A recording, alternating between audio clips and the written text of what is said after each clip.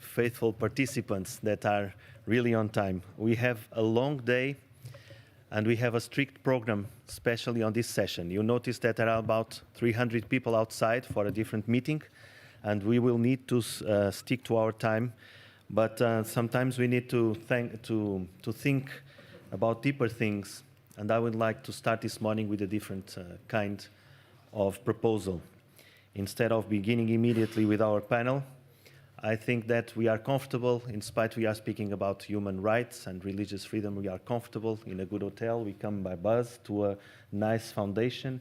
Some of you will, of course, see the museum today. I invite you to do it during lunchtime. We'll try to keep the time so you have 1 hour and a half at lunchtime if you want to go to the museum.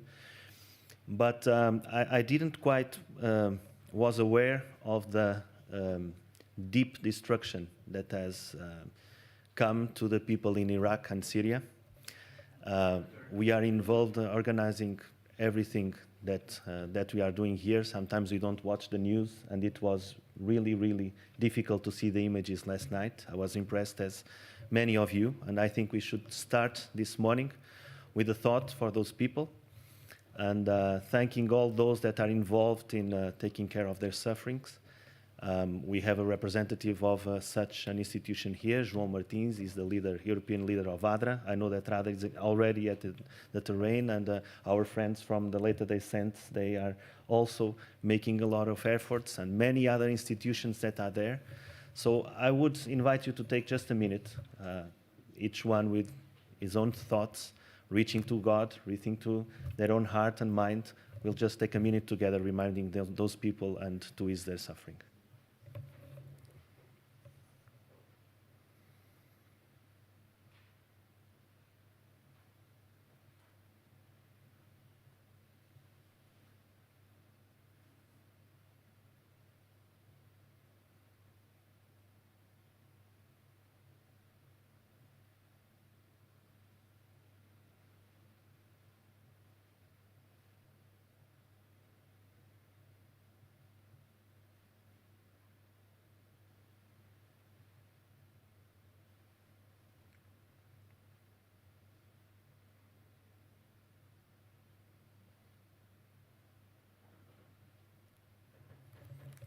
Thank you so much.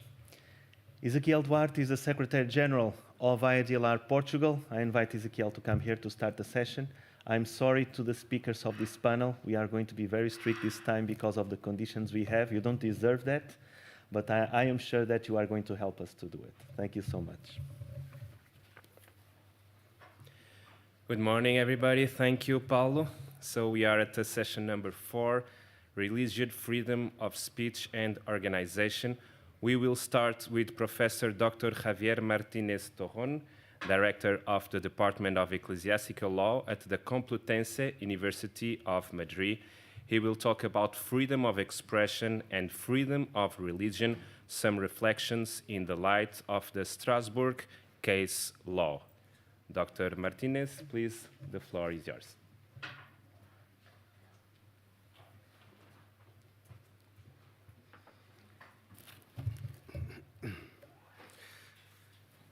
Obrigado e parabéns. I want them to be my two first words in this session. Thank you to the Asociación Internacional por la Défense de la Liberté Religieuse for the kind invitation to be here, and especially to Paulo and Mercedes, because they are taking very good care of us. I mean, there is not only, also congratulations, because you have come up with a very well-organized conference and with much attention to personal details. This warmth is very much appreciated. For some reason, when I was preparing this, I understood that I had 20 minutes for my speech. Then, asking to a southern Spaniard like me to speak only 20 minutes about something is almost impossible. And but then I was relieved when I knew that I had a little more time, but nevertheless, I had something prepared for 20 minutes. I will try to be not too long. It's not easy because this is a very complex issue. I mean, when we have seen yesterday and To my fortune, many of the things that I had in mind were already said in the sessions yesterday, especially by Jonatas and by Rosa Maria. But this, this freedom of expression, freedom of religion, they are two fundamental rights very much in connection. They are supposed, in principles, to reinforce each other. But let's be true about this. Very often what happens is the opposite. There is a tension between the exercise of these two freedoms by different people in opposite directions. And we have to depart from this reality. And the problem is how to deal with this fact that sometimes people express themselves in a way that is perceived by many as offending religious sensibilities, and other times religious people, when expressing the religious doctrines, they are perceived as offending other sensibilities. And that happens not exclusively, but very often these days in the realm of what we broadly could call the realm of sexual morals. Now, what do we do with them? I'm a jurist, I'm a lawyer, and I will try to make three points and to be as brief as possible in them. Any of the things I'm going to say this morning would require many nuances, but I don't have the time to enter into those nuances, and you don't want me to have the time to enter into those nuances. But believe me, I'm simplifying, by reason of time, a matter that as such is very, very complex. But I think that within this complexity, we may find some points of reference that is useful to keep always in mind. I think that in English they have a similar expression to the one we have in Spanish, that is sometimes we don't see the forest because of the trees. Sometimes we lose sight of the essential. And one of the essential points, the main point, the first point I want to begin with is the role of the law in this area. I told you, I'm a lawyer, I'm a jurist, and being a jurist, you understand, if you have a critical view about yourself, that we lawyers, we have a tendency to overestimate the role of the law in society. This is not the worst part, it's bad enough, but the worst part is the society has bought this idea. And they think that law is just the keystone of everything in society. It's not. The law is just an important but limited instrument to prevent or to solve social problems. But it's not the key to a healthy social life. It's an important part of it. It's an essential part of it. But how would I put it? Law is mostly about boundaries. If you have a neighbor, you may live in an isolated place, but most of us, we have neighbors. If you want to have a good relationship, a healthy relationship with your neighbors, boundaries are certainly important. But boundaries do not create a good relationship with your bond. It's the departure point. They are like the foundations of the house, but you have to keep building. And if we want to try to face these tensions between freedom of expression and freedom of religion, the legal side of it is important, but is not certainly enough. I said law is mostly about boundaries, and that happens certainly in the area of fundamental rights. The basic idea, I would say, is the boundaries exist to prevent harm from one to another. And which is the harm here when we try to see the two fundamental rights with a tendency sometimes to invade each other's area? The first boundary that is very clear is, and we learned much about it yesterday, is hate speech. The problem with hate speeches is with many other legal concepts is the interpretation of them.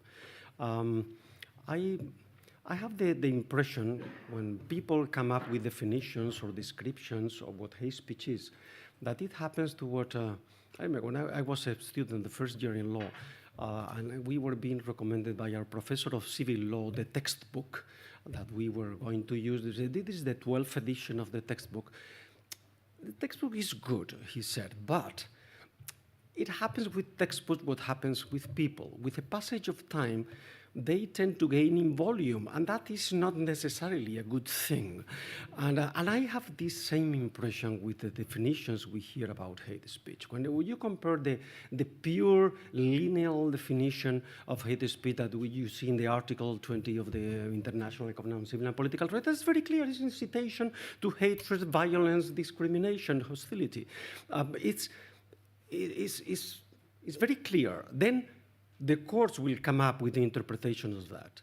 When you compare it with the 2015 definition of hate speech by ECRI, by this commission existing in the Council of Europe against to prevent discrimination, to fight against discrimination, it's a long list of things that at first sight you need to read it at least 10 times to understand what it's going to say. If you go to the Article 510 of the Spanish Criminal Code in his current version, it's almost incomprehensible. Everything and anything can come up being hate speech, and that's a very dangerous thing. Hate speech is definitely out of the game in the sense that it's not protected. We all agree about that, although we are perfectly aware of the different view of hate speech in the US tradition.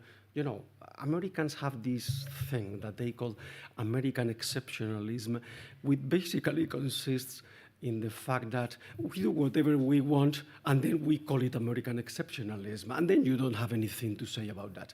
Now, they have a different view of hate speech. Europeans, we have our own versions of hate speech, but nevertheless, we all agree with one nuance or other that it's not a good thing, and it is not protected by freedom of expression. The problem with the overextensive interpretation of hate speech is they may end up becoming a sort of censorship. And yesterday we listened to many interesting things about this so-called cancel culture, the woke culture. I don't think these things deserve the word culture attached to them, but that's the term we use to describe them. The political correctness, etc. I mean, we all know that what we are witnessing, or at least I know that what we are witnessing is a sort of rebirth of the new forms of Inquisition. And we Spaniards, like the Portuguese, we should be perfectly aware that Inquisitions are not a good thing to repeat in history. And we are witnessing that revival of, you can say that, you can. So hate speech, okay, it's out of the game, but let's be restrictive about what hate speech means. Most often what we encounter is not hate speech properly, but offenses, offensive language against people. And you know, I was supposed to say something about the European Court of Human Rights. I'm not going to bore you with a long list of cases and citations, but occasionally I may need to mention some of them. One of the early questions in the area of religious freedom that was addressed by the European Court in the early 1990s was precisely the issue of offensive language against religion, apropos of two, in their day, very important cases, Otto Preminger Institute and Wingrove. There were two cases. One referred to a blasphemous comedy ridiculizing some of the main characters of Christianity. The other was a sort of cheap, pornographic, lesbian version of the centuries of ecstasy. And in both cases, the main issue, not the only issue, but the main issue was religious feelings are part of the protection offered by Article 9 of the European Convention on Human Rights or not. When I enjoy the guarantee of my freedom of religion, will I need to be protected from language that is offensive to my feelings? And the European Court, which is very good normally in tiptoeing over delicate subjects, responded with much ambiguity. And more or less insinuating, but without making it very clear or very explicit, that it was definitely up to the national jurisdictions. And basically, the national jurisdiction decided that religious feelings had to be protected as part of the religious freedom. They were okay with that. And it was not just an old doctrine of the 1990s. In this case, the European Court, as in many others, has been with ups and downs in a sort of erratic way. But hardly 3 years ago, in a case concerning of some offensive statements against the approach that Muhammad took with regard to the third of his wives, there was some more or less a scandal created by a journalist a purpose of a speech in a small seminar with a right-wing political party, and the court repeated exactly the same statement. So basically, we are in the area in which many people take for granted that if you offend the feelings of someone, the law must intervene. I'm not very much in favor of that. Actually, I'm very much in opposition to that area. I don't think that law has much to do with feelings. Feelings are subjective. They are changing. They are something that they don't belong. As I said a few minutes ago, the law is not the key to solve everything and anything that happens in society. Just an instrument has its role, and we should stick to that role. For other type of problems or solutions, we should have other instruments. And I will go back to this at the end of my presentation. And well, the problem with feelings is that very often we tend to confuse we live in confusing societies. We tend to confuse feelings with reputation or with dignity, and they are very different things. In reputation and dignity, the law must take a stand. They are objective things. Your reputation is your position in society. Dignity is your recognition as your value as a human being. It's not your feelings, what you feel about anything. It's a different reality. And very often the problem with reputation and with dignity, when they are harmed in offensive languages, is because they are harmed because of lies are told. People lie about things. And that, in that case, the European Court has been very clear. The freedom of expression does not protect the right to tell lies. That sounds nice. We could stop here. But the problem with telling lies is that there are many different ways of telling a lie. The most usual way that people involved in the media is, well, there are lots of fake news, whatever, but we know, I mean, the world of media is changing so fast, and fake news are part of our new reality. But the most subtle people, they don't tell lies by providing false information, just by providing incomplete information that deform the reality. You all know probably the old English story about the blind man in a room and the elephant. And so if you just describe the elephant because you just described the trunk of the elephant as a sort of big worm, okay, yeah, it's true. There is that part. But if you forget about the rest, what you are describing is not an elephant, it's a different thing, it's a different reality, and that happens much. Whenever you see the information provided in I would say, in most media about religion, I think that someone mentioned that yesterday, it's mostly about the conflicting view of religion, the problems created by religion. That's true. It is. Religions sometimes create problems, but this is only a very reduced percentage of what religions do in the world. If you just focus on that, you are just deforming reality. So what can the law do about this incomplete information? Honestly, I don't think it can do much. I think it's just a matter of the ethical responsibility of people involved in the media. But there is more or less the idea that as far as you have a minimal factual ground for your opinion, and opinions are very subjective, as far as you have some factual ground, the law should be okay with that. Even we know we are manipulating reality, but it's part more or less of the world in which we live. And I don't think this is a bad idea, because as I said, law should not try to correct everything. In connection with all this, there is another interesting point. which is often forgotten in our discussions about these offensive languages, which is the distinction between attacks on ideas and attacks on people. Offenses against ideas, offenses against people. There is a basic distinction in the law. I mean, it's not the same thing to say the Catholic doctrine has remained in a reactionary position when it comes to the sexual and reproductive rights of women. To say, well, that Catholics are just a bunch of pedophiles and homophobic people that do not belong in contemporary democratic society. This is a very different thing to them. It's not the same thing to say, well, some interpretations of Islam are incompatible with the respect of the equality of men and women, that to say, well, Muslims are just violent people that try to impose their will not only on women, but only on everybody else, therefore they don't belong in our societies. There are many differences. There are very simplistic examples.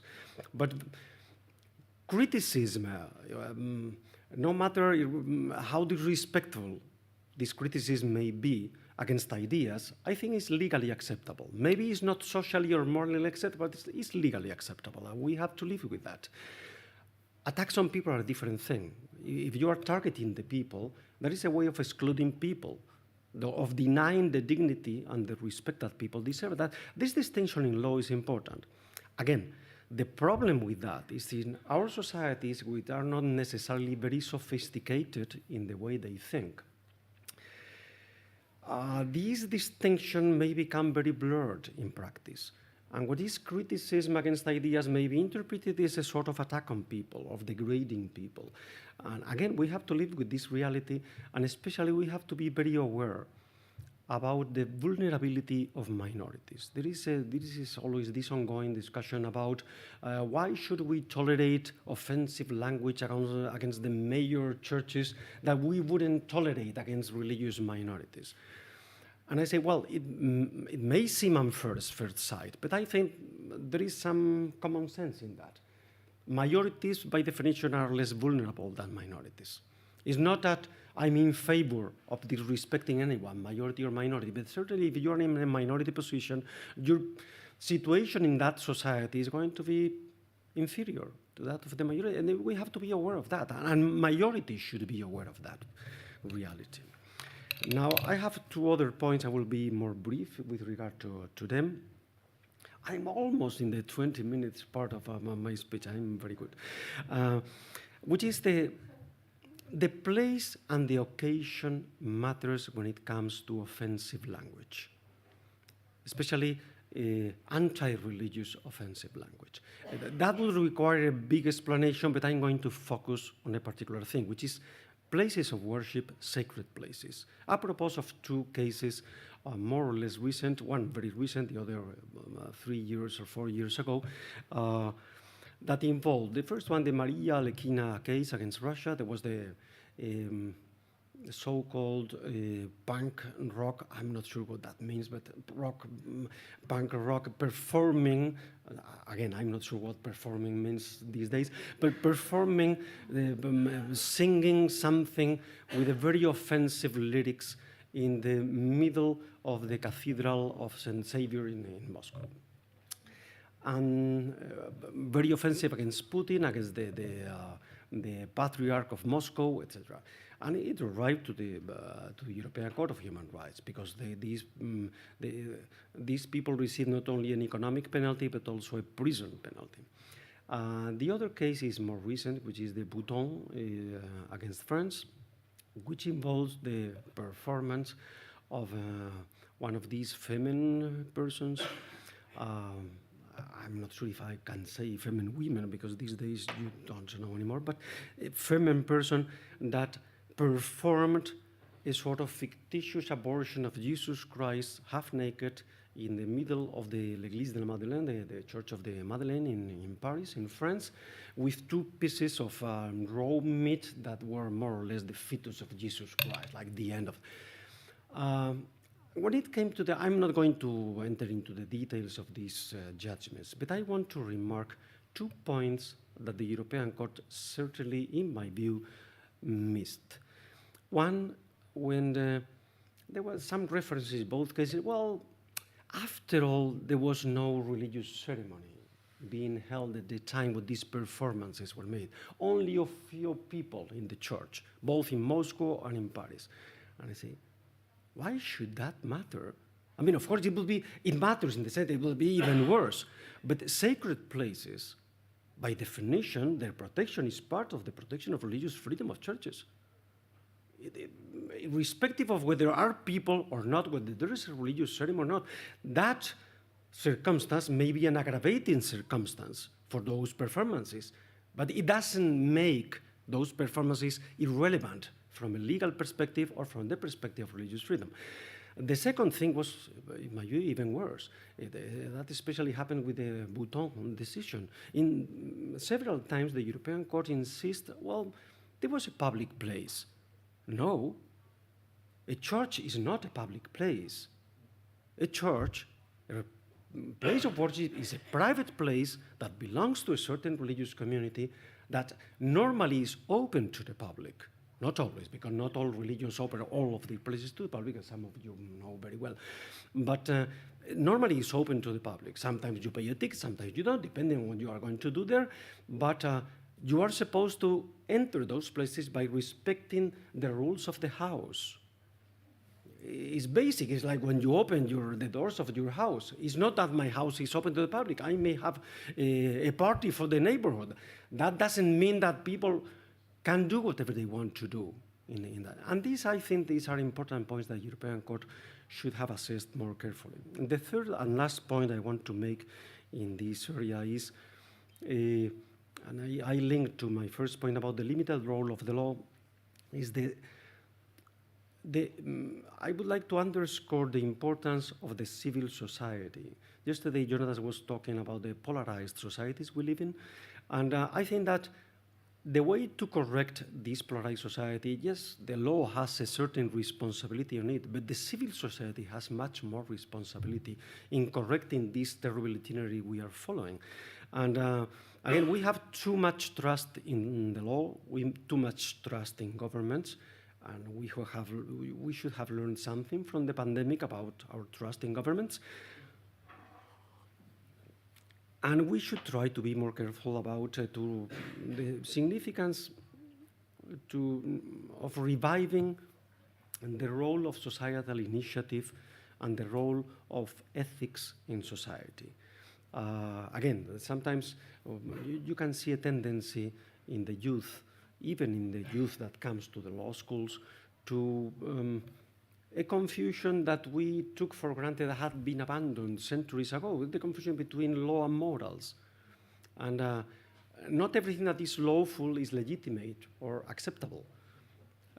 Not everything that is illegal is necessarily immoral. So there are many distinctions that we have been working in the Western legal culture for centuries, but now they certainly seems to have forgotten. So if it's permitted by the law, it should be good.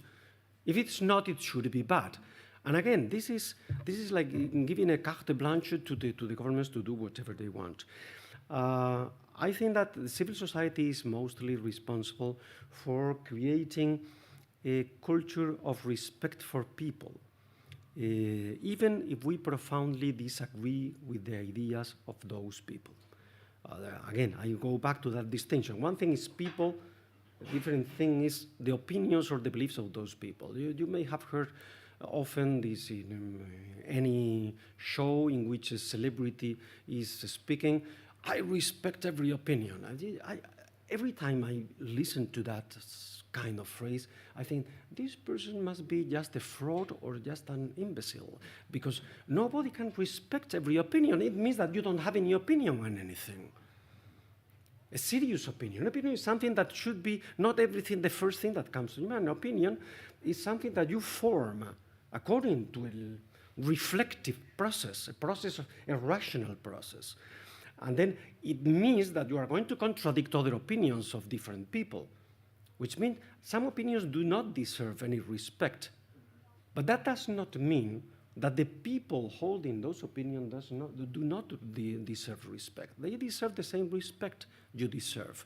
And this, again, this distinction is essential, but we have to try to make respect fashionable.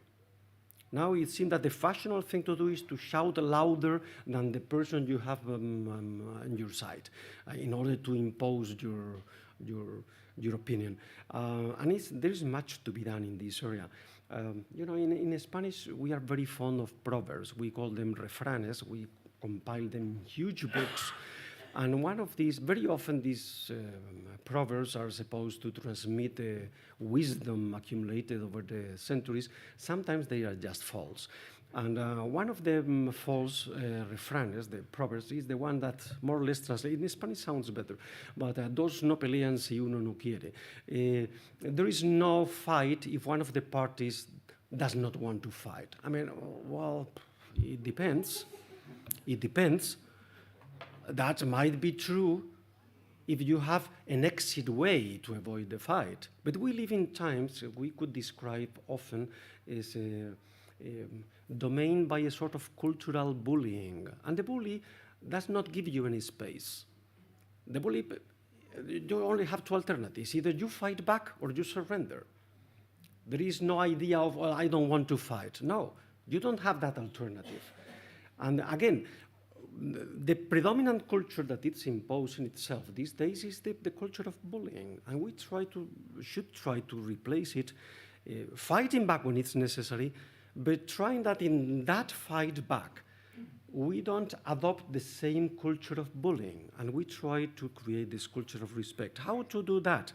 Well, certainly not necessarily through law, but there are many other means. Education is one of them, to develop the ethical responsibility of people involved in the media. So when I was preparing this, I think the existence of organizations, institutions such as I'm very bad with acronyms, the Asociación Internacional por la Defensa de la Libertad Religiosa, they are very interesting. You do things, interesting things for mankind, and please keep doing those things and try to spread the example. The language we use, I say every citizen, but a special responsibility have the politicians. There was the mayor of Madrid, by the way, just visiting the museum this very day. People involved in the media, university professors, religious leaders. This is spreading the example in the way we speak about things, about other people, about people we disagree with, about the people whose opinion we hate. There is a different way of speaking about them. And then boycotting. Boycotting is a very sensible, peaceful way of reconducting things sometimes, and we often forget about it. It works. It works definitely for some of the big companies that were using child labor some decades ago. Some of them keep doing that. But as far as people, no, I don't want to buy your product. We may act sometimes like, for instance, I always when people engage in these fights about offensive language, anti-religious language, and they create a scandal of the statement of an insignificant person or insignificant singer that make a performance that only 4 people have watched. You are just giving free publicity to these people. Therefore, you are encouraging other disrespectful people to act the same, because they know I'll get free publicity. Because the churches are going to bite the hook. And sometimes the best way is silencing people, to cover this in silence. I'm fond of football, not what Americans call football, but the real football, what Americans call soccer. And And the FIFA, that has very wrong things normally. The one things they did good, which is, the pitch invaders, that's the people that jump with the flag or whatever. There's a regulation from FIFA according to which the very moment that the pitch invader goes to the pitch, no TV camera is going to focus on him. So nobody will know him, nobody will know his face, whatever. That's very discouraging from other people trying to do the same. So you see that even in this area, we can learn something from football players, even from football. And with this, I finish. Thank you for your patience.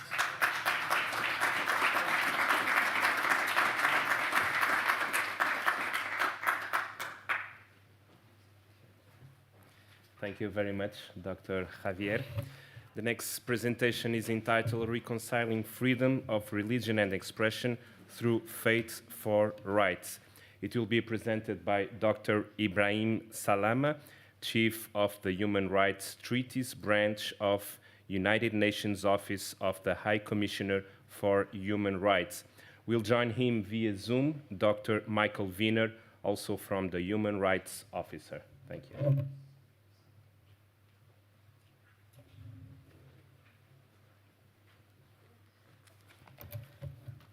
Thank you very much. I'll spare you the deserved thanks to all those who made this event possible today, and to tell you that I will split my time with Michael Wiener, and what we will try to do, the title of our intervention is Reconciling Religion and Human Rights.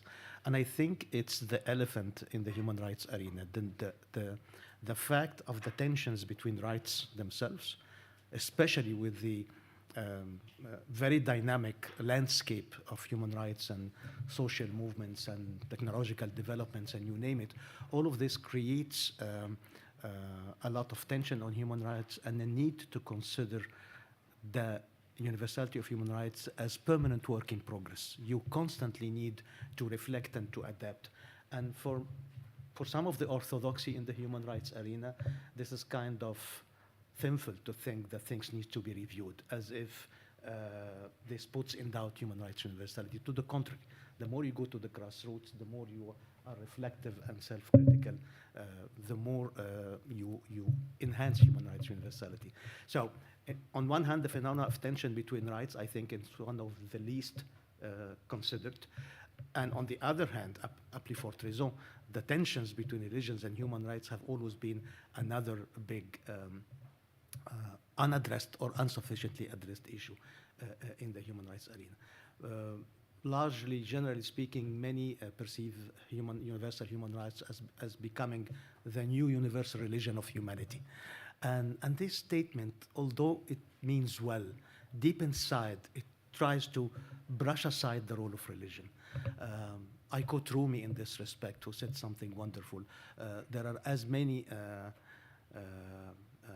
paths to God on earth as the breathers of human beings who have ever been created and those who will be created till the end of times. I.e., the path to God and religion is so individual matter that you cannot brush it away.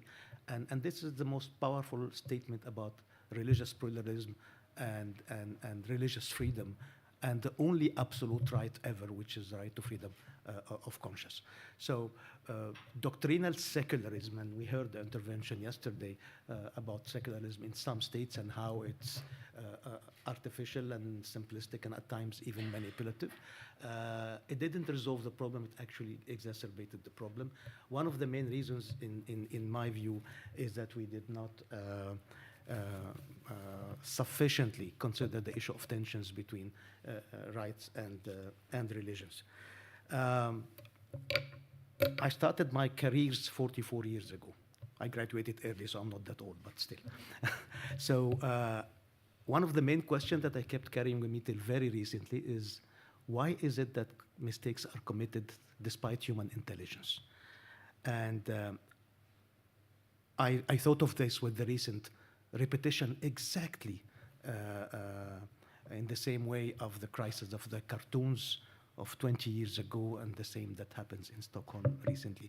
Why is it that it's unclear? I fully agree with the previous speaker that there's no such right as the right not to be offended, and that law is not meant to accommodate feelings, but to be a tool of social engineering between rights. But here comes one of the reasons why people commit mistakes. I think that the law is not a panacea, and that unless and until there is a parallel work on the cultural side and on the religious side, because in society you have numerous value systems, and the simplistic idea that law resolves everything have proven to be absolutely wrong.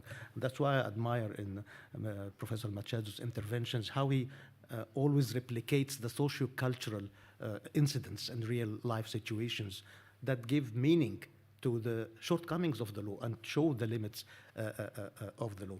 One of the problems of culture and religion in human rights law is that they are perceived as relativism. There is a bad connotation, and the famous paragraph 5 of the Vienna Declaration and Program of Action that created the Office of the High Commissioner in 1993, that speaks about this circular argument that in human rights work, cultural specificities and religious specificities should be respected, but those cannot justify violating human rights that are universal.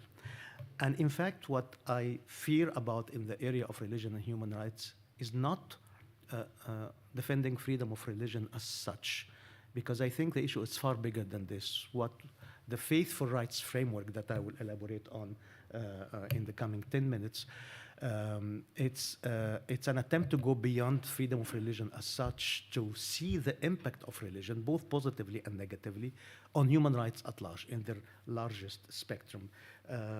What's most dangerous than violating freedom of religion, I would submit, for religion and for rights, is the manipulation of religion either for political purpose by populist politicians or as a tool of conflict by both politicians and by radical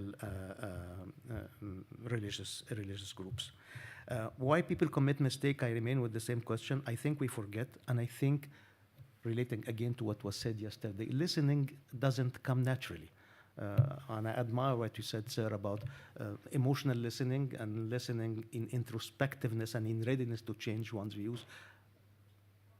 I'm not sure whether we are born with it or this is something that we need to learn. I really have no answer. But I doubt that we are born with it, because greed and selfishness is probably an integral part of human nature, so one needs to go against it. And the third element why we commit mistakes is because we forget and because we don't factor culture and religion as most powerful actor and factors in shaping human conscience and human attitude, whether consciously or unconsciously. And that's why limiting to the law is not enough. One needs to really dig deeper into addressing the conscience of people in all its component and its richness. And we are composed of far more than what the prohibitions of the law can provide for. And the third reason why we're committing the same mistakes, I think that we are either preaching to the converted when it comes to the tensions between religions and rights, or to the unconvertible. And we do not involve the most important actors, religious actors themselves. So those are two value systems like ships passing in the night that preach the same thing. And talking about preaching, if you put preaching in the religious sphere and advocacy in the human rights sphere, there's something negative in common, which is the idea of top-down. It's somebody who detains the truth, even implicitly, and who wants to convert you to his religion or to advocate for a change in the area of human rights, but from a superiority position. It's because it's human rights, it's sect, it's the secular religion, so you have to follow that.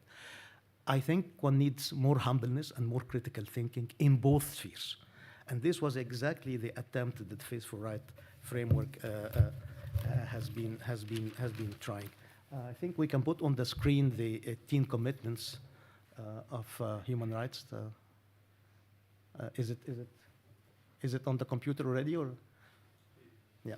If we can put the 18 commitments on faithful rights, and while Mercedes is kindly helping us to do so, I just want to highlight where we came from and what is this framework stands for. First, it's not an Office of the High Commissioner. It's not an exclusive human rights document. To the contrary, if you read the first line of it's composed of 3 distinct but related documents. This might be confusing a little bit, but those who are familiar with multilateralism, the use of different terms and the repetition of certain approaches and the mixture of hard law, soft law, and many documents that speak to the same issues is not an easy thing to deal with. But one of the main features of the Faithful Rights Framework, in both its declaration of 2017 and the 18 commitments, which is the operative part, and the toolkit that came 2 years later, which is the methodological part, the main feature is that it is a document that belongs to the civil society. What we felt and were keen to achieve in the Office of the High Commissioner was to translate the first sentence of the UN Charter, "We the peoples of the United Nations." And I think it's one of the rare opportunities where groups of individuals and civil society actors came together and attempted what the Special Rapporteur Ahmed Shahid in one of his reports qualified as an emerging soft law. And it was extremely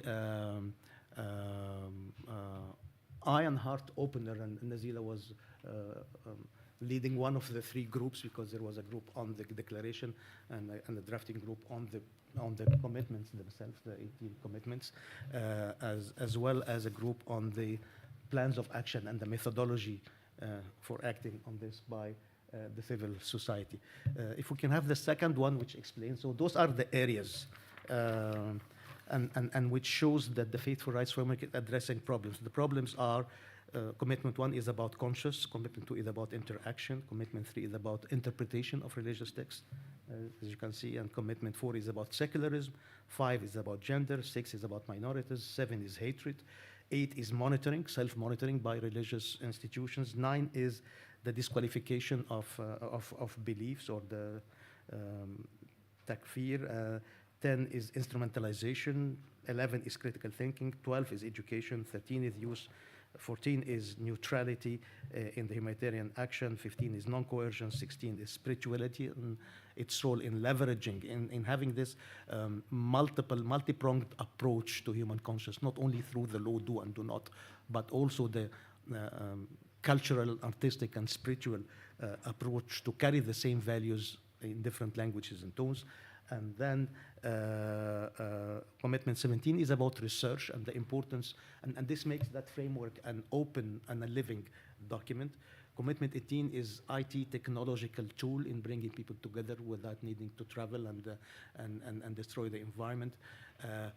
And these 18 commitments are 18 issues that the civil society and non-state faith-based actors agreed at this moment in time that they were on top of the agenda. And I said it's an open document, and that's why one of its main features is the need to contextualize it in different cases. By the way, the telegraphic way of conveying the different 18 commitments in such a telegraphic way was one of the exercises in the toolkit on Faith for Rights, which was for a group of young people to try to tweet it in 64 letters exactly. And this was concretely the result of their work. And this shows that it's important to let people express themselves and to listen to them. And we found that absolutely capturing the essence of it, and that's why we kept it as part of the toolkit. So if I first take the presentation of the High Commissioner at that time, Zeid Ra'ad al-Hussein, in Beirut, what was the key messages with which he opened that meeting? I think he referred to the necessity of the interdisciplinary approach between different systems, and this intersectionality is one of the most complex areas of human rights law. He identified the objective as management of cultural and religious diversity, not just in terms of tolerating anything, but in terms of respecting all these divergences.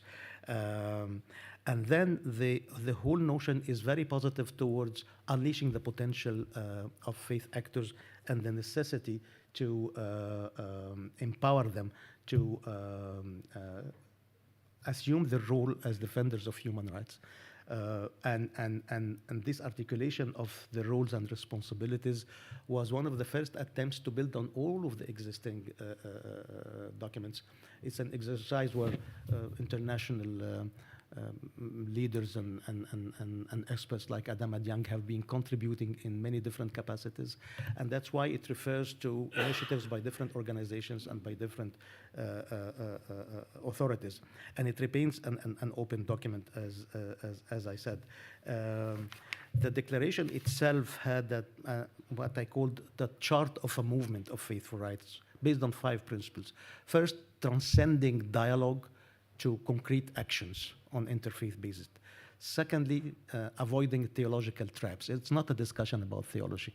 It's rather about what I always call the double convergence. What is the common between different faith traditions and how this overlaps with the universal human rights. And that's why you will find that each of the 18 commitments, when you consult the text, has both references to human rights law, both hard law and soft law, and at the same time to divine texts that were open sources provided by the participants and by no means are exhaustive. Of course, we know that there are many religious texts, sacred texts, that could be interpreted as restrictive, if not violating human rights by our modern standards, and that's why this selection was provided by the participants. It doesn't mean that divine texts are positive human rights law, but it means that the underpinning values are shared to the largest extent.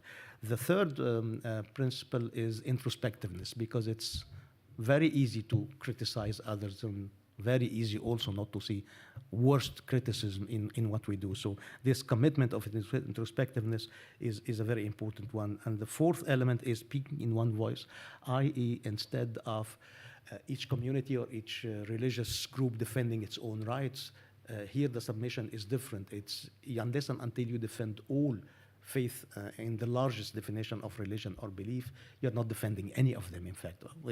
You're actually discriminating. So self-centerism and defending one community over the other is absolutely against the spirit of the faithful rights approach. And the fifth principle is acting in an independent manner. Religious institutions are absolutely necessary and important, and they have a historical role, but religion is a very individual matter, and unless and until individuals and communities perceive themselves as agents of change, we will miss a lot in the potential of this movement. I will limit myself to this to respect the total time and to allow Michael to rather zoom on the issue of the relationship and tensions between freedom of religion and freedom of expression. With your permission, if we can bring Michael in. Many thanks indeed, Ibrahim, and I hope that you can all hear me well. Yes. Okay, thanks for that. And just picking up on Ibrahim's initial rounds on explaining the Faith for Rights framework, I wanted to zoom in precisely on the relationship which, as we heard already from previous speakers, between freedoms of religion and expression, which is oftentimes really seen as being contradictory, conflicting, and really taking rise to social problems. And just to give you a very concrete recent example, obviously with the new chief executive officer of Twitter, Elon Musk, and the way hate speech is moderated or not on Twitter. This triggered also an open letter by the UN High Commissioner for Human Rights, Volker Türk, who last November, so just a couple of months ago, in that open letter said that hate speech has spread like wildfire on social media platforms in countries with starkly different cultural, political, and religious contexts, with horrific, life-threatening consequences for thousands of people. So that's a very concrete example of the problems. And then if we go back a decade ago, the Rabat Plan of Action, which was already mentioned earlier on, and which is also at the core of the Faith for Rights framework. So that's why I wanted to zoom into that. And there it was already analyzed with special rapporteurs, with treaty bodies, with civil society, academics, faith-based actors, that there are essentially two main problems when it comes to hate speech. So one problem is that the real cases of incitement to hatred and violence are not prosecuted. So that's a phenomenon which we unfortunately still see today, really at the global level, that even though a statement has really reached the threshold of Article 20 of the International Covenant on Civil and Political Rights, the perpetrators are not prosecuted, and mainly it is because minorities are targeted, and that's why the mainstream society doesn't really want to prosecute. And then on the flip side, you have the other problem that, again, members of minorities and others like dissenters are persecuted through the abuse of vague domestic legislation, jurisprudence, and policies against hate speech. So again, something Javier in his earlier presentation alluded to, if you don't have a proper legal definition of what hate speech means at the domestic level, then this is opening the floodgates, and it may makes it really easy for authoritarian governments to just label anyone who's criticizing, for example, the government as being a hate preacher or whatever. And I'm saying it also because anti-blasphemy laws oftentimes at the national level favor only some religions or are being applied in a discriminatory manner, especially against religious minorities, dissenters, atheists, and non-theists. So that's, again, a formulation from Rabat and the Faith for Rights framework. I'm putting this because it illustrates very practical challenges around freedom of religion or belief and freedom of expression, which are oftentimes really juxtaposed and seen as conflicting. However, I think we would need to demonstrate the opposite, meaning that freedoms of religion and expression should and could be reconciled with each other through a holistic human rights-based approach. And I think here again, the Rabat Plan of Action, which was adopted 10 years ago, can be really helpful.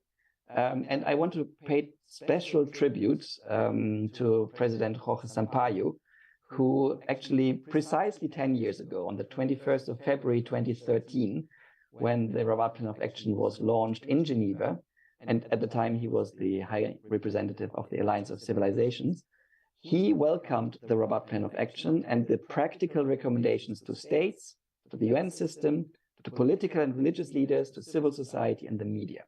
And I also wanted to really quote him by saying that he stressed the need to unlearn intolerance through education, awareness raising, the media and intercultural dialogue in order to tackle the roots of extremism, prevent crisis, and deal with them properly, including by strengthening the democratic fabric of societies and using the Rabat Plan of Action as a framework for cooperation.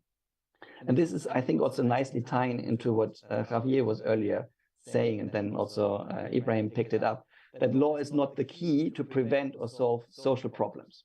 So the key message is deal with the real cases of incitement to hatred and violence, but only those which are above the threshold of Article 20 of the International Covenant on Civil and Political Rights.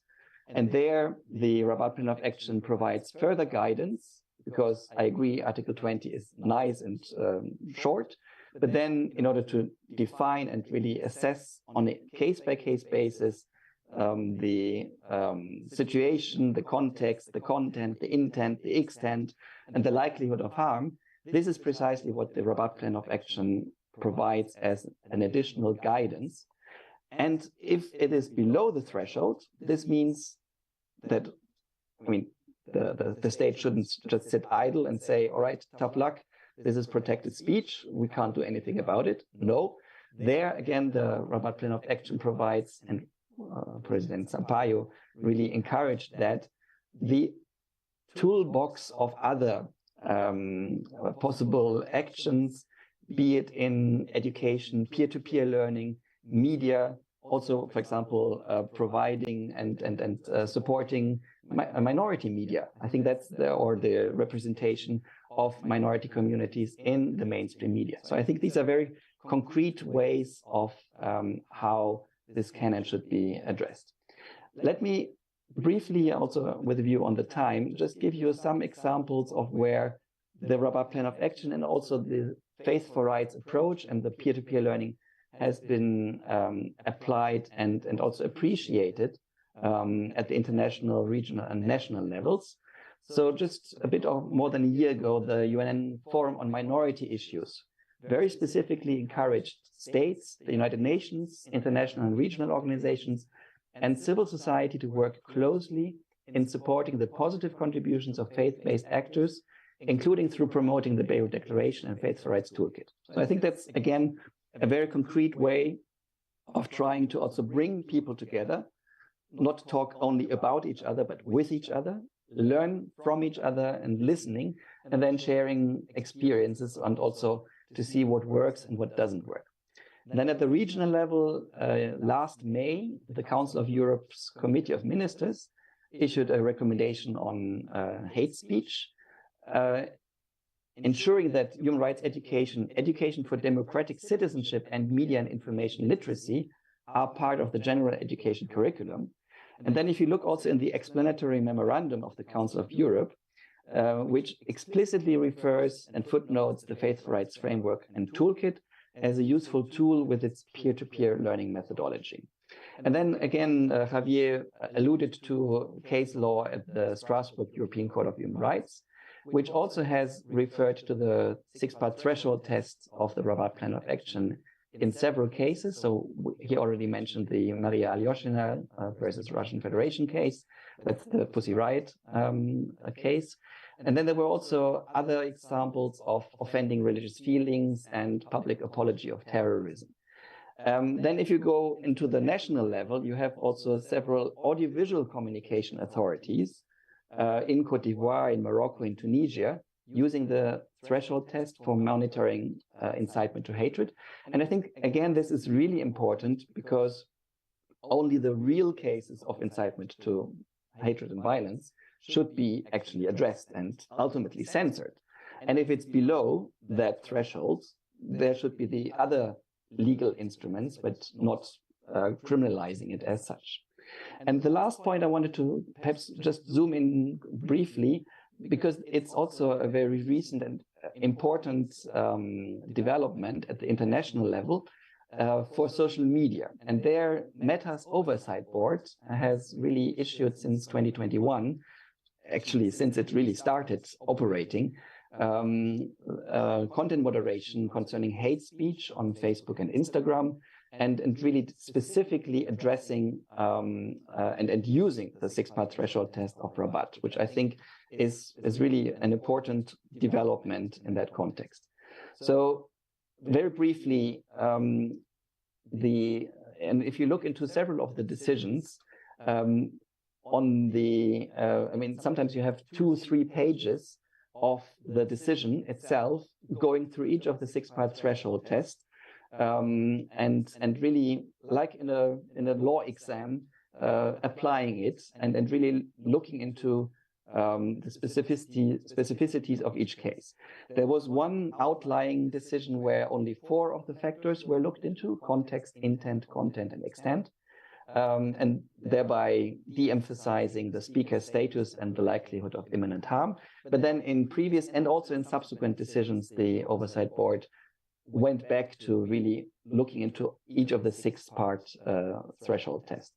And there was a recent decision just a bit more than a month ago, in which in the Iran protest slogan, the Oversight Board also really looked into how the protests in July 2022 in the Islamic Republic of Iran were in that context not considered a credible threat because, and I quote the Oversight Board, the content was found to be unambiguously political and non-violent in its intent, directly criticizing a government and its leaders of serious human rights violations and drawing attention to the abuse of religion to justify discrimination, unquote. So that's, I think, also a very interesting quote. And also the board goes into really quoting UN resolutions, conventions, general comments by treaty bodies, and thematic reports, including by former Special Rapporteur Heiner Bielefeld on freedom of religion or belief and equality between men and women.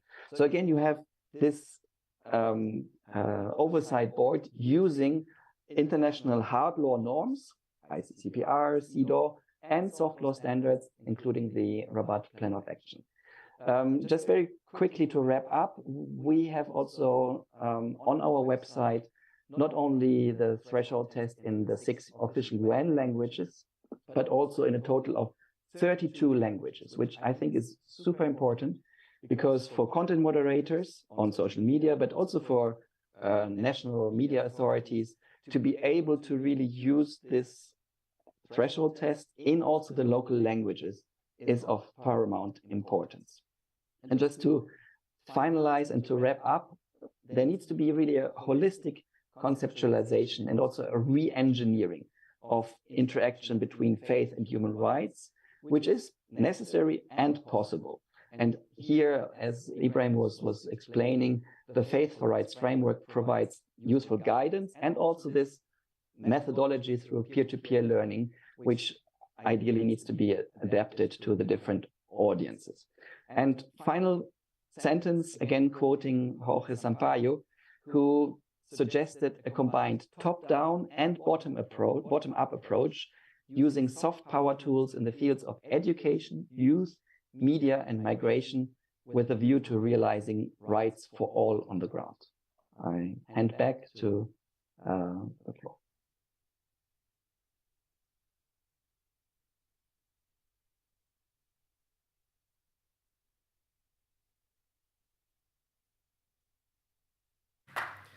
Thank you very much, Dr. Michael Wiener and Dr. Ibrahim Salama. The final presentation before the remarks will be made by Mr. Francesco Di Lillo from the European Platform Against Religious Intolerance and Discrimination. The floor is yours.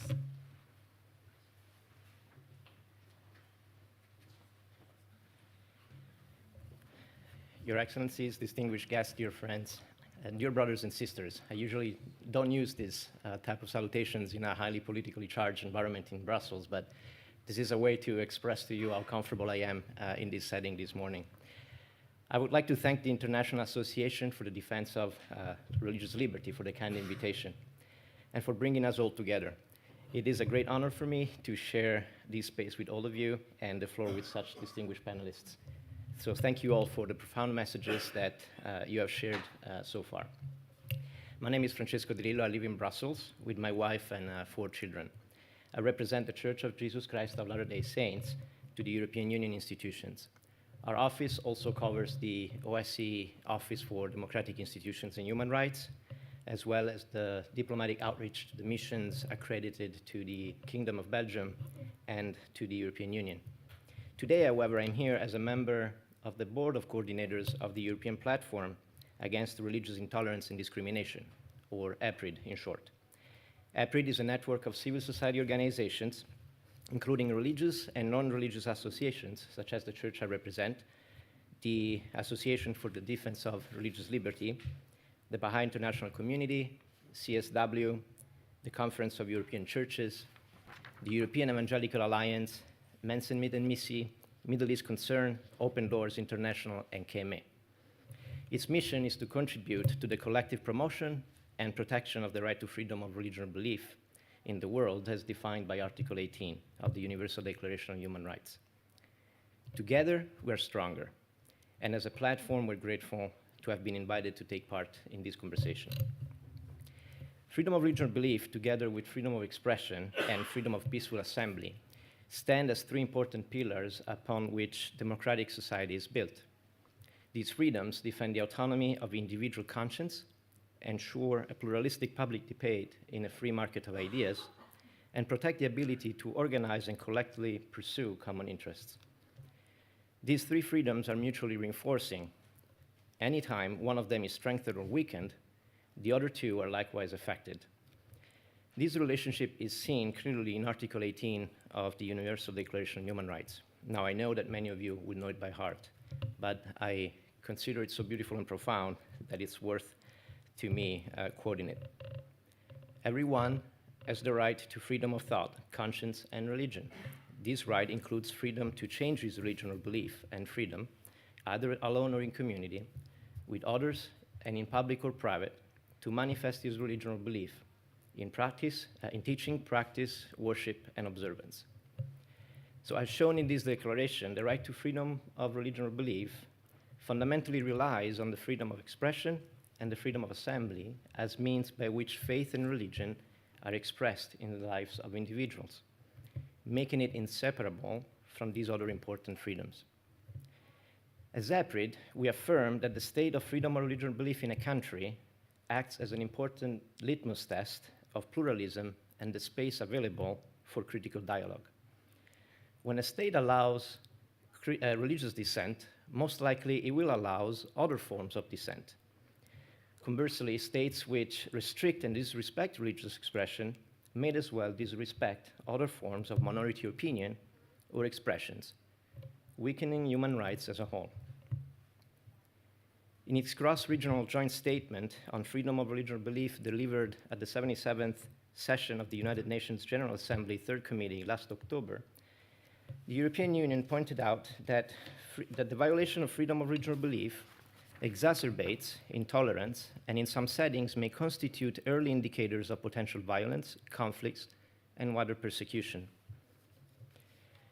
Freedom of religion or belief is not a privilege for some religious groups at the fringes or even for those who belong to organized or well-established or majority religions. It is a precious human right for all of us. Freedom of religion or belief is an individual right, and as Dr. Ganoun Diop said yesterday so beautifully, it's an expression of the immeasurable value of every human being. All humans are free to choose and manifest any religion or philosophy of life without coercion, neither from society nor from government. Freedom of religion or belief protects theistic, non-theistic, and atheistic beliefs alike. It ensures both the right to participate in public or private form of religious worships, but also the right to abstain from any of it. Freedom of religion or belief is a freedom of conscience which affirms the universal human impulse to search for meaning in life and protects the right of all individuals to live according to their beliefs regarding life's purpose. Commenting on the vital role of religion and belief in creating unity among all members of the European society, first Vice President of the European Commission, Frans Timmermans, said back in 2016, religious leaders play a pivotal role to spur the integration and participation of all their members in Europe as full Europeans, no matter the place of their credo, no matter their creed. Through these dialogues, we identify those common fundamental values that bind us instead of harping on the issues that divide us. And I like the stress here on, again, dialogue. Freedom of religion or belief does not mean that religions or philosophies as a whole or individual adherents should be shielded from criticism. That would be contrary to the principle of freedom of expression. Likewise, society and government should not be shielded from criticism from religions or philosophies. A frank and critical dialogue on what country and what society we want to live in is an important element of a healthy democratic process. Among some circles, there is a growing view of the important separation of church and state as an absolute separation from anything religious and anything political. And this view discourages the role of religious values in informing public morality and debate, including legislative actions that are taken as a result of this debate. We believe that the inclusion of all lawful voices in the public square, including religious voices, should be protected in order to maintain the values of pluralism, which are essential to a democratic process. Religion and belief have played a crucial role in building the moral and cultural foundations upon which societies are built. The Beirut Declaration proclaims that religious, ethical, and philosophical texts preceded international law in upholding the oneness of humankind, the sacredness of the right to life, and the corresponding individual and collective duties that are grounded in the hearts of believers. Likely, the European Union treaties contemplate such space with the framework created by the Article 17 of the Treaty on the Functioning of the European Union, which sets the dialogue with churches, religious associations or communities, philosophical and non-confessional organizations. While its implementation and its mechanism can be definitely improved, it still offers a valuable format for constructive dialogue and engagement. Those APRID members who represent churches and religious communities and organizations have had the experience within this framework. As first Vice President of the European Parliament, Othmar Karas said, "If the European project is to answer the challenges ahead, it must remain grounded in reality, close to EU citizens and their everyday lives. Churches, faith, and philosophical organizations, in all their diversity," he concluded, "are very much part of everyday reality for many of our citizens."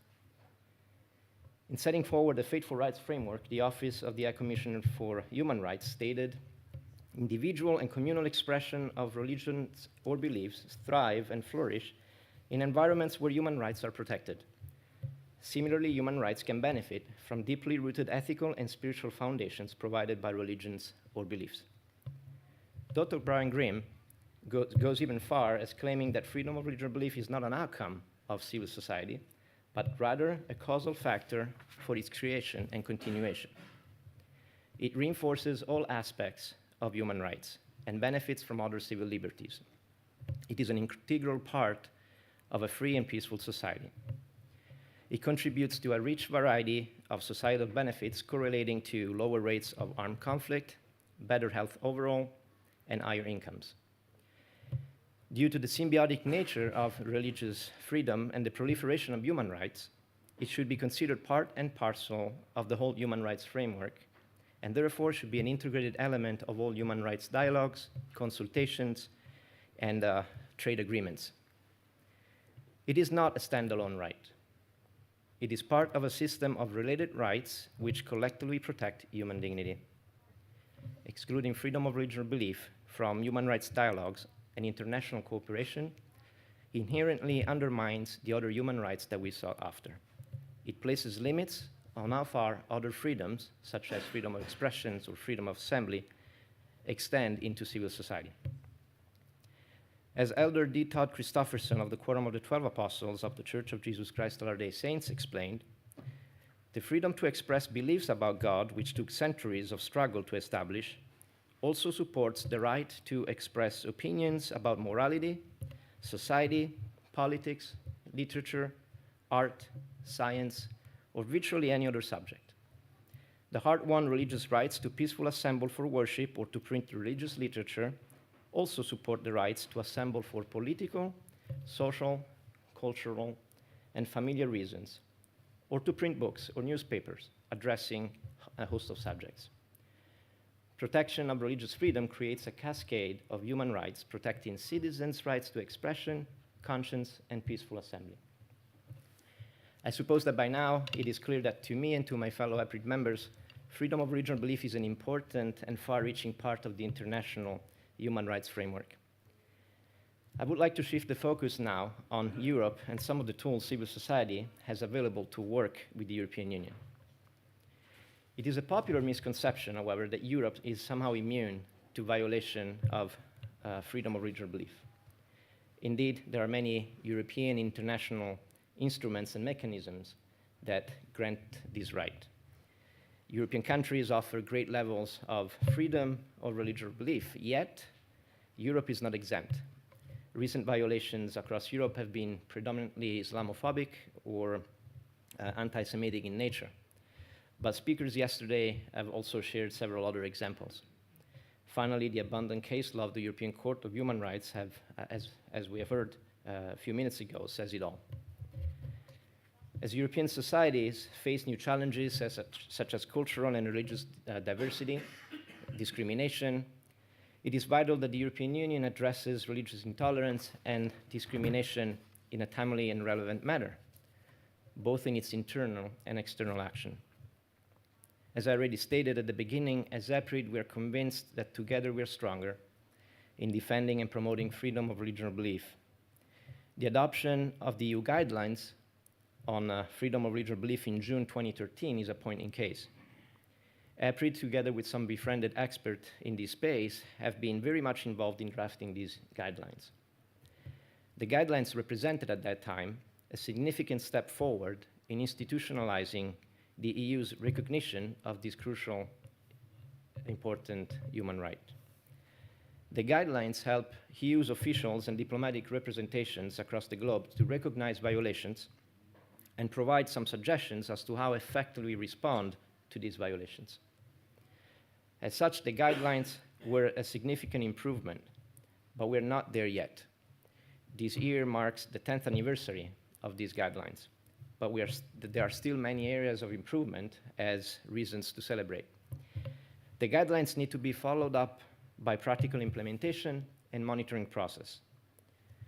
APRID particularly recommends that the call for training of EU officials on freedom of religion or belief so that they can understand the cultural nuances and what it means, actually, this right in the life of many people. Several APRID members have already been involved in these training sessions in the past, and we stand ready to support the EU and the External Action Service in the future in this and many other areas of collaboration.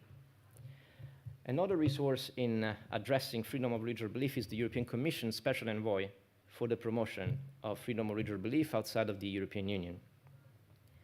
The appointment of Jan Fiegel in 2016, the first ever mandate, and its renewal in 2017 were very welcomed. Resources, however, were not adequate, and the institutional setup was far from ideal, being this mandate located outside the European External Action Service. Its effectiveness was challenged, yet we commend Jan Fiegel for the results he achieved and the passion he shown in carrying out his responsibilities. Unfortunately, at the end of Jan Fiegel's mandate in 2019, due to a number of circumstances, the position remained ineffective, if not vacant, until the appointment of Frans van Dele, who is a very experienced Belgian diplomat, of last December. Regretfully, much about his mandate is still unclear, meaning what resources he has, what team he has. But we trust that he will work as closely as possible with civil society organizations and coordinate its work with the External Action Service and specifically with the EU Special Representative for Human Rights and his team. As with his predecessors, EPRID is excited and looking forward to supporting the mandate. We also take note of the work of the European Parliament and its intergroup on freedom of religion or belief and religious tolerance. Within Parliament, freedom of religion or belief often seems to fall down the list of priorities across political groups. Yet there are many members who are genuinely committed to this important right, and we're grateful for their openness and willingness to offer a platform for the discussion of this right. EPRID has organized successful events in Parliament, looking at the intersectionality of freedom of religion or belief with other policy areas. For example, we hosted events on freedom of religion or belief and trade, co-hosted the presentation of a report on freedom of religion or belief and security in partnership with the office of the OSCE Office for Democratic Institutions and Human Rights and the office of the first Vice President of the European Parliament. Further, EPRID members have been involved on their own on many other events, highlighting the situation in countries like Vietnam, Qatar, Iran, and many others. As I draw to a close, I would like to summarize some of the points of my speech. Because of the importance of freedom of religion or belief, cooperation between different groups in defending and promoting it is crucial.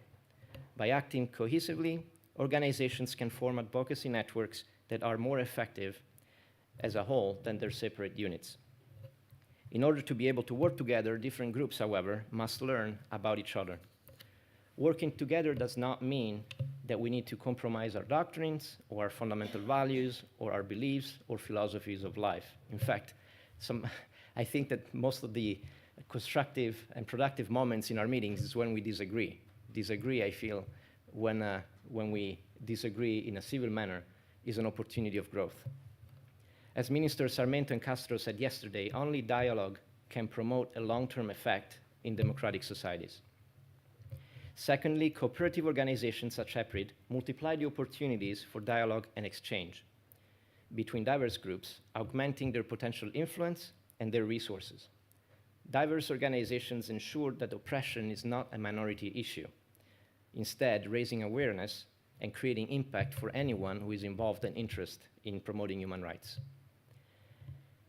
Effective advocacy and cooperation can influence policy and set international agendas which promote freedom of religion or belief as a fundamental human right. As part of this process of promoting this right, we appreciate invitations to participate in preparatory meetings, consultations, and other platforms within the European Union institutions and other multilateral organizations. Input from civil society organizations is an important and crucial aspect of European governance. And finally, we encourage the European Commission to equip the mandate of the Special Envoy for the promotion of freedom of religion or belief outside the EU with adequate resources, budget, and staff. In addition to acting within institutions, defending and promoting freedom of religion or belief is important in our relations with society. Popular support of human rights will be powerful in effective change because it strengthens civil society, which is the bedrock of human rights. As we work to advocate freedom of religion or belief in society, it becomes an integral part of that society, and the community itself will direct governments to religious protections. Ultimately, freedom of religious belief requires a multifaceted approach from a diverse collection of individuals and organizations who are unified in their pursuit of human dignity. As we all work together within bureaucracies, governments, societies, our faith communities, and within our homes, we will become more effective in advancing human rights. Thank you.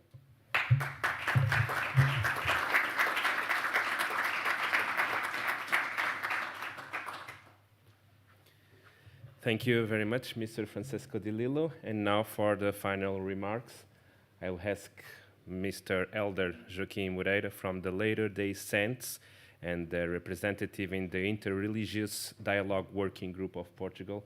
The floor is yours.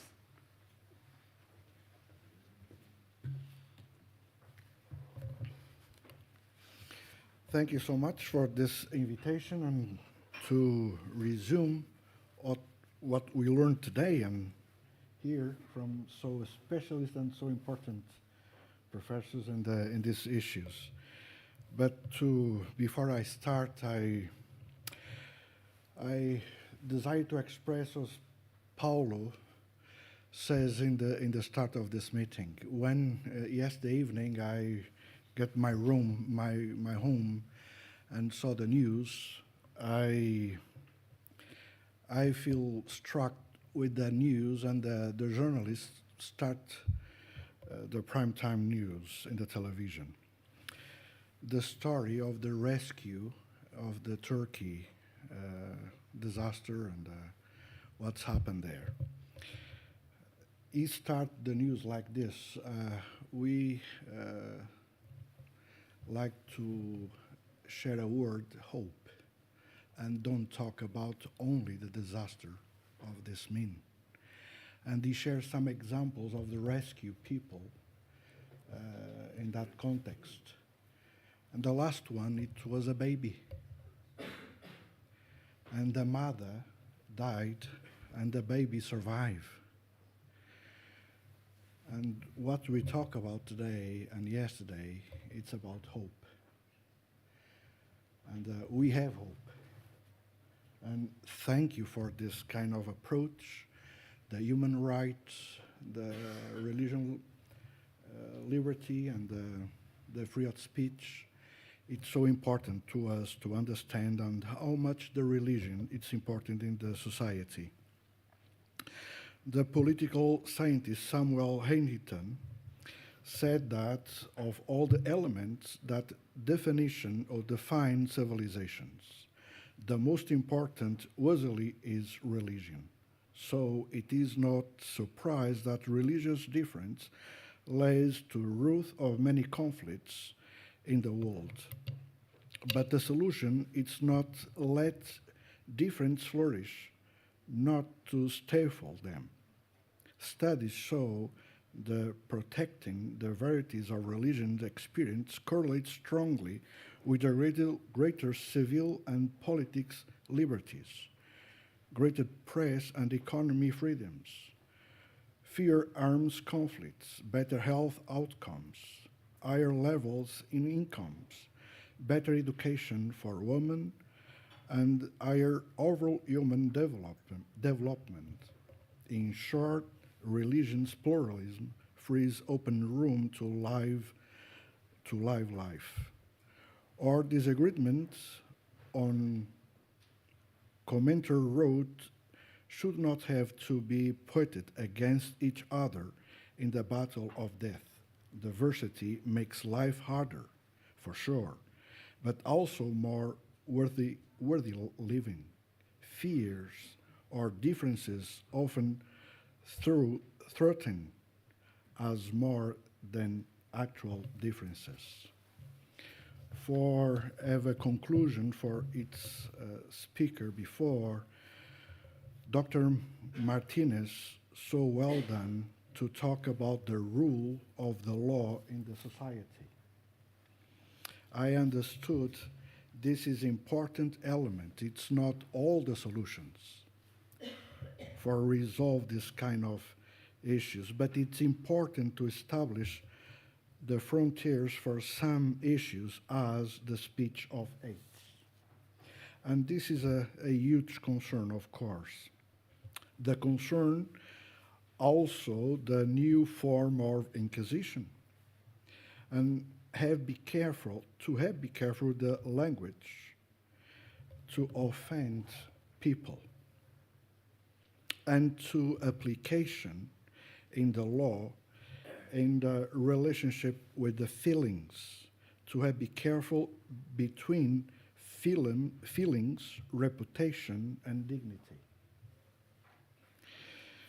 And what we could do about this complex situation? Attack ideas or attack people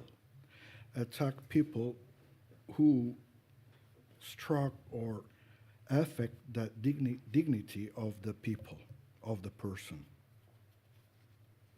And after talk about acts offensive to buildings, sacred buildings, and give the examples of Russia and Moscow and Paris.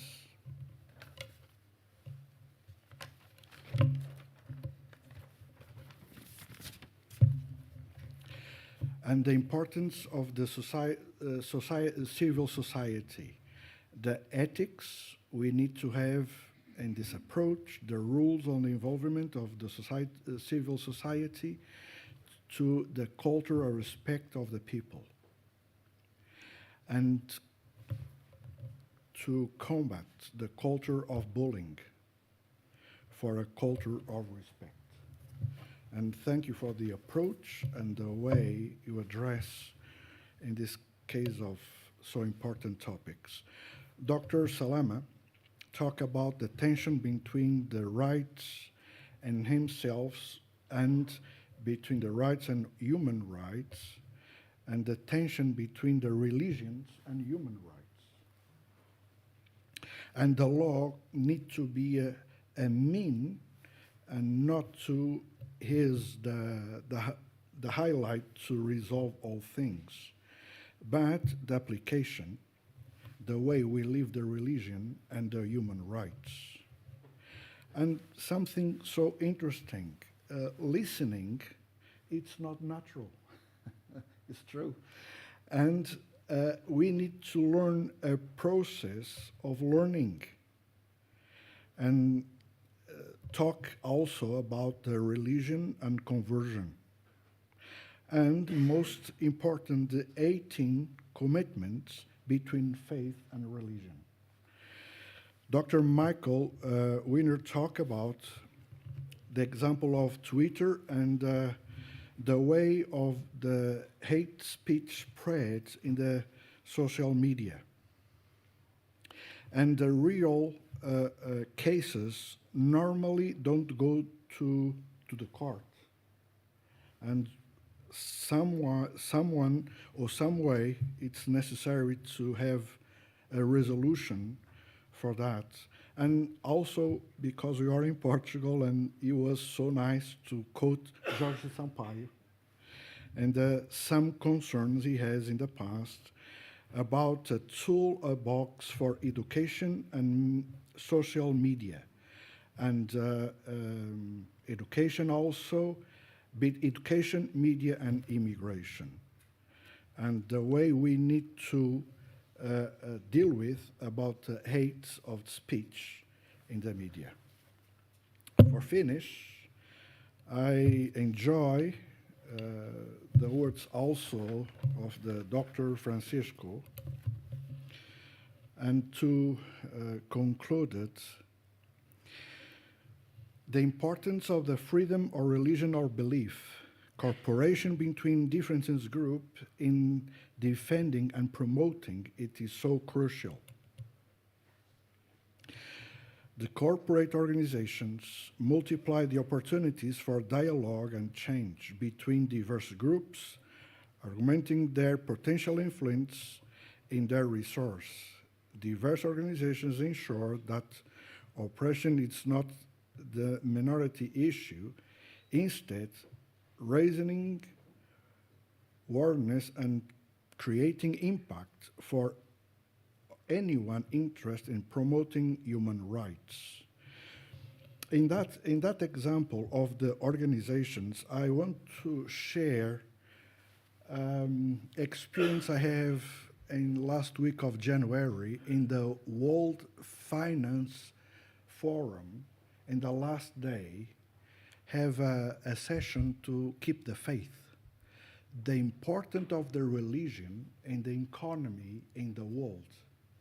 And it's so important, and the moderator, when he invites 4 people to talk who represent different organizations, he asks only for them, don't talk about religion, but talk about the practice, the good practice of these organizations.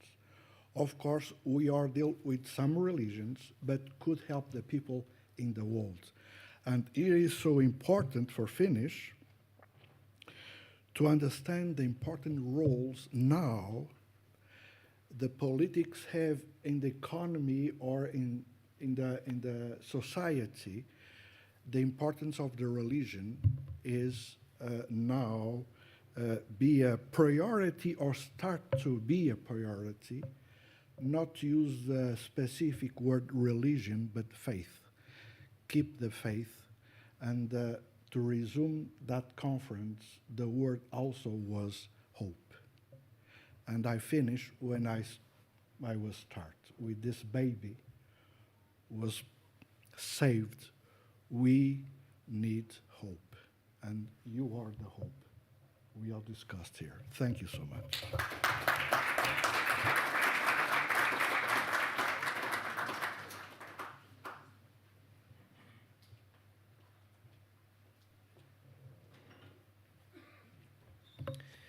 Thank you, Elder Joaquim Moreira.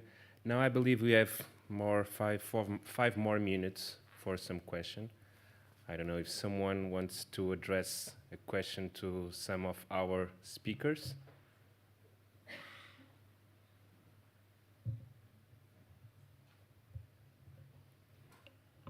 Anyone? No? Okay, if you don't have anyone to, okay, we have one question. I'd love to hear the panelists respond in respect of each other's papers.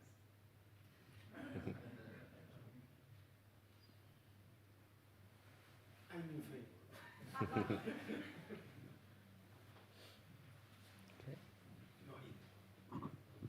If I may say something very brief, I mean, it's something that has interestingly emerged in all of our interventions has been, okay, law is important, and we have to come up with some much more than that. And I think the real challenge of our society is precisely that, and how to be imaginative in this area, and to go beyond this culture of this I'm obliged to do, this I'm not permitted to do. Social life is much more than that. And until we realize that and we transmit that in, when I speak about education, I mean education in the broadest possible sense. I mean, it's education every time a politician, I mentioned before that the mayor of Madrid is here. You may agree or disagree with his policies, but one thing he has, when he speaks, this person speaks in a moderate way, normally in a very respectful way, even for political adversaries. We need this kind of approach to things. It's the way we speak. Every time any person that speaks in public open his or her mouth, he's transmitting much more than the content of the message. The tone of the message is very important. I would emphasize the significance of not losing sight of that. And, I would add that I feel we tend to underestimate the wisdom at the grassroots levels. I've been impressed personally by seemingly very simple people who are extremely sophisticated. And I think this is what is missing. I think there is a certain intellectual arrogance in general, including at the international level, and that the more the setting becomes peer-to-peer, equal exchange, and all divine messages are based on stories. Stories are extremely powerful. One learns a lot through the indirect ways and the experiences of others. It unleashes untapped wisdom. as compared to the top-down and the lecturing and the advocacy and the preaching. This is missing, including in the settings of this kind where experts are gathered, but much less people from the grassroots. And I think COVID and IT taught us that there are invaluable and unlimited resources out there. My feeling personally, I hope I'm wrong, is that internationally at least we're going back to business as usual, which is more travel and more top-down and more speeches and more standards, rather than really embracing. And the second element is art. We're here in a place where art has its significance, it speaks to us. I mean, if God's language is silence, nature's language is colors and expressions and beauty at large, we miss both. The silence in the sense of humbleness and listening to the others, our silence, not that of the others, and also the beauty that nature surrounds us with. Unless and until we bring this, and this limit relates exactly to what you said, that law has its limits, and we remain within the same tiny place trying to do the same things and hope for different results. Thank you. That's actually a tough question. Right? No, but I'd like to focus on praising my co-panelists. After these days of listening about the relations between freedom of religion or belief and freedom of expressions, I particularly enjoyed your comments, Professor Turan. Quite harsh. I mean, if one reads them out cold, when you say that freedom of expression does not protect lies. Well, no. When you say that does not protect feelings, but then you also pose the question that it does not protect lies. But how do we define lies? How do we determine exactly when something, a statement or messages online are actual lies or maybe fabrications or anything? So that makes it tough in assessing case by cases. And I also wanted to praise the work of Dr. Salama and Dr. Wiener, and seeing the progress from the Rabat Panel Action which focused mainly on religious leaders and hate speech, and how it expanded through the Beirut Declaration and the framework of the Faith for Rights into a more comprehensive framework of human rights, which places religious leaders at the core of making sure that these rights are promoted and respected. I think that religious leaders do have an important and primary responsibilities vis-a-vis their own congregations, faithful and members, but also with respects to the rest of the world in sending positive messages that promote dialogues and mutual understanding. Okay, thank you for your question. Thank you again. Thank you all. And now we are going to a break. I would like to thank Professor Nazila for a question, because it made me realize that we should have a panel like this more than just presentations. We'll do it like next time, because the informality of what you have done right now was great. Sorry for not thinking about that before. We'll do it next time for sure. We are going to have a break now. We'll be back at 11 o'clock, if you don't mind. Enjoy your break.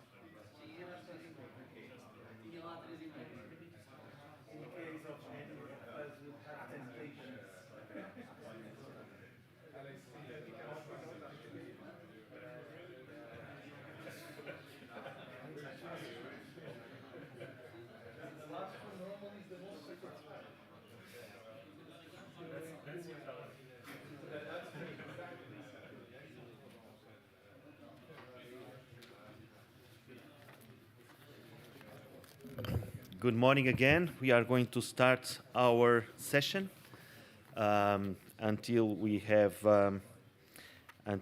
lunch. It's the last session of the morning. I would like to highlight the presence of some institutions that we have before presenting our hosts. We met Francesco De Lillo from EPRID just a few moments ago on the last session. From the Evangelical Alliance, we have been having the President, Timóteo Cavaco, and the Executive Secretary, Josué da Ponte. From the Ismaili community, we had Nazrin Kara and Zamira Kurbon-Bekova.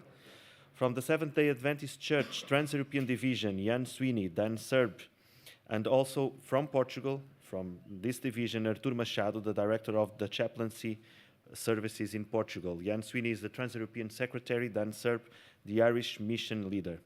We would like to acknowledge the presence of all these invitees, and I'm going to present now from ADRA, who is on the spotlight right now because of the unfortunate earthquake in Turkey and Syria. I think that's the last time I said Iraq, so I'm sorry, but sometimes we make some mistakes. It's Turkey and Syria.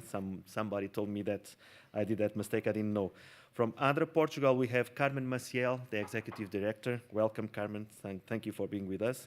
And from ADRA Europe, João Martins, is going to be our host and moderator for this session. Thank you, João. Is it working? Yes. Thank you so much, Paulo. If you don't mind, I will speak from here, and I will save the time of going to the mic there.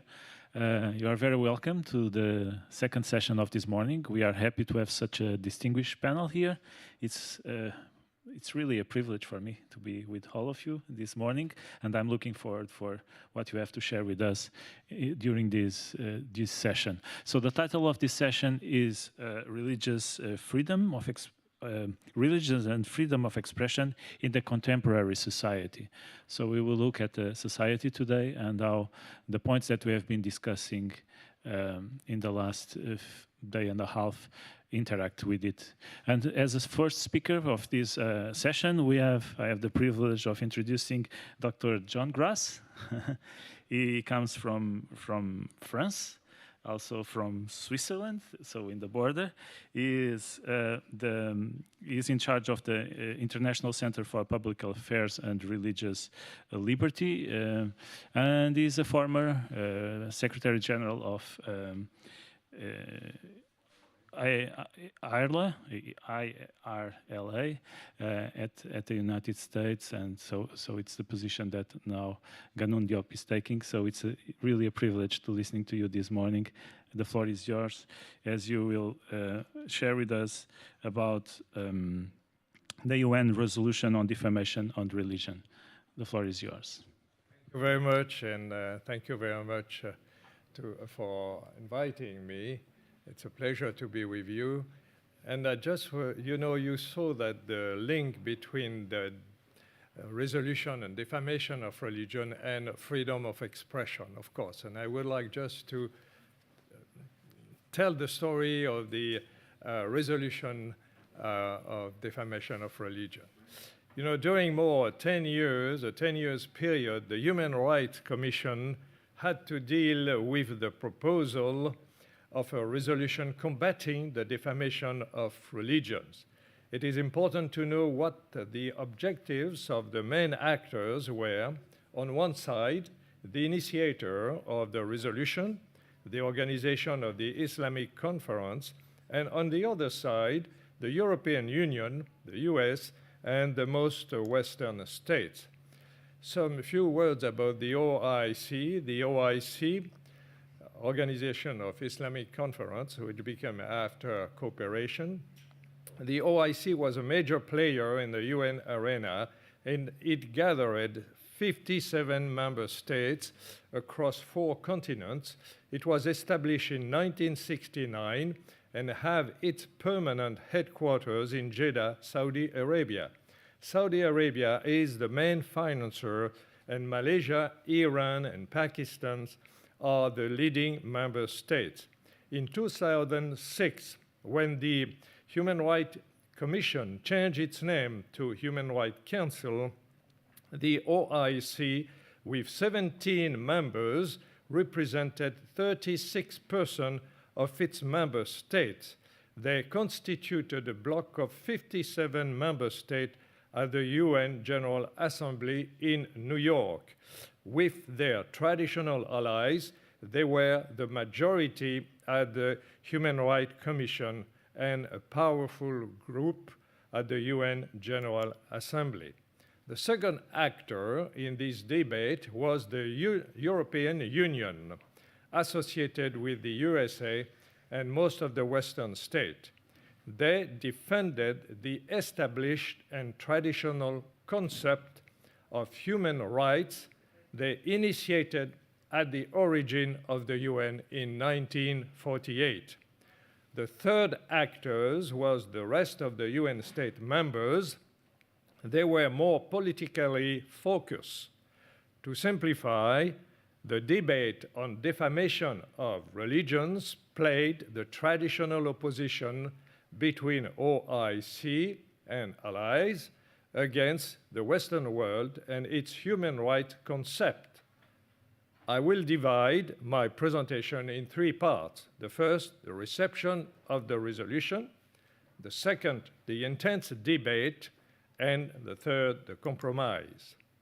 In 1999, a draft resolution called Defamation of Islam was introduced to the Human Rights Commission by Pakistan on behalf of the OIC.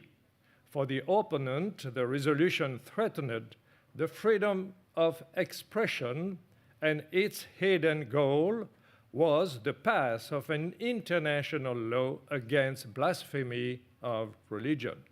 One of the outcomes would be to justify the persecutions of reporters, human rights activists, religious dissidents, and non-Muslims within the OIC member countries. In the discussion that followed the introduction of the resolution, the title, Defamation of Islam, raised the objection of the delegate from Germany representing the European on the title and on the wording. According to him, the resolution gave the impression that Islam was the only religion to face problems and Muslims were the main victim. As we can read the resolution's initiator, first, also, I quote, expresses deep concern that Islam is frequently and wrongly associated with human rights violation and with terrorism. Point 3, expresses its concern at any role in which the print, audiovisual, or electronic media or any other means it's used to incite acts of violence, xenophobia, or related intolerance and discrimination towards Islam and any other religion. In the point 4, the draft resolution becomes more concrete about its expectation. Point 4, I quote, urges all states within their national legal framework in conformity with international human rights instruments to take all appropriate measures, does it suggest a law, to combat hatred, discrimination, intolerance, and acts of violence, intimidation, and coercion motivated by religious intolerance. The OIC strategy is revealed within these 3 points. First, to demonstrate that Muslims are victims of grave violations of human rights. Second, these attacks are the consequences of the defamation of Islam. And third, to protect the victims, laws against defamation of Islam should be passed in the country of the UN states member, United Nations members. After negotiation between the European and the OIC, a compromise was found. The title of the resolution became Defamation of Religions, but the European representative noticed that the authors of the resolution, and I quote, did not attach any legal meaning to the term defamation as used in the title. That is the arguments the European and the opponent to the resolution will use. Muslims are not the only persecuted in the world, and the term defamation is not in the human right concept. As revised, the draft resolution did not create too much problems, and it passed without a vote. Even the Holy See did not express its opposition. The point 7 mentioned that the issue will be on the agenda the next session. The second part, the intense debate from 2005 to 2010. Every year until 2004, similar resolutions were adopted without a vote under the heading of counteracting the defamation of religions. To justify the resolution, the OIC called official reports on discrimination and violence against Muslims. And I would like just to mention 3. Number 1, the final document on the Durban UN World Conference Against Racism, Racial Discrimination, Xenophobia, and Related Intolerance of September 2001. The OIC report on the intolerance toward Muslims in Europe, March 2005, and the report on the 3 UN special rapporteurs on racism, freedom of religion, freedom of expression, March 2007. The result of these reports was the OIC declaration adopted at its 34th session of Foreign Minister meeting in Islamabad in May 2007. It asked the Human Rights Council to take effective measures to combat defamation of religion. During this 10 years period, all the resolutions were adopted at the Human Rights Commission and Council and at the UN General Assembly level. In 2009, the positions seems to be irreconcilable, but the support shifted. After 2008, the resolution passed, but the abstention of member states increased. On December the 21st, under the title Combating Defamation of Religion, a resolution was again presented to the UN General Assembly and adopted. However, it confirmed the reality of a shift. The majority of the UN member states no longer supported such a resolution, and the OIC changed its approach. What did happen? Did it renounce to their goal? No, but it had to face 3 new challenges. The first one, the strong opposition of the Western countries. The second, the oppositions of the UN experts. They all agree with the concept of human rights focus on the protection of the individuals, and for them, none organization or religion are excluded from critics, even if critics are not always justifiable. Third, the international context. The terrorist attack in London, in New York, and Washington, the war in Iraq and Afghanistan, the Danish cartoons, the Asia Bibi case in Pakistan, followed by the assassination of Governor Salman Taseer and Minister Shahbaz Bhatti, the Arab Springs, and these negative messages largely commented by the international media explain probably the increasing number of abstention. In 2011, after diplomatic meetings in Istanbul with the European, American, they introduced the Resolution 1618 on combating intolerance, negative stereotyping, and stigmatization of and discrimination, incitement to violence, and violence against persons based on religion or belief. But to be credible, the resolution had to avoid giving the impression that the OIC lost the battle, which was not the case because they won every time at the level of the Human Rights Council and the General Assembly. In fact, the battle was not over. It was not a victory nor a defeat, but a kind of ceasefire. At the 16th session of the Human Rights Council on March 1, 2011, OCI Secretary General called for the establishment of an observatory on defamation of religion at the Human Rights Council.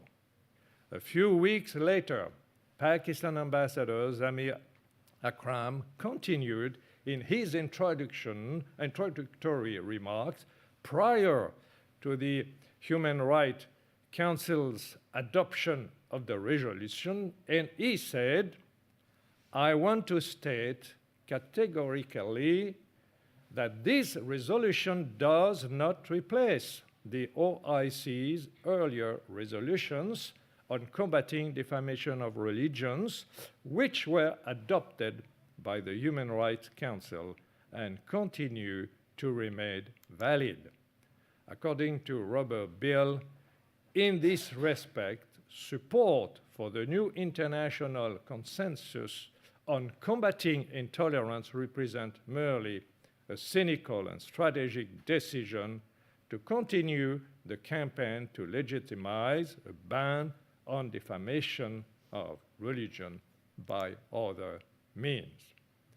As the ILA, I was the Secretary General at this time, we agree that the OIC concern about Islamophobia was legitimate, even if they don't represent a religious organization. We supported the role of education, interreligious dialogue, and respect of religions as part of the answer.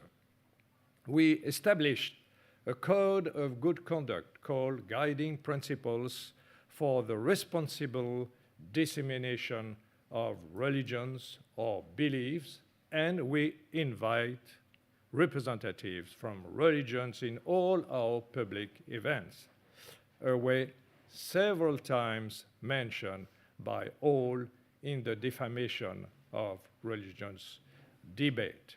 But we would have liked some sympathy in the resolution for the persecuted Christian and other religious minorities. We disagreed also that the resolution puts on the same level defamation of religions and incitement to hatred and violence.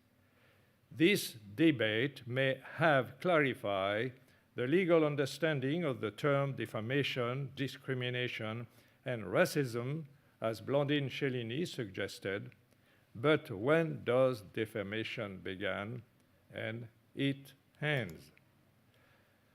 Is the resolution on defamation dangerous for freedom of expression? My answer is yes, but provocation should be avoided, especially in a context of political tension. Having said that, I don't want to ignore the cultural and religious factors. During our meeting at the Human Rights Council, one of the leaders of the Pakistan delegation took the floor. He came, and we were very interested to listen to him. And what he said made sense for me, even if it did not change my position. He was a former student of a top US university, and he said, "I understand your vision," he said to us. "I understand your vision of freedom of expression." And he had, "But in my country, when someone attacks our religion, it is a personal attack. a personal aggression, an act of violence which leads to a violent reaction. And he added, you talk about freedom of expression, but you also put limits to this freedom. We just ask you to understand that for us, religion is on the top of our value. And he could have added, it was the same for you in the past, but it's not longer the case today. Why? Defamation, an act of violence. The 1618 compromise, because it is really a compromise, does not end the struggle about the universal value of the freedom of expression, but it shows that for billion people, religion could be a matter of death and life.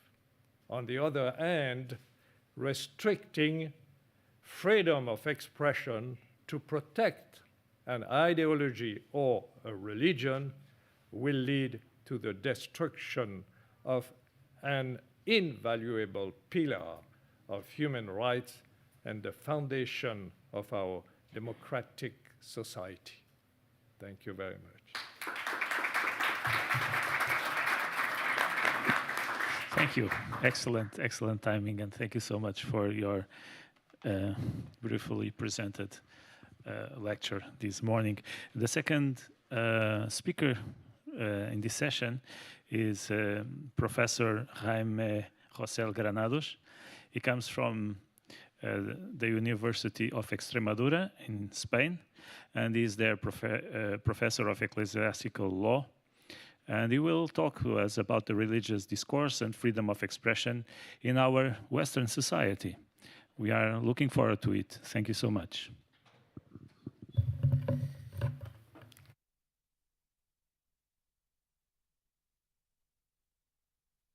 Thank you. Well, first of all, I would like to thank the IEDLR, its president, Mario Brito, and especially its Secretary General, Paulo Macedo, and his team for the invitation to participate in this international conference. And secondly, I promise to try to keep to the time I have been given to speak about religious discourse and freedom of expression in Western societies. The fast technological development we are experiencing together with economic globalization and the revolution in the media and social network is creating an increasingly interdependent and global social reality. But contrary to what it may seem, the society we are building is becoming increasingly conflictive and less secure as a result of the proliferation of a series of conflicts based on the assertion of identity by national, ethnic, or religious minorities. In the press or on the internet, we see more and more examples of fanaticism and intolerance which is returning to our society and where hate speech is becoming increasingly prominent. In this context, we mustn't forget that our model of Western democracy has been built to a large extent on freedom of speech and opinion. As the European Court of Human Rights has pointed out on different occasions, freedom of expression is the essential channel for the formation of the free public opinion, which is the foundation of pluralism and democracy itself, even if the idea shared may be received either as inoffensive, offensive, or scandalous. This is one of the reasons why international law considers that any measure aimed at limiting or restricting freedom of expression or its exercise should only be adopted on an exceptional basis and in previously delimited circumstances and on the basis of clearly identified criteria. Unlike the United States, Europe has traditionally been more restrictive of freedom of expression when it comes to protecting rights such as freedom of religion. As some authors point out, this maybe responds to the historical experience of the 20th century, to the European culture of honor, or to the confessional history of most European countries where heresy and blasphemy were a matter for the church and also for the state.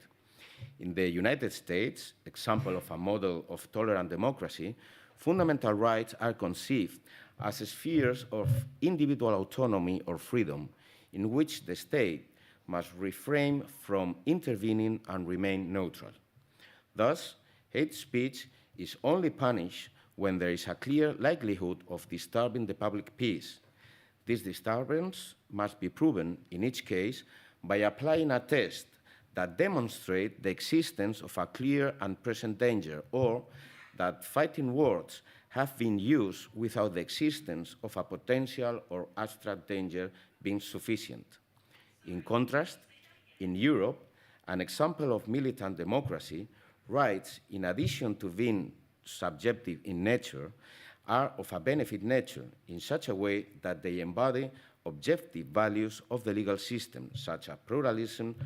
So for this reason, freedom of expression, which is necessary for the existence of a free public opinion, are limited when hate speech is made, because it doesn't contribute to the formation of that public opinion.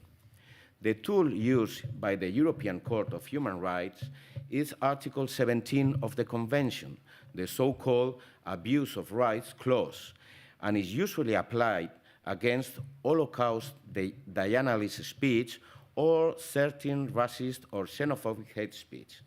Interestingly, this abuse of rights doctrine wasn't initially used in relation to hate speech related to sexual orientation or political speech directed against the constitutional order.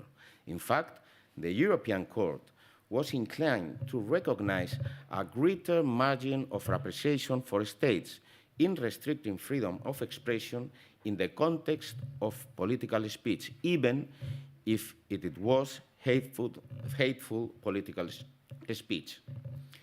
In recent times, and as a consequence of this position of militant democracy, the European Court has been claiming the defense of certain common European values, such as dignity or equal rights and non-discrimination, in relation to hate speech or expressions directed against vulnerable groups such as LGBTI community.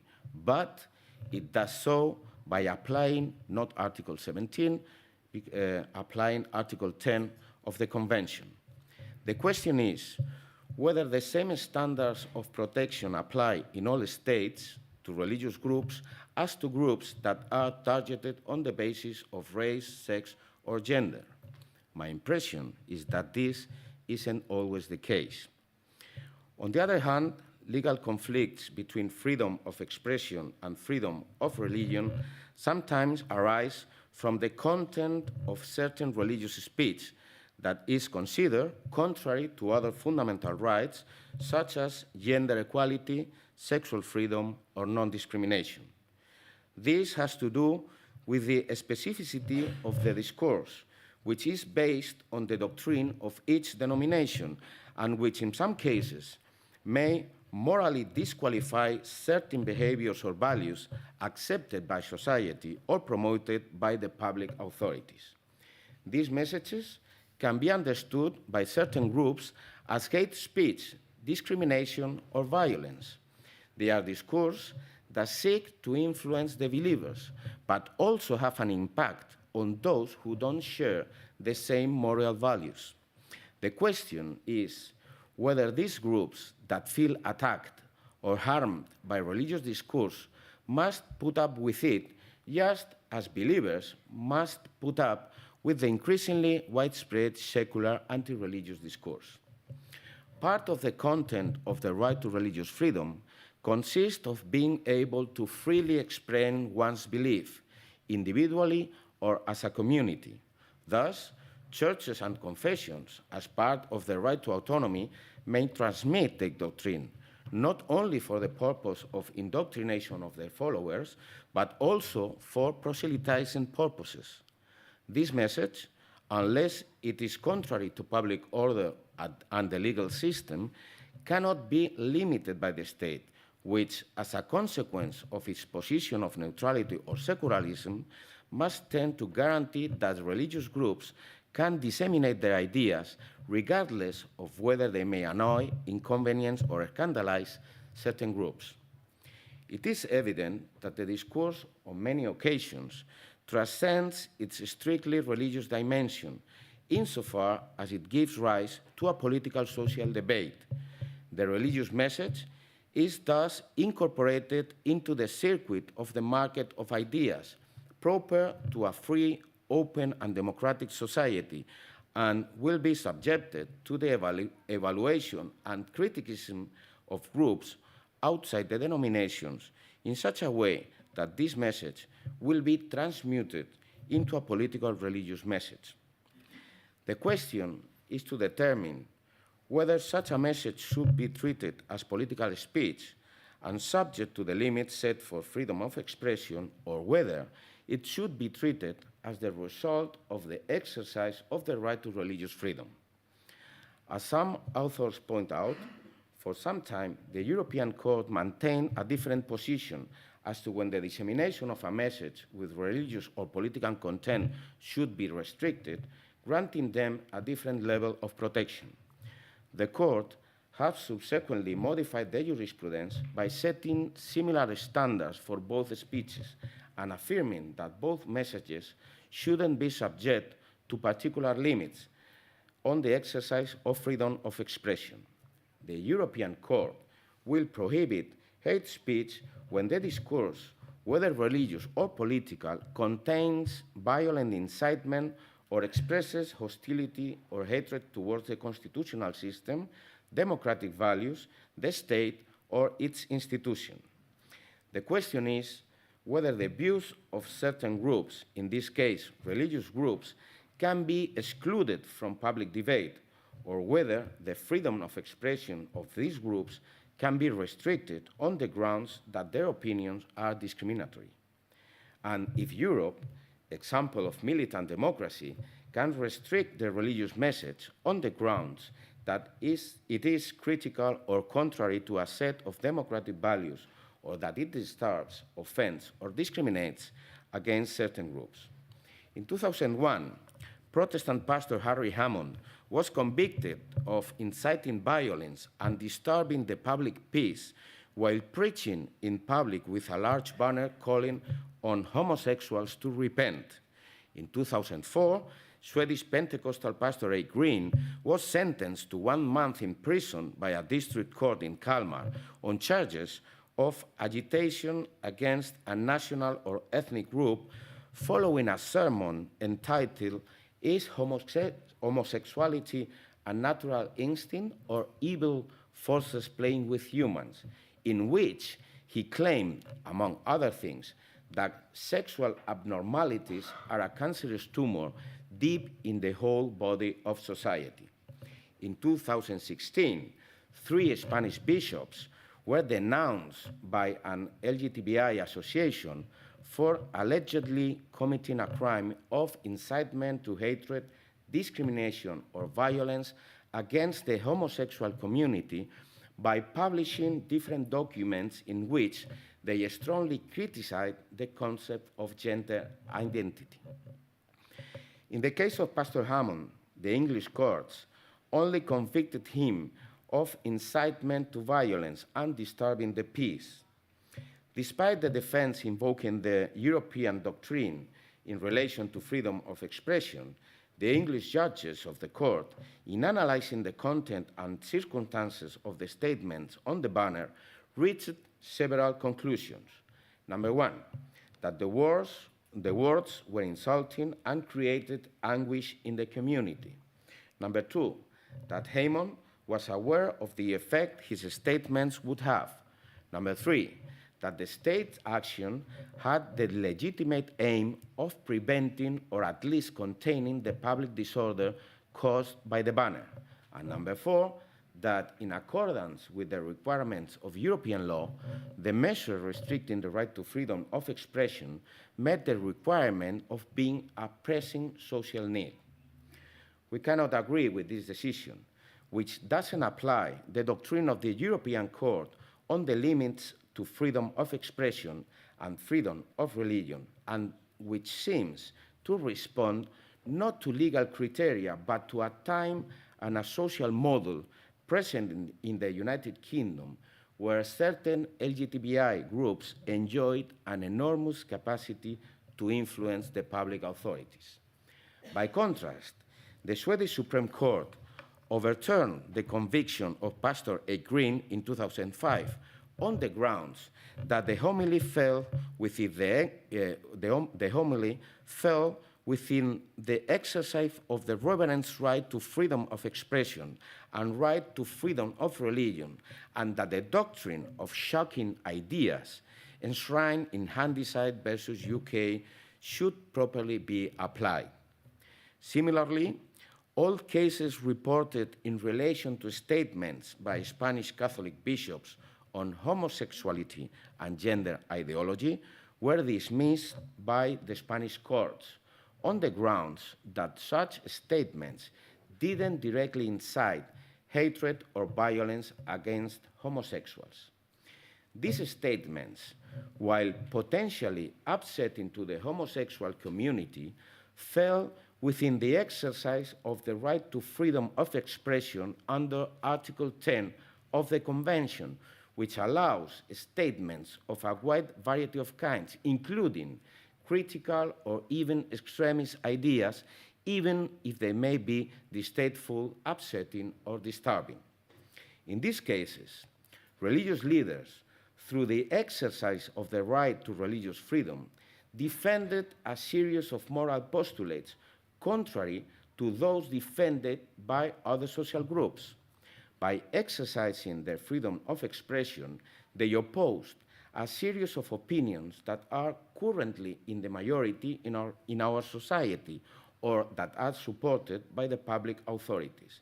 But they did so without inciting discrimination or hostility against these groups.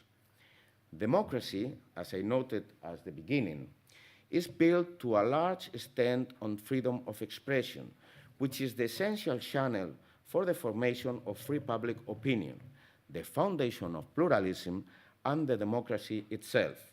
In this context, a minister of worship must be free to deliver religious speeches that may offend the sensibilities of certain groups or minorities, just as religion must withstand criticism, however annoying or offensive, because it contributes to the formation of public opinion. So, civil society must withstand criticism of religious origin.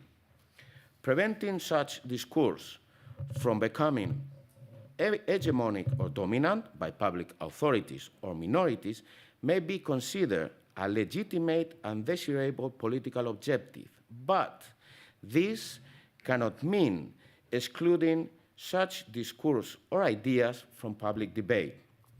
The public space must be dominated by the idea of freedom, and this implies that there can be a religious discourse critical of certain realities or policies. This is part of the content of the fundamental right to religious freedom of individuals and communities. This criticism must always be presided over by a climate of respect and tolerance for the ideas of others. Attempting to silence or modulate religious discourse as a consequence of certain social convention or on the basis of values defended by certain groups may end up expelling the religious message from the public space, thus limiting the full exercise of these fundamental rights for individuals and the religious groups of which they are a part. Thank you very much.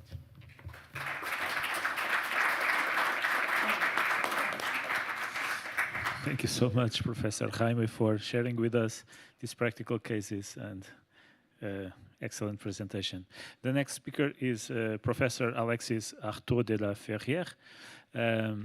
He comes from the University of London, the Royal Holloway College, and he will share with us a reflection about the meaning of the establishment today, implications for religious liberty and freedom of expression. Thank you so much for preparing this theme for us this morning. Thank you very much, Mr. Moderator. Thank you to Paolo and to Mercedes for having brought us together here today. And thank you to Mr. President of the Association for your invitation. So I'm going to outline a defense, a qualified defense of the established status of the Church of England.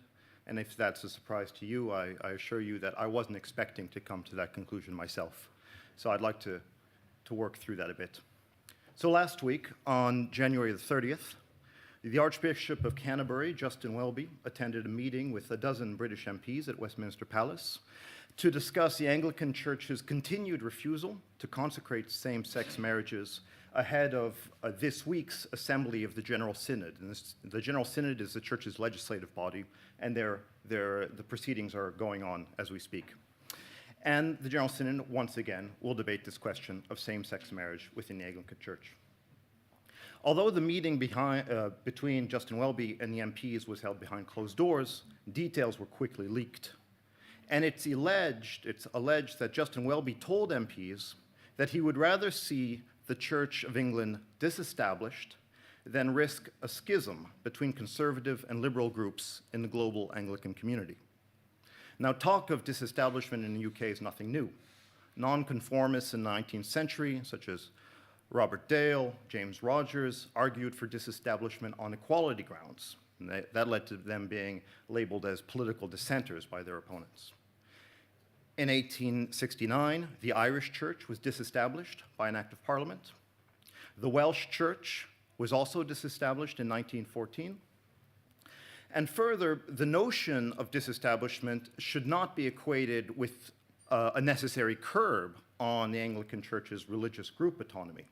Indeed, in a recent book, Jonathan Chaplin makes a strong argument that establishment compromises the Church of England's autonomy and its mission in tangible ways.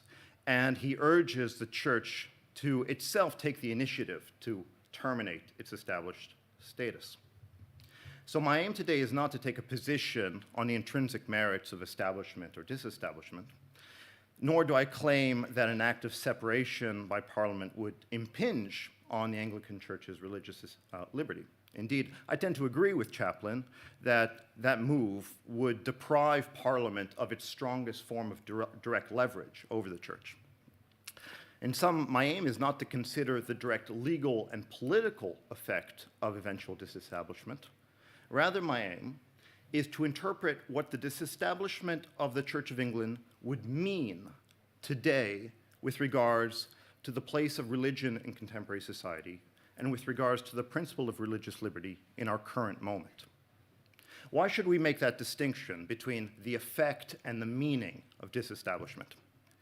It's because the constituent parts of any social act may remain constant throughout history, but its meaning is always defined according to the particular cultural context, the particular historical moment in which that act takes effect. The direct effect of disestablishment today, as it pertains to public law and the life of Parliament, may be little different from disestablishment in earlier times. However, to disestablish the Church today, when secularism is thoroughly entrenched in society, would communicate a very different meaning than what would have been the case in an earlier context, marked by a muscular struggle between a still dominant church and an increasingly assertive state vying to rid itself of ecclesiastical tutelage. So first we should think about what establishment means today in the UK, before speculating on disestablishment. So Julian Rivers has argued that the established position of the Church of England has acted as a constitutional paradigm, securing certain forms of connection in a context in which separation is just assumed, and also ensuring the public significance of religion in a context in which religion is increasingly appears to be irrelevant. So perhaps counterintuitively, establishment on this account exists in tandem with separation. It exists in tandem with separation as a sort of counterbalance to the dominant assumption of separation. And establishment also ensures continued public recognition of religion as something valuable for the entire national community, regardless of the specific affiliations, practices, or beliefs of the individual members of that community. Perhaps the most outwardly visible sign of that connection and that recognition is the person of the monarch, who is also the supreme governor of the church, who is anointed upon their coronation, and if Charles pronounces the same sermon as Queen Elizabeth, is sworn to maintain the laws of God. And the monarch's conscience in that context isn't only an individual conscience, but encapsulates or represents the collective conscience of the nation. We could talk about the controversy over the Grand Duke of Luxembourg's refusal to sign into law the euthanasia bill in Luxembourg a few years ago. So there's one argument pertaining to the meaning of establishment today. Tariq Madood has made a similar point, but from a multicultural perspective, stating that minorities, religious minorities, value the Anglican establishment as it exists today as an ongoing recognition of the public character of religion against what he calls triumphal secularism. Whilst historically establishment certainly signaled inequality between religious groups and the dominance of one church over public life, in the context of secular modernity, establishment offers a form of official representation of the shared commitments of religious life through the mediation of one constitutionally designated emissary. That was most recently illustrated just last week when the Association of British Muslims wrote to Archbishop Welby to express their concern regarding potential shifts in the Church of England's teaching on marriage. And that's not because they have a vested interest in the convictions of Anglicans, but because they recognize the status and the social role of the Anglican Church as established. Joel Harrison goes further down this line of arguments, claiming that despite what he calls historical ambiguity, just to put it mildly, associated with its privileged status, the established Church of England, and I quote, offers one central commitment that then supports others, because it affords recognition that the religious quest is fundamental to public life. Harrison's position rejects the liberal egalitarian view that the state should adopt a neutral position with regards to virtue, and that the state should solely guarantee the personal autonomy of individuals to self-define and to pursue privatized notions of the good. Instead, Harrison holds that civil authority is subordinated to something other than itself. This can be understood as a quest for a truly good society. What is the true human common end? How do we pursue goods in common in light of that end? How do we associate well with one another? Such a quest, he argues, may be compromised, it may be contested, it may only be seen darkly, but it grounds us in an alternative to the secular understanding of politics as existing to simply facilitate and to negotiate individual claims of rights. Now, Harrison's account is clearly controversial, and we may or we may not adhere to it. However, I think what we can say is that the maintenance of the established church in an otherwise pluralistic society is coherent with his account of the state. According to Harrison, the preservation of establishment is not a historically incongruous hangover from an earlier period of imposed religious conformity, although it may also be that. Rather, the maintenance of the established church is an outward sign of the continued commitment of the national community to the pursuit of the good. This is not to say that the nation should converge. There's no expectation that all the individual constituent parts of the nation converge on the established church's substantive vision of the good, but rather that the constitutional recognition of a church elevates the template of the religious quest in the national imaginary. On this view, religious liberty is not reducible to toleration in a free market of ideas. It is founded on the understanding that religious groups are pursuing a good goal or a good end, and one that is capable of being recognized as attractive and integral to our common life. So against that background, the prospect of disestablishment represents more than just a perfunctory update of the Constitution to reflect the religious pluralism in society. Instead, it signifies a public repudiation of religion as the pursuit of the good.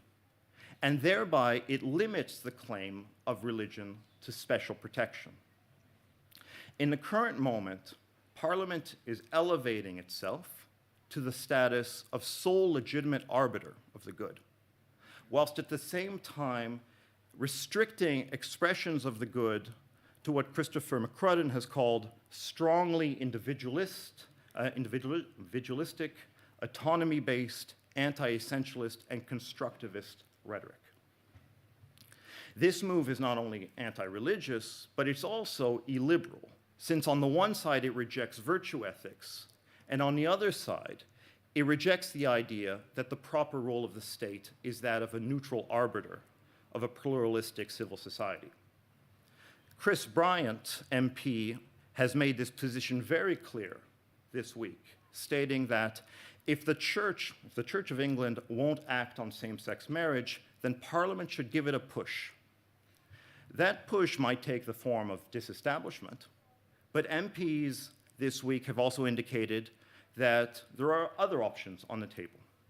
It could take the form of a repeal of the 1919 Church of England Assembly Act, thereby restoring the governance powers over the Church to Parliament. Other options evoked include stripping the Church of England of its exemption under the Equality Act and removing what's called the quadruple lock on the Same-Sex Marriage Act, which states that no religious organization can be compelled to marry same-sex couples. As I stated at the beginning of my talk, we must consider the meaning of social acts with reference to the historical context in which they occur. They don't occur in a vacuum. Many may welcome the prospect of disestablishment as a balancing of the scales between a dominant church and other religious minorities in Britain. But those are the terms of an earlier era, which was faced with challenges, divisions, and alliances distinct from our own.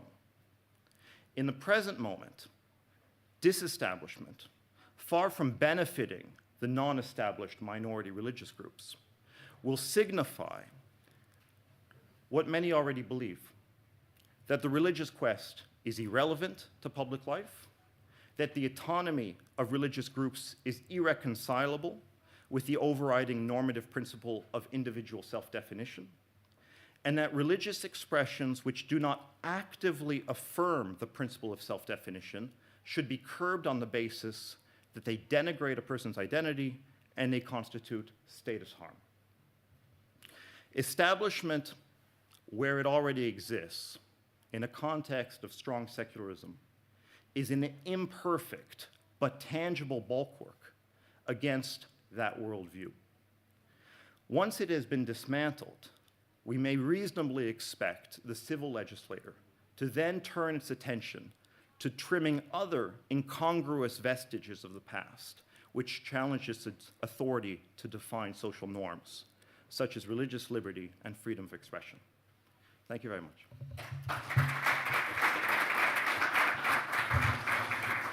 Thank you so much for such a provocative presentation. A lot of food for thought. Thank you so much, Professor Alexis. Now we have the remarks for this session, and I think we are managing time here very well. So we will have some time for questions. That's a good news. So prepare them already as we listen to the final remarks by Mr. Khalil Jamal. He comes from the Islamic community here in Lisbon. Yes, and he is the representative of the Islamic community in the Interreligious Dialogue Working Group in Portugal. Mr. Khalil, the floor is yours, and we are looking forward for your remarks. Thank you very much. Shalom, Pax Vobiscum, Assalamu alaikum, may peace be upon you, que a paz e a bênção de Deus estejam convosco. Allow me to start this short moment that he was gently conceived me with this courtesy formula or this salutation for all of you. I heard this when I was a kid, like I would say a couple of years ago in the Islamic community of Portugal, mainly in the mosque, with the president at that time, Abdul Vakil. Some of you that are here in the audience know him. I'm seeing some familiar faces that testimony these moments of interfaith dialogue that we experienced in the community for the last, would say, 3 decades. And I do believe, and I started purposely or deliberately with these many salutations in different languages to somehow express the environment or the peaceful environment that we have here in Portugal. Allow me to extend you a warm welcome to this lovely city that I hope most of you know, and the joyful and this outstanding journey that allow us the possibility to talk about religious freedom and bringing in these 2 days a couple of sessions with these many remarkable speakers as I had the possibility to experience here one more time, and these lovely panelists. This concept of religious freedom seems to be a mirage sometimes, but it's not. Mainly regarding the fact that unfortunately it's not available in some part of the globe. But I do believe that Portugal is a good example of the religious freedom, mainly or due to several factors that I would like to highlight 2. The first one, I would say Atencha's leaders, and this is not a simply compliment to our leaders in this field, but strong and Atencha's leaders that were able to express in a unique legal framework the healthy environment that we testimony here, and we live locally of respect and tolerance above all. And the mentality of the people, because the laws, as you can imagine, they are very important, but they don't do their work without the cooperation of the people. Consider the fact that we were chosen by 2 international organizations to establish their headquarters in Portugal. I'm talking about the Imamat Ismaili, His Highness Prince Aga Khan, and lately the Kai Seat that probably you heard about, and that brings on board for the very first time in the history Saudi Arabia and the Holy See as an observer state. I would like just to give you 2 or 3 ideas about my perception about the religious freedom and the dialogue, and obviously highlight what our panelists said today. The first idea is I do believe that we have the perception that today there is an incompatibility between having a faith and respecting the diversity. In the name of the tolerance, taken sometimes to the extreme, we learn how to avoid to affirm our convictions, afraid from hurting with things in a different way. Are the religious convictions less valuable simply because they aren't able to have mostly of the times attached to them scientific evidence, or somehow pass through a lab test? This is a question that I let us for us to think. And we experienced in the pandemic several situations that the science proved us that we had commit some mistakes, and through our mistakes we develop an evidence or scientific evidence regarding this. Despite we recognize a society, or as a society, the possibility to believe, sometimes we deny to the believers the possibility that this truth might be considered for them as an absolute truth and deserve the dignity to be shared by all. We do believe there is fundamental restitution of the dignity of the religious. Notice that I'm saying the religions, not the communities that obviously have their leaders, and as a human leaders, we have some mistakes and we commit some mistakes. Contradicting the idea that the religion doesn't have enough intellectual value. The equation is simple, my dear friends. Freedom brings dialogue, and dialogue enhances understanding. There is no success formulas, and that's not what I'm going to bring you today here, but I would try to bring some ingredients to have a fruitful dialogue, since I'm doing this dialogue in the public radio of Portugal with 2 programs for the last 9 years. The first ingredient is the dialogue should be sincere without ego, trying to don't have reason at any cost. This is very hard to do in practice. In theory, it's easy, but it's very hard to do it in practice. And the ego should be replaced by the protagonism of the sweetness of the truth. The truth should have a desirable sweetness that all of us should reach or try to reach. The purpose of the dialogue, the second ingredient, is the dialogue itself, and we should try to rescue the best values and the best argument of the others. This is very hard as well, because in discussions, I have the tendency to think that we want to have reason at any cost. And obviously that will not bring a really good understanding between people. Third, don't be centered on yourself and on your faith, and stop to compare each millimeter of your faith with the other. That will not lead to a successful result. The idea that our professor was saying here, that we discuss ideas, we don't discuss people. And in the Pakistan example is really hard, because somehow when some people are attached emotionally to their faith, to the principles of their faith, it's very hard to understand the attack that someone is giving. The attack, it's not a proper attack, it's the argumentatively attack to my faith or to my arguments or to my ideas or the ideas of my religion is to attacking myself. No one is attacking myself. How can I say, the nobility of the peoples are above everything. Avoid useless discussions. It's a wise principle. I would like just to highlight 2 or 3 more ideas that it was sentenced here, and then obviously ending with something that I believe that it would bring some reflection to all of us. Dr. John highlighted us that, and I do believe that religions are vehicles to promote peace, but sometimes are instrumentalized.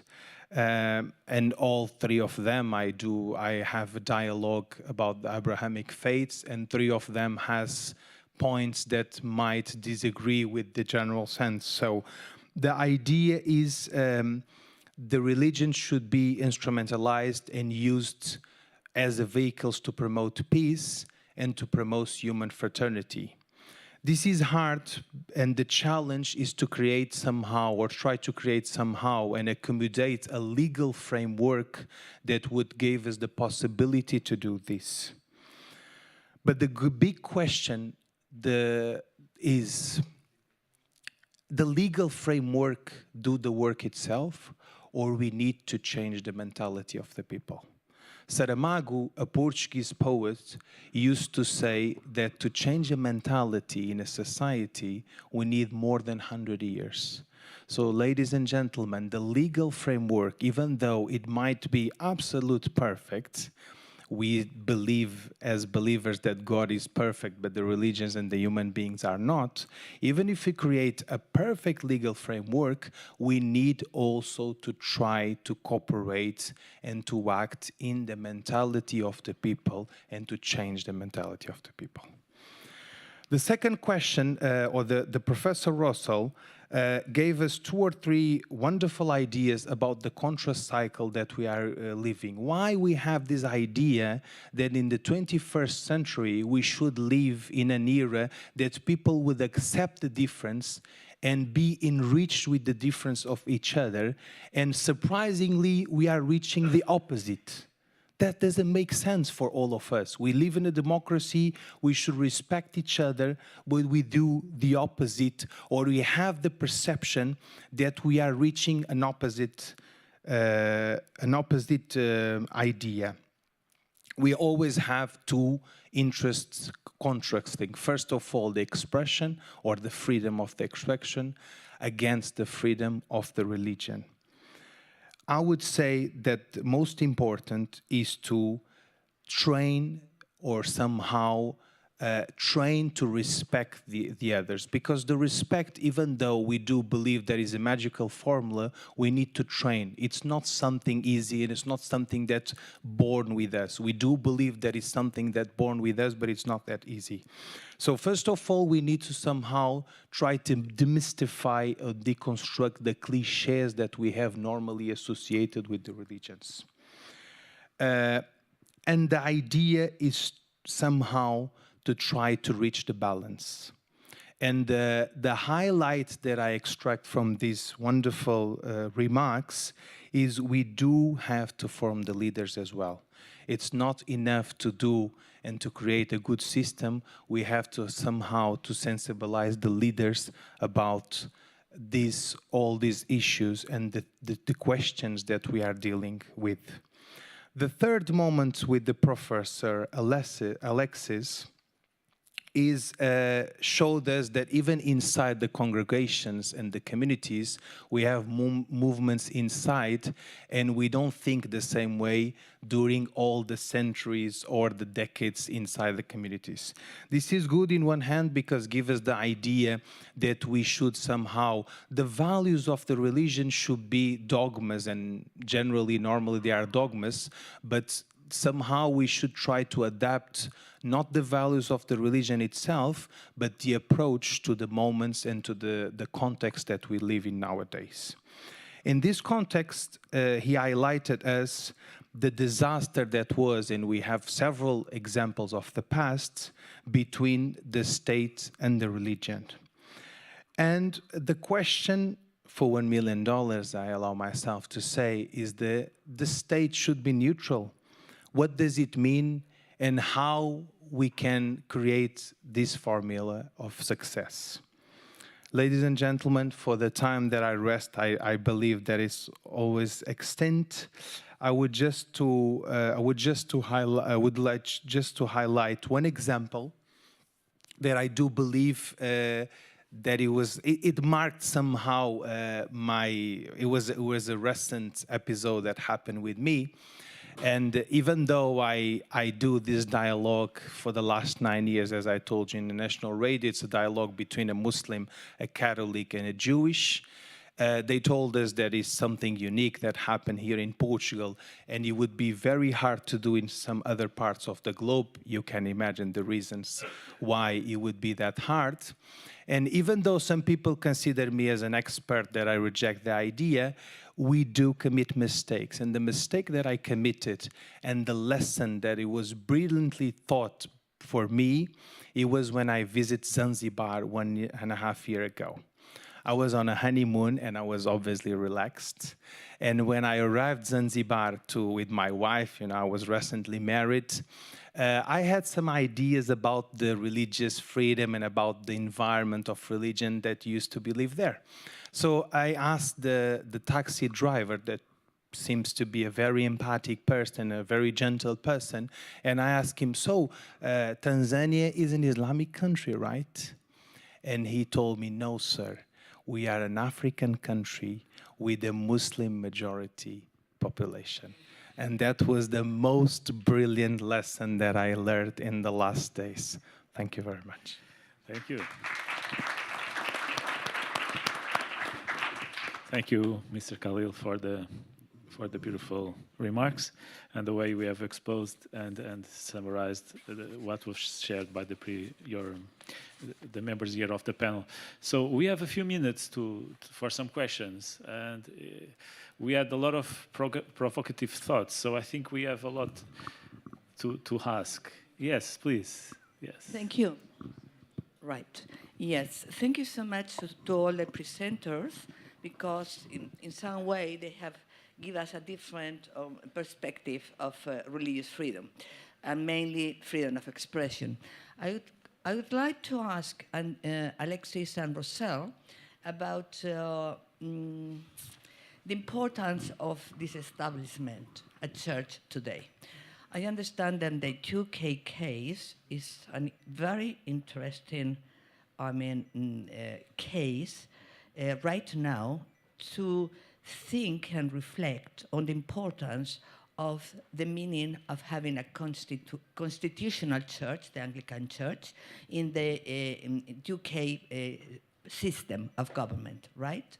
Well, the point is that it is true that the controversy is for and against the qualities between majority Anglican Church and the minorities, right?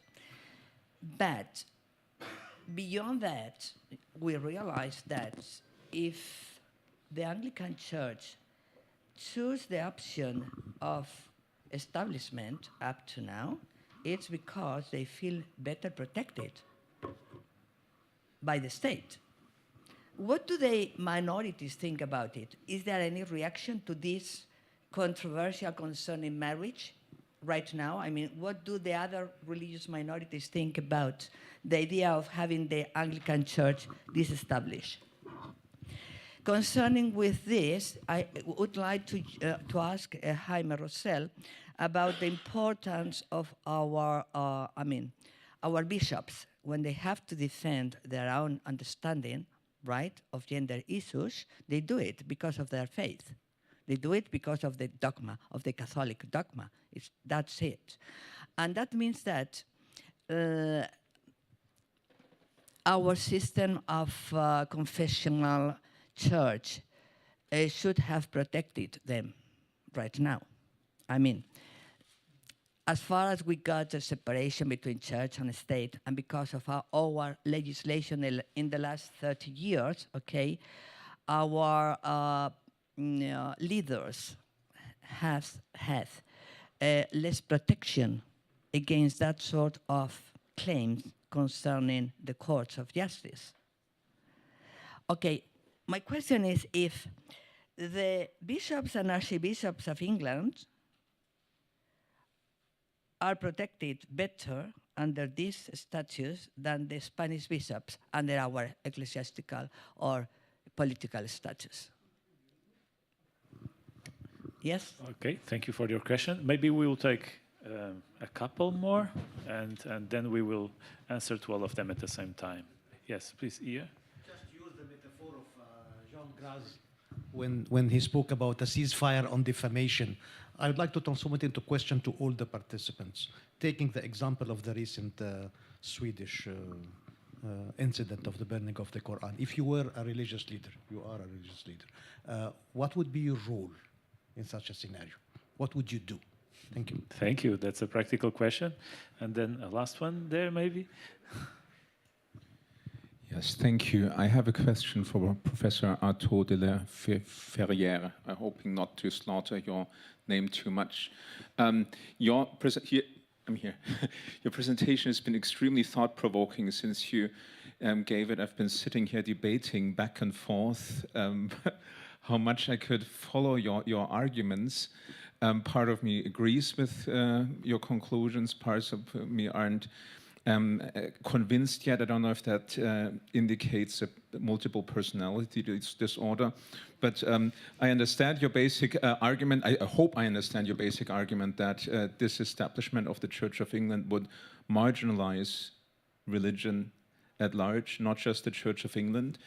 But then I I raised the question, shouldn't government structure and the legal framework reflect the actual circumstances in society? In other words, isn't religion already marginalized, and the role of the Church of England in society, and shouldn't that be reflected in the legal framework? Wouldn't it be a bit paternalistic of the state to do otherwise?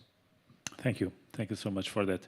So the floor is yours. Maybe I'll give 3 minutes to each one of you to share a little bit. Maybe Professor Alexis was more challenged. Maybe you can start. So is the Church of England privileged under establishment? Undoubtedly. I think there's 26 bishops sit in the House of Lords. I mean, there's a number of ways in which it's privileged. So that's what and I think that has to do with the effect of establishment. I think it's privileged, it's unequal, it's, I think, a historical anomaly.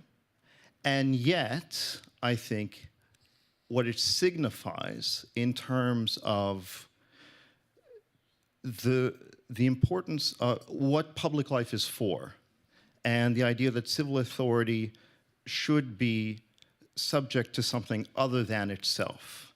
And I think that's very difficult for us to institutionalize within a pluralistic society. I think the search for meaning is something which persists in a secularized society. And indeed, it manifests itself, I think one of the ways in which it manifests itself currently is in this strong insistence on individual autonomy and self-definition, because in the absence of an external transcendental referent, we're kind of looking for an internal referent. But I think that creates, I think that's creating a certain crisis of self. So I think it's privileged, it's imperfect, but I think it's in some ways better than the alternative. Like I say, it's a bulk work. And I think that's why you asked, do other minorities support this establishment? Well, you know, if you were to poll them, you'd get, you know, a whole range of opinions. But I do think that, you know, Javier earlier made the distinction between, you know, majority and minority religions, and that's certainly true. And at the same time, in a thoroughly secularized society like the UK, we're all minorities. And I think that's one of the things that the Church of England needs to come to terms with, in terms of its, well, will it, yeah. So, and should the state reflect the actual status of society? I think in part that speaks to that distinction between effect and meaning. So what it would mean, in a sense, it's an affirmation or it's a signification of what is already largely the case. So it would be kind of the stamp. It would probably, there's kind of some sort of kind of circularity where it would reinforce that tendency. But I'm not sure that, I don't think it's the case. Again, this is, I agree this is controversial, but I don't think it's the case. I certainly don't think it's obvious that the role of civil authority is just to reflect passively the dominant trends in society. Indeed, it doesn't do that, and indeed the legislator doesn't think it's doing that. Legislator actually is thinking that it's advancing towards a particular norm, which is expressed in different sorts of ways, but I think it's very well kind of expressed in kind of the atomistic autonomy of the individual. And I'm not sure that that's really what the public authority should be doing. I think it should be, again, oriented towards I don't know if I want to say transcendental, but a sense of virtue, a sense of virtue ethics, a sense of the common good, which can't be privatized or individualized. Thank you. Thank you. Dr. John? I would like, you know, I should have mentioned that in my presentation. One of the answers is really the program you have initiated, you know, Faith for Right.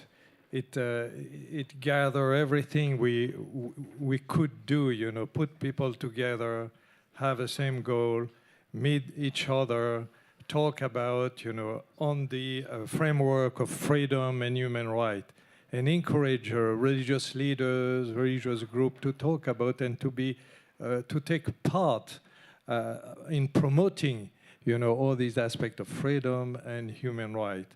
And that's a fabulous program, and I would like again to thank you for doing that, you know, and thank you for your persistence, and because you involve also so many universities, and a lot of work to do has to be done at the level of university, at the level of community. You know, we did a march every year and so on. That's something that's really a very concrete and very good program to put people together behind, you know, as you mentioned, you know, individual behind what people are thinking or ideology and so on. Thank you. Thank you so much. Dr. Javier? Yeah, very shortly. Sorry. I think the problem is not that in Spain if we are prosecuting or not bishops because their opinions about gender ideology and so on.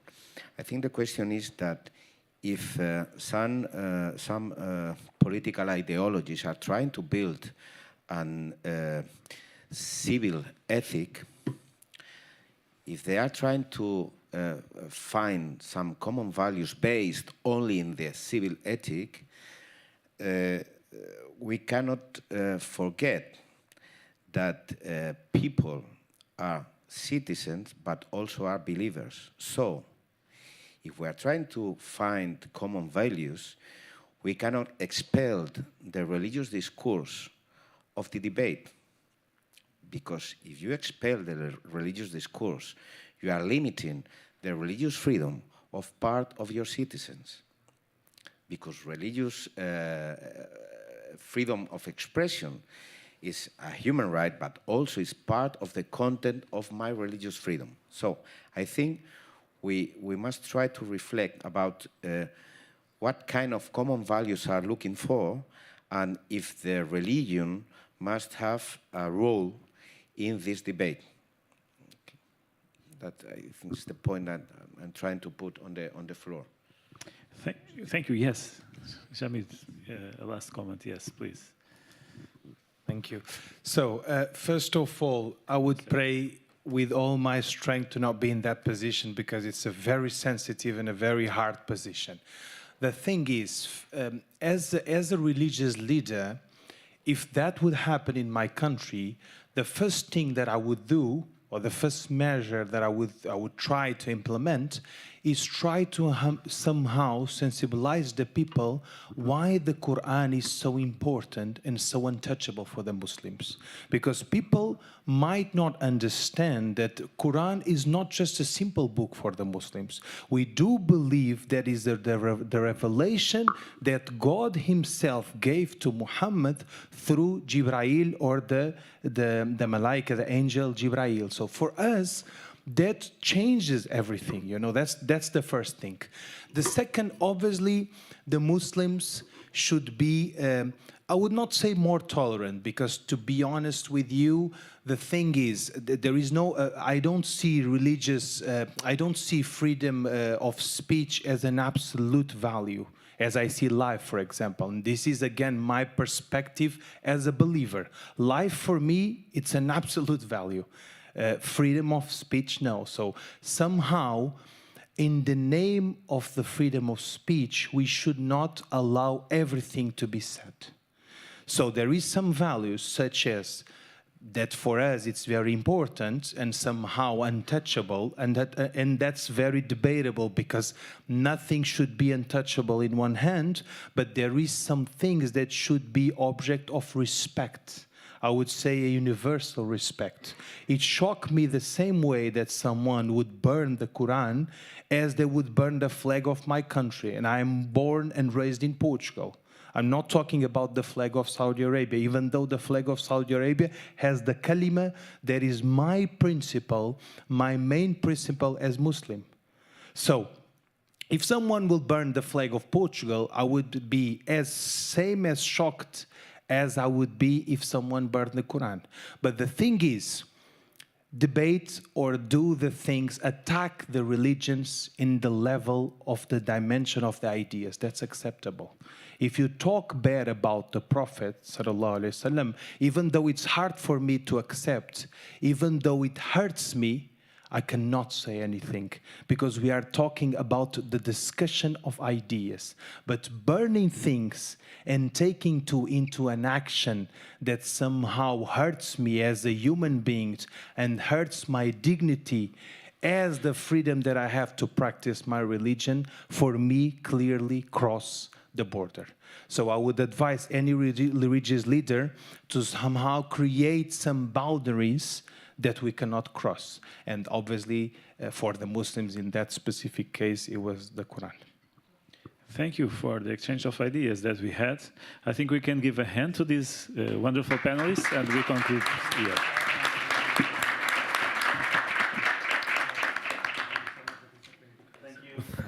João Martins for the fantastic moderation. Thank you to all the speakers for enlightening us and pushing our mind to think about all that has been said. An amazing session.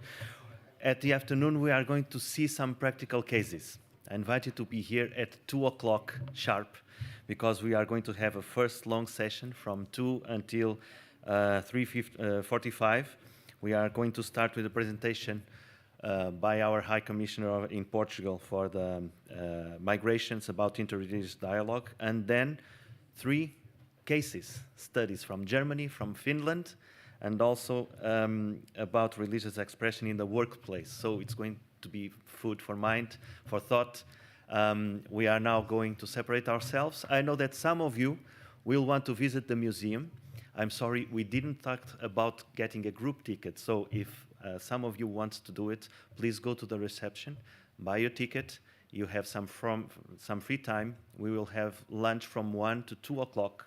So it's now noon. That means that if you come late for lunch, it's not too bad, because you had the option to go to the museum first. Okay? Thank you so much.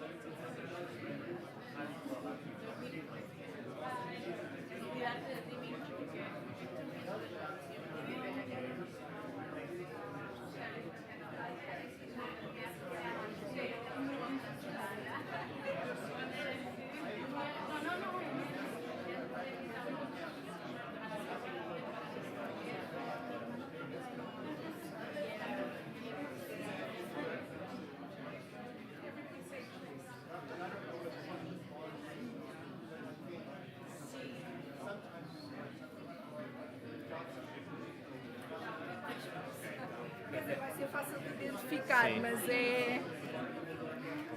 Pode sim. Por isso é mais fácil se eu acompanhar assim, viajar.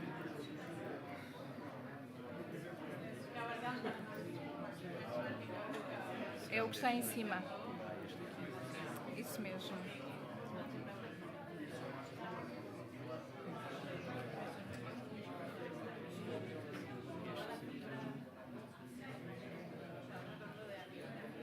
Ok. É só esse. Precisa do computador aqui em cima para ver ou não vai precisar? Ok. Ele vai estar aqui, eu vou passando aqui, não é? Será com isto, com o comando? Sim, tranquilo. Sim, ok, Sim, tá bem. tudo bem. Obrigado.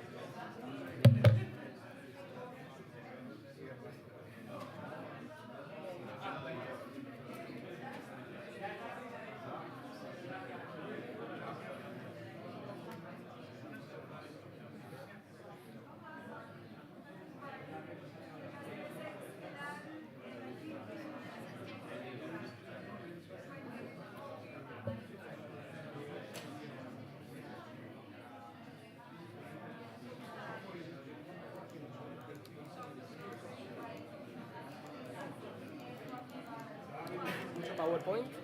Acho que é só um PowerPoint, não é? Que é da primeira da comissária. Ah, vale. ¿Comisarias como ministra? Quase ministra. Quase ministra. Mas é a segunda pessoa mais importante que esteve cá hoje. A primeira foi a ministra. Como pone High Minister? Sim. Posso começar? Sim. Pronto? Podes sentar ali. E eu é que começo. Não.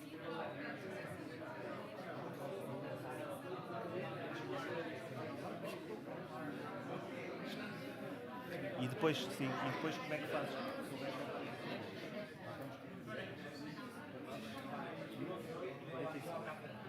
Está bem?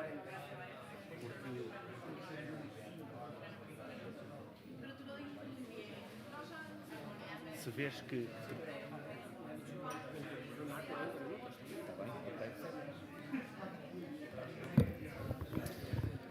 Welcome back, dear guests, dear participants. This is the difficult time to gather together again because it's 2 o'clock after lunch. We know that you want to engage ourselves, but I thank you for being so on time.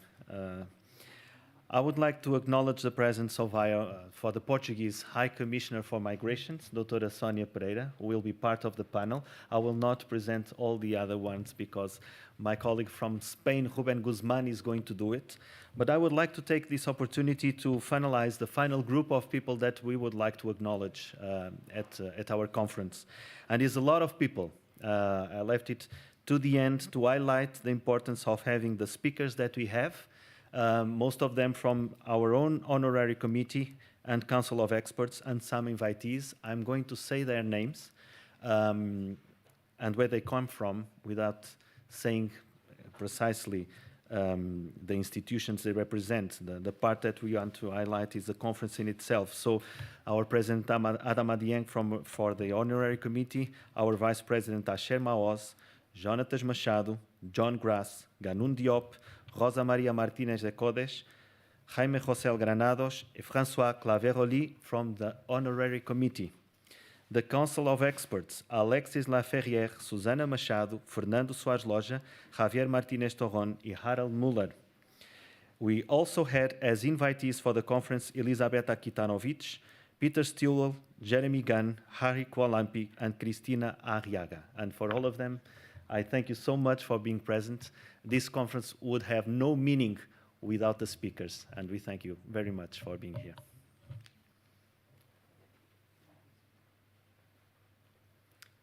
Thank you very much, Paulo. Sadly, we are ending this conference.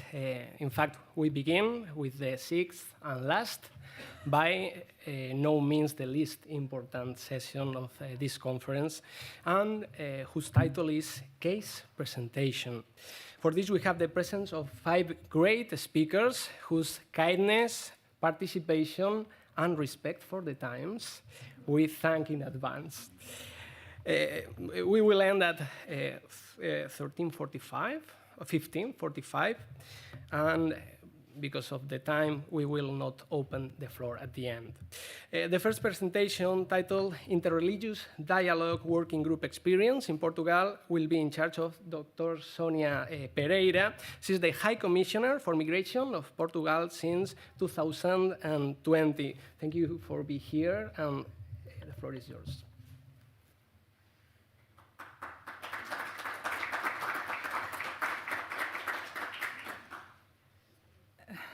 Good afternoon, and thank you for the introduction, and thank you, Paulo Macedo, for the invitation to be here today with you at this conference. And it's our pleasure to participate in this initiative of the International Association for the Defense of Religious Liberty.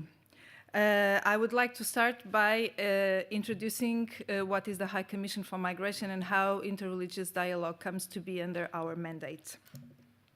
The High Commission for Migration is a public institute in Portugal, and it intervenes in the definition and implementation of public policy that is related to migration and integration, as well as cultural and ethnic diversity. And here we pay a special attention to the Roma communities in Portugal, and also to fight against ethnic and racial discrimination. We work in very close coordination with other public entities in matters of their competencies, also with civil society, local authorities. And this perspective of work in partnership is very much at the core of how the High Commission for Migration, ACM in Portuguese, intervenes in its mission.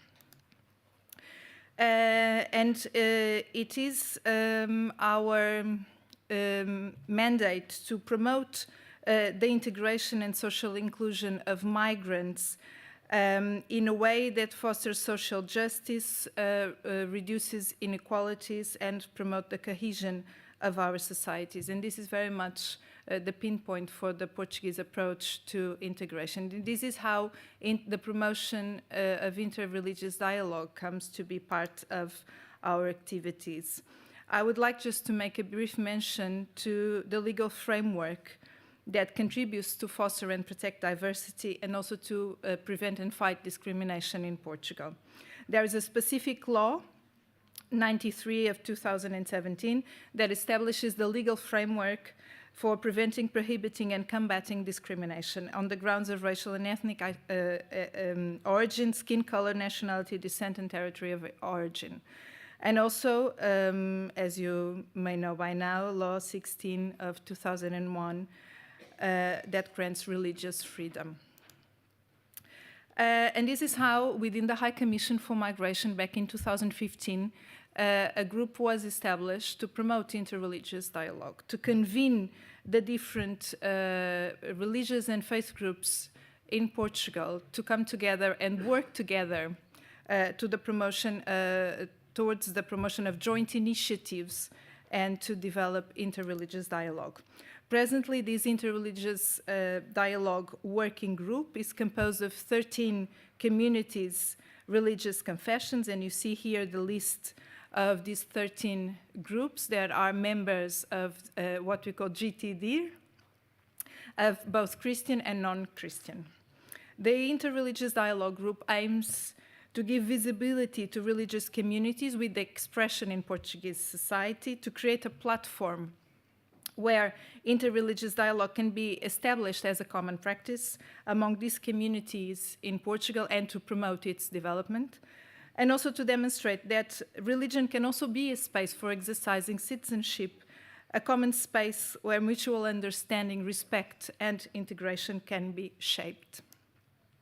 And within this group, we develop together a series of initiatives, and I would like to share with you some of the initiatives that this group has been implementing over the years. One important part of ACM's work is to provide training in different matters that relate to the work of the High Commission for Migration. And one of the trainings that we offer is related to the promotion of cultural diversity and intercultural education, and also interreligious dialogue. And this has been implemented for a number of years. And we provide this free to different institutions, civil society, as well as public institutions. One example of collaboration with the working group is GTDIR, of Interreligious Dialogue. Ah, não está a passar, né? Ah. Aha. Because I see here moving. So now this was a collaboration within the training that is offered by the High Commission for Migration, where the members of the Interreligious Dialogue Group were specifically called upon to participate in this training. It was requested by the Aga Khan Foundation, also one of these partners that we work with, and it was intended to provide training to staff of the Public Employment Service, which is the Institute of Employment and Vocational Training. It's the public institute that in Portugal is in charge of employment and vocational training. Another one of the initiatives is the ACM Out of Doors, where the High Commission for Migration gained visibility in public space and had the opportunity of making more visible some of the activities it develops. And one of the themes in 2015 was interreligious dialogue. It took place in a central area in Lisbon, the area of Alameda, and brought together different religious confessions into common public space, and different workshops were developed with the community there at that time. Also during COVID-19, the Interreligious Dialogue Group participated in the journeys of memory, mourning, and affirmation, also with the aim of remembering and honoring the victims of COVID. Also last year, and this is something we are particularly grateful for, we were able to open an interfaith space of worship at Lisbon Airport, and this was the first time that a place of worship was opened at the Portuguese airport in Lisbon.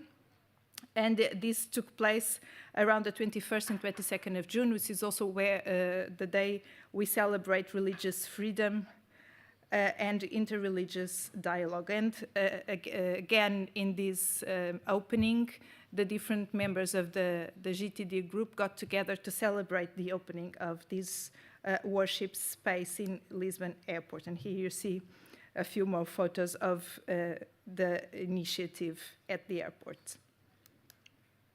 We also participate and organize conferences, and usually in collaboration with the Portuguese Commission for Religious Freedom, we organize around the 22nd of June conferences that also contribute to give visibility to the issue of religious freedom and interreligious dialogue in Portugal. Last year, we celebrated 20 years of the religious freedom law, and we were able to collaborate with the Commission in organizing a very high-level conference to celebrate religious freedom and interreligious dialogue, also here at the Gulbenkian Foundation.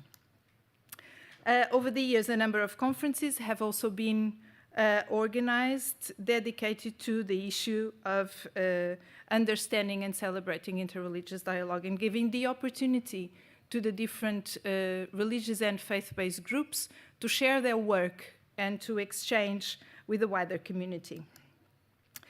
There's also one particular meeting that this Interreligious Dialogue Group organized, and is particularly dedicated to youth. It's a residential meeting, and it's also a joint initiative of different religious and faith-based organizations. And again, the purpose is to recognize and value difference and pluralism, and to create the basis for establishing common ground, and is particularly directed at young people from the different religious and faith-based groups. So far, there have been a number of editions. It stopped during the pandemic COVID-19, but there are already plans to organize it again this year in September. A number of gatherings are organized by the different religious communities in Lisbon, and because of the Interreligious Dialogue Group, different members of the other religious groups also take part in the gatherings. Religious celebrations of the Interreligious Dialogue Working Group members also involve all members. So there is really an understanding of common celebration of the celebrations of each of the religious communities. Dissemination of data also through social networks, and this also takes place around different moments of the year where, for example, peace is celebrated, and to raise an understanding and an awareness of how religion also contributes to building peace. The group also works together in a few publications, most notoriously the Interreligious Calendar, called The Celebration of Time, and this is a partnership between the High Commission for Migration and Editora Paulinas. Usually there is a ceremony to launch the calendar. This year we are also able to present it at the book fair in Lisbon, and there was later in the year a ceremony that organized specifically to present this interfaith calendar. It's now available in Portuguese as well as English. Also in 2022, the group worked together on a flyer dedicated to the prevention of domestic violence, where the different religious and faith-based groups that are part of the Interreligious Dialogue Working Group were able to present contributions, and it was also disseminated within their respective communities with contributions from all the groups. There is also participation in international events such as this one. I was also honored to take part in the International Meeting of Experts of International Religious Liberty Association. This took place also here in Lisbon in September. And it included elements from different countries, and it was also an opportunity to share the work that we do here in Portugal. And we have also been involved in the European Policy Dialogue Forum that has been promoted by CAICID. The last meeting took place in Barcelona, also in partnership with the Network for Dialogue, the Blanquerna Observatory of Communication, Religion and Culture, and the European Council of Religious Leaders. And this international event in particular gathered more than 120 participants from 30 different countries, many members of different religious communities, and it was dedicated to the integration of migrants and refugees in European cities.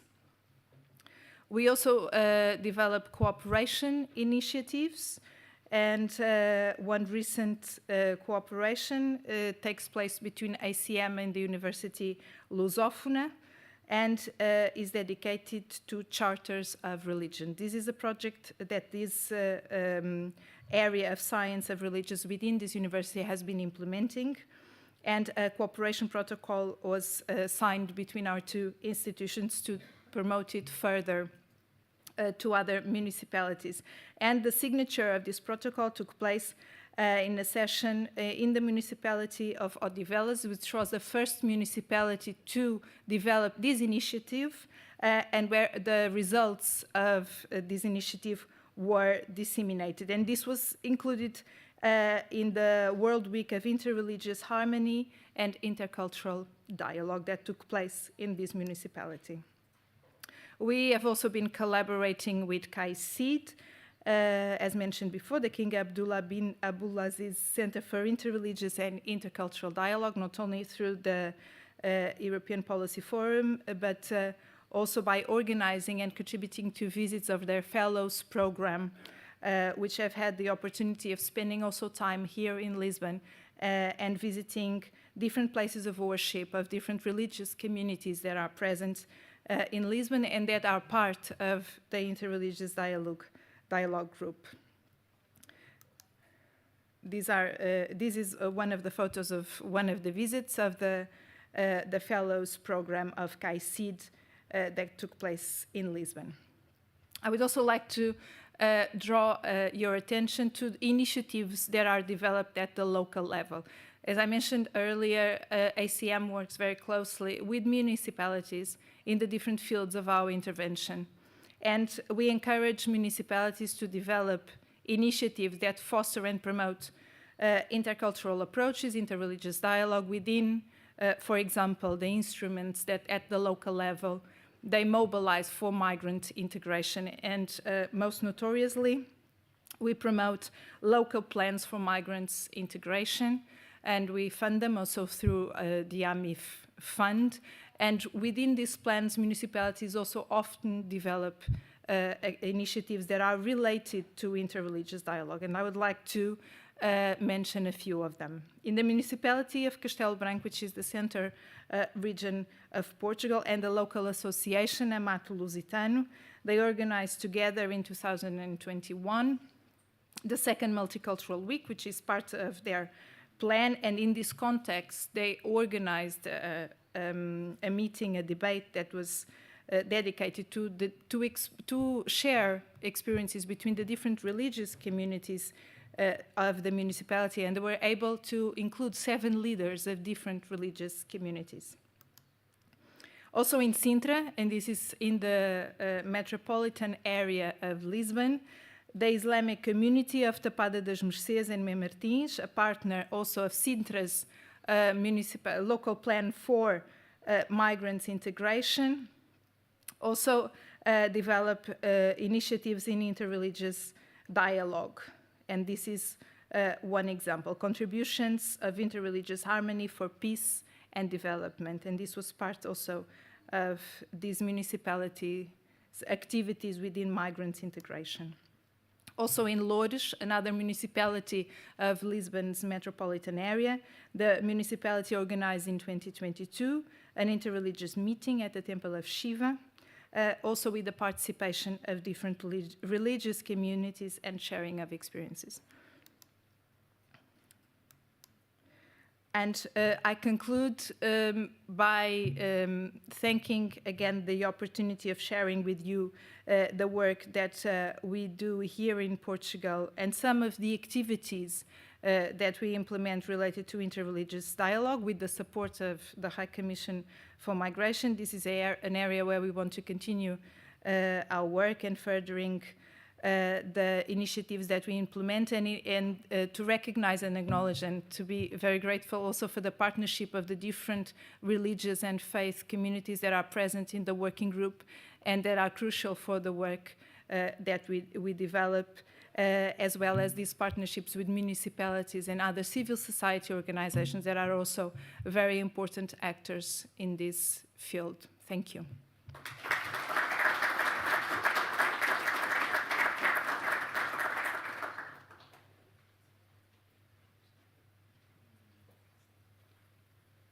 Thank you, Dr. Pereira, for your exposition and your work. Our next presentation will also be the second intervention by our speaker, Dr. Susana Machado, who was responsible for the remarks of the third session yesterday. Dr. Machado is a specialist in labor law, and she obtained a PhD from the University of Santiago de Compostela in a beautiful country called Spain. She's a member of the Council of Experts of the AIDLR, and she was awarded with the Conscience and Liberty Prize by the Portuguese section of AIDLR in 2014. The title of her presentation is Religious Expression in the Workplace. The floor is yours.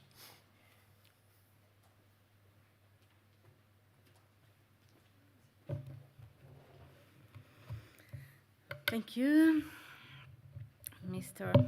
Moderator, and good afternoon, ladies and gentlemen, fellow speakers.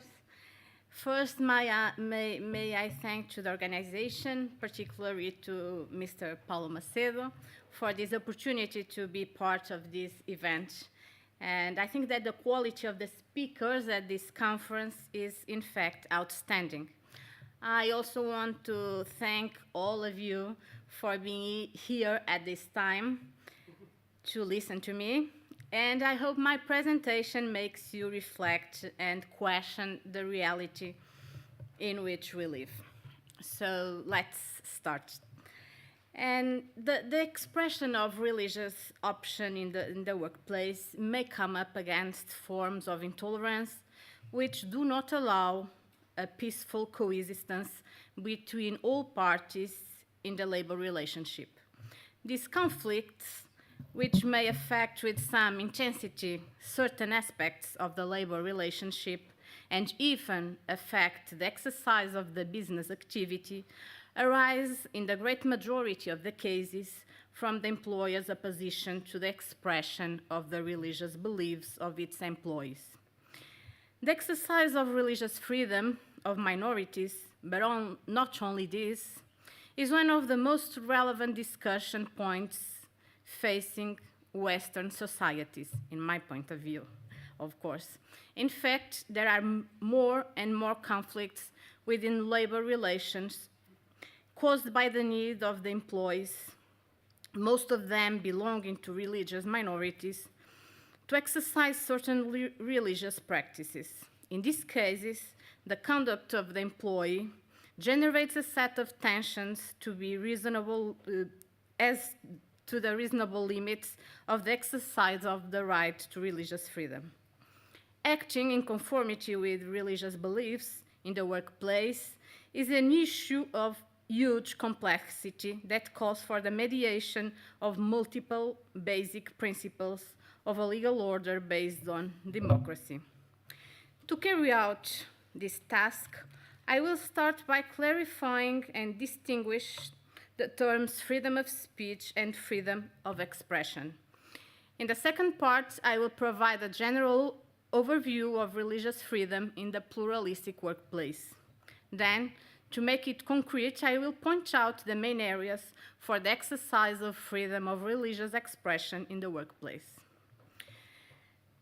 Terms like freedom of speech and freedom of expression are often used interchangeably or inconsistently in a legal sense.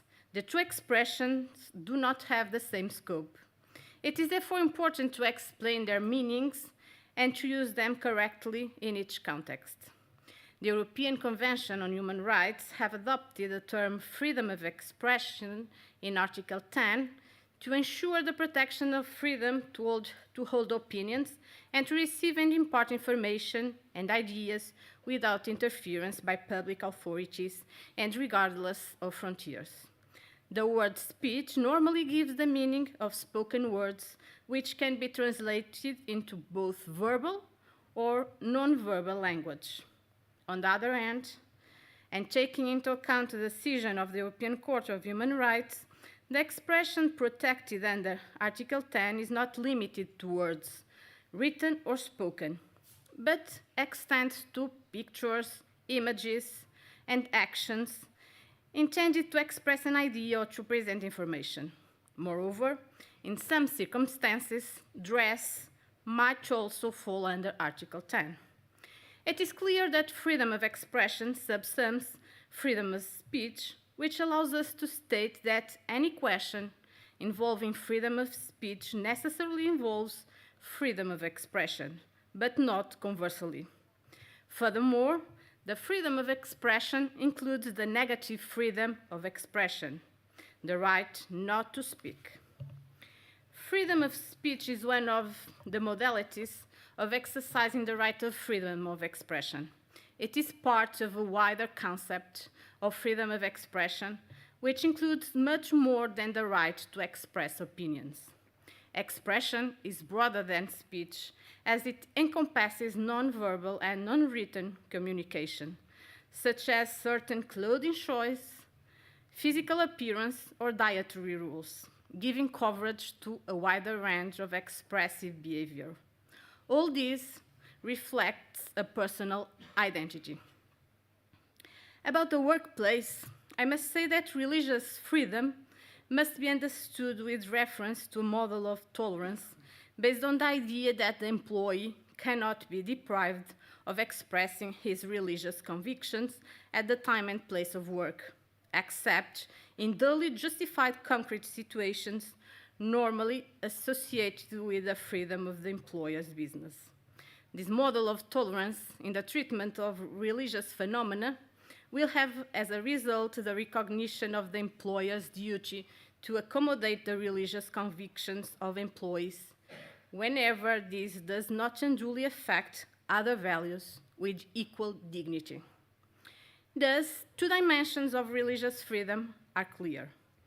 First, the internal dimension, which establishes a limit of individual autonomy in which beliefs are reserved to the most intimate and personal form, in close connection with the dignity of the human person and the free development of the personality. Second, the external dimension, which emphasizes the right to act in conformity with adopted belief, corresponding to the expression of religious convictions. It is precisely this last dimension that matters to be analyzed in this context. From the characterization of the right to religious freedom, it is clear that this is not possible to exclude the exercise of this freedom in the context of the employment relationship. On the contrary, it seems reasonable to state that the guarantee of religious expression of the employee is based on the promotion of his dignity and asserts the social responsibility of the company in such a way as to ensure the maximum effectiveness of religious freedom, even because economic rationality cannot be the unique reason for the employer's decision that affect the fundamental right of the employee.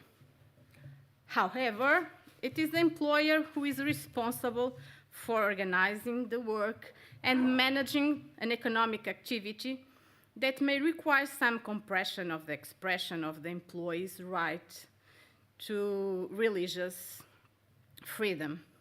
At this point, a question arises.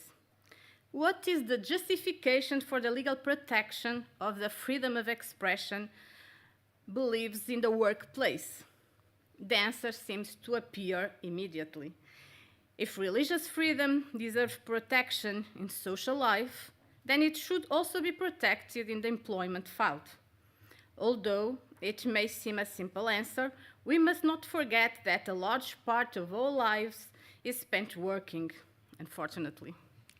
Religious convictions do not stop at the factory door, at the office door, at the company door, or at the university door. Religion is not confined to the intimate forum of the individual. The worldview is strongly influenced by individual religious conceptions, and this affects all behaviors, ranging from private life to the public space, including the workplace. When we say that religious beliefs are not confined to private life, we have to bear in mind that the expression of faith can affect other equally protected interests. In a utopian world in which the exercise of religious freedom did not clash in any way with other interests, the discussion about this would be unnecessary. But this is not the reality. To this extent, it is clear that there must always be a balancing act so that religious freedom do not involve an undue cost for the other members of the community. To this end, the employer has the duty to accommodate the religious practice of its employees if this does not impose an undue hardship. The relevance of reasonable accommodation concerns to the fact that this legal instrument takes into consideration all the possibilities of providing the right to religious freedom with maximum effectiveness and in the employment relationship. In fact, the duty of reasonable accommodation manages to germinate an area of stronger protection of this right to religious freedom within labor relations. A complete protection is consolidated both at the level of religious identity and, above all, of the expression of religious convictions. The exercise of the different rights that may come up religious freedom in its external dimension must be guaranteed, such as, first, the observance of worship days and prayer time imposed by religion. Second, the respect for dietary prescriptions established by the adopted belief. Third, the adoption of a certain appearance and the use of religious symbols. and fourth, the practice of religious proselytism. Insofar as the irradiation of these rights is unquestionable, it is important to consider the level of protection that should be conferred to them, which can only be done on a case-by-case basis without forgetting a solid legal argument based on dogmatic considerations.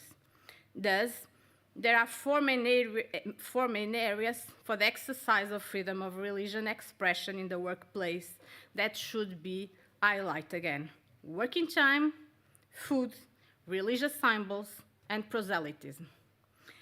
About working time, and to be brief, I should say that the employee may be faced with the need not to work on days that match with religious festivities, or even to enjoy a certain weekly rest day, or even to take certain breaks in working time in order to comply with rituals and prayers. And in my opinion, this is also religious expression. About the second area, food, the expression of religious freedom is not limited to a set of ceremonies or prayers respecting certain normative code that regulates the daily life of believers. These rules also refer to a type of food and drinks that can be consumed, for example, at the company canteen, or manipulated during working time. This is not an innovative statement at dogmatic level, insofar as the European Court of Human Rights some years ago had the opportunity to state that the observance of certain dietary rules may be considered a direct expression of beliefs within the meaning of a normative provision inscribed in Article 9. So food constraints represents an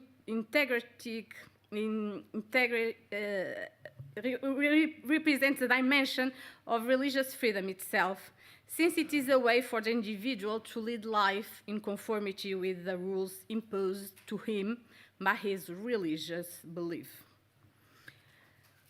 Conflicts between corporate freedom and religious freedom are strongly motivated by cases concerning the adoption of certain image or the use of religious symbols, and we have many decisions for sure that you know something about them, and I do not have time to comment on these cases. But I should say that religious symbols of personal use reflect individuals' feelings of belonging to a particular faith expressed throughout the use of an object, a concrete physical appearance, or through wearing a certain clothing. The freedom to wear certain items of clothing with connotation to a particular religion forms part of an essential core of freedom of religion. Freedom to wear clothing with a religious connotation is subject to the same protection that should be given to freedom of religion, because it is an expression of that religion. The fourth area is proselytism, that corresponds to a form of expression of the right to manifest one's religious beliefs or convictions. Religious freedom integrates freedom of religious expression, including the freedom to make known one's beliefs.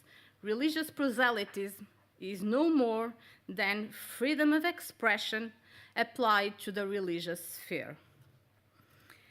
In this way, the right of all individuals to expose their religious convictions, to share their faith, and try to convince others is recognized.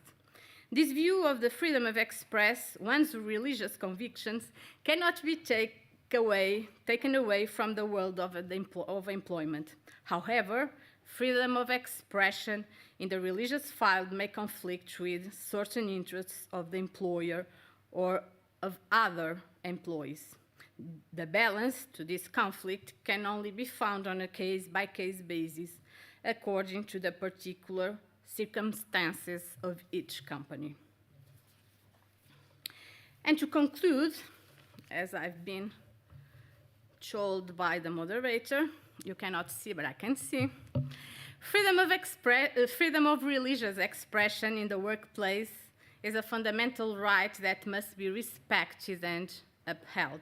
Employees should be able to express themselves without fear of retaliation or discrimination, as long as their religious expression does not interfere with the job performance or violate the company's policies.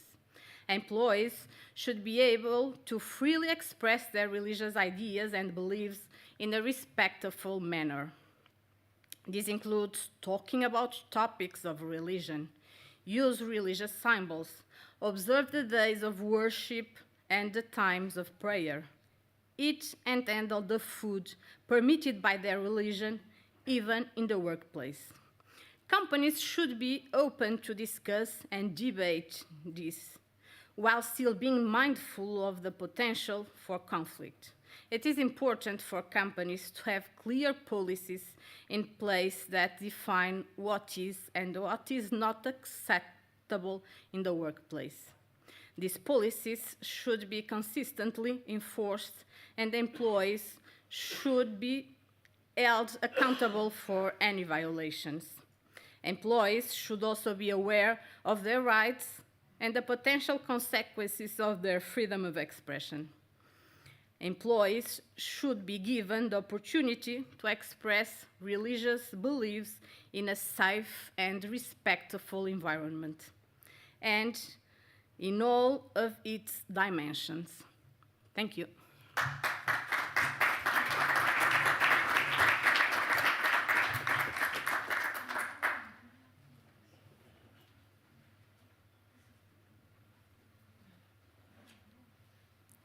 Thank you, Dr. Machado, for your respect to your moderator and for your exposition.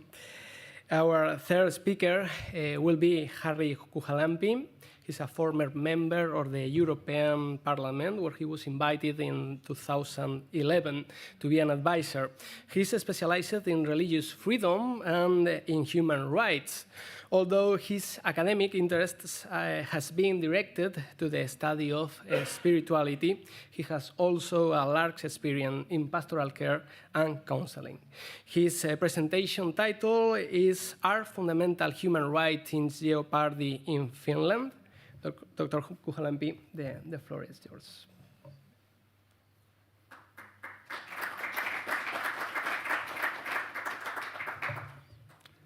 Thank you very much.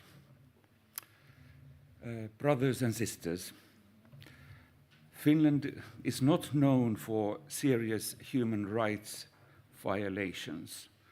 On the contrary, for several years, it has been regarded as the happiest country in the world. Contributing to this recognition are factors such as a high level of trust among its citizens, the openness of society, and a general sense of safety. Freedom of religion and expression can also be seen as elements enhancing the overall well-being and social stability in the country. As Finland has a good record for human rights, freedom of speech and freedom of religion, great national and international attention has been drawn to a court case where these freedoms are regarded as opposing the fundamental rights of homosexuals. Does the Räsänen lawsuit ruin Finland's good reputation as a country where human rights, particularly religious freedom, are well protected? It may seem surprising that a member of the Finnish Parliament, Mrs. Päivi Räsänen, also former Minister of Interior Affairs and a former leader of the Christian Democratic Party, is accused of hate crime. However, She is nationally well known for her conservative Christian opinions, often presented in an uncompromising way, which many find irritating. Though she holds no position as a spokesperson in Finland, in the Finnish Lutheran Church, her statements have on more than one occasion incensed the public, leading to thousands of withdrawals from church membership. In addition to personal background factors related to MP Räsänen, the increasing lack of religious knowledge in Finnish society has contributed to creating fertile soil for germination of misunderstanding and wild interpretations. In 2004, Räsänen published a pamphlet on biblical views concerning family values and sexual behavior issues. The text was also made available on the internet, which over 10 years later made her accountable in court for alleged hate speech against homosexuals. Based on that text, as well as some tweets and a radio interview discussing the issue several years later, she was charged with violating the rights of this group of people. In one of her tweets, Räsänen quoted a Bible text from Apostle Paul's letter to the Romans. According to the prosecution, this indicates her negative, unaccepting, and judgmental attitude to all homosexuals. These expressions constituted the assumption that she is, in fact, attacking all homosexuals. Although police investigation found no criminal or illegal element in Räsänen's writings or words, the Prosecutor General had a different view of her writings. The Prosecutor General, Mrs. Raija Toiviainen, decided to bring charges against both her and Bishop Juhana Pohjola, head of an offshoot Lutheran community who was responsible for keeping Räsänen's writings publicly available on the internet. According to the prosecutor, there was reason to suspect that agitation against a people group had taken place. Toiviainen pointed out that, unlike the police, the public prosecutor also considers the human rights regarding freedom of speech, freedom of religion, and non-discrimination in its decisions. In Toiviainen's view, the suspected crime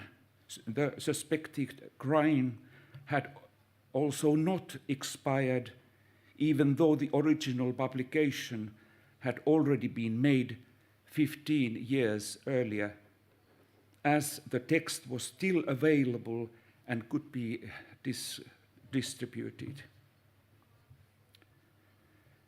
What are the charges about? Why did the national prosecutor decide to press charges even though the police did not see any reason for this in their thorough investigation? What does it mean for Finland and the freedom of speech in Europe as a whole if Räsänen and Pohjola are convicted of a hate crime, incitement against a people group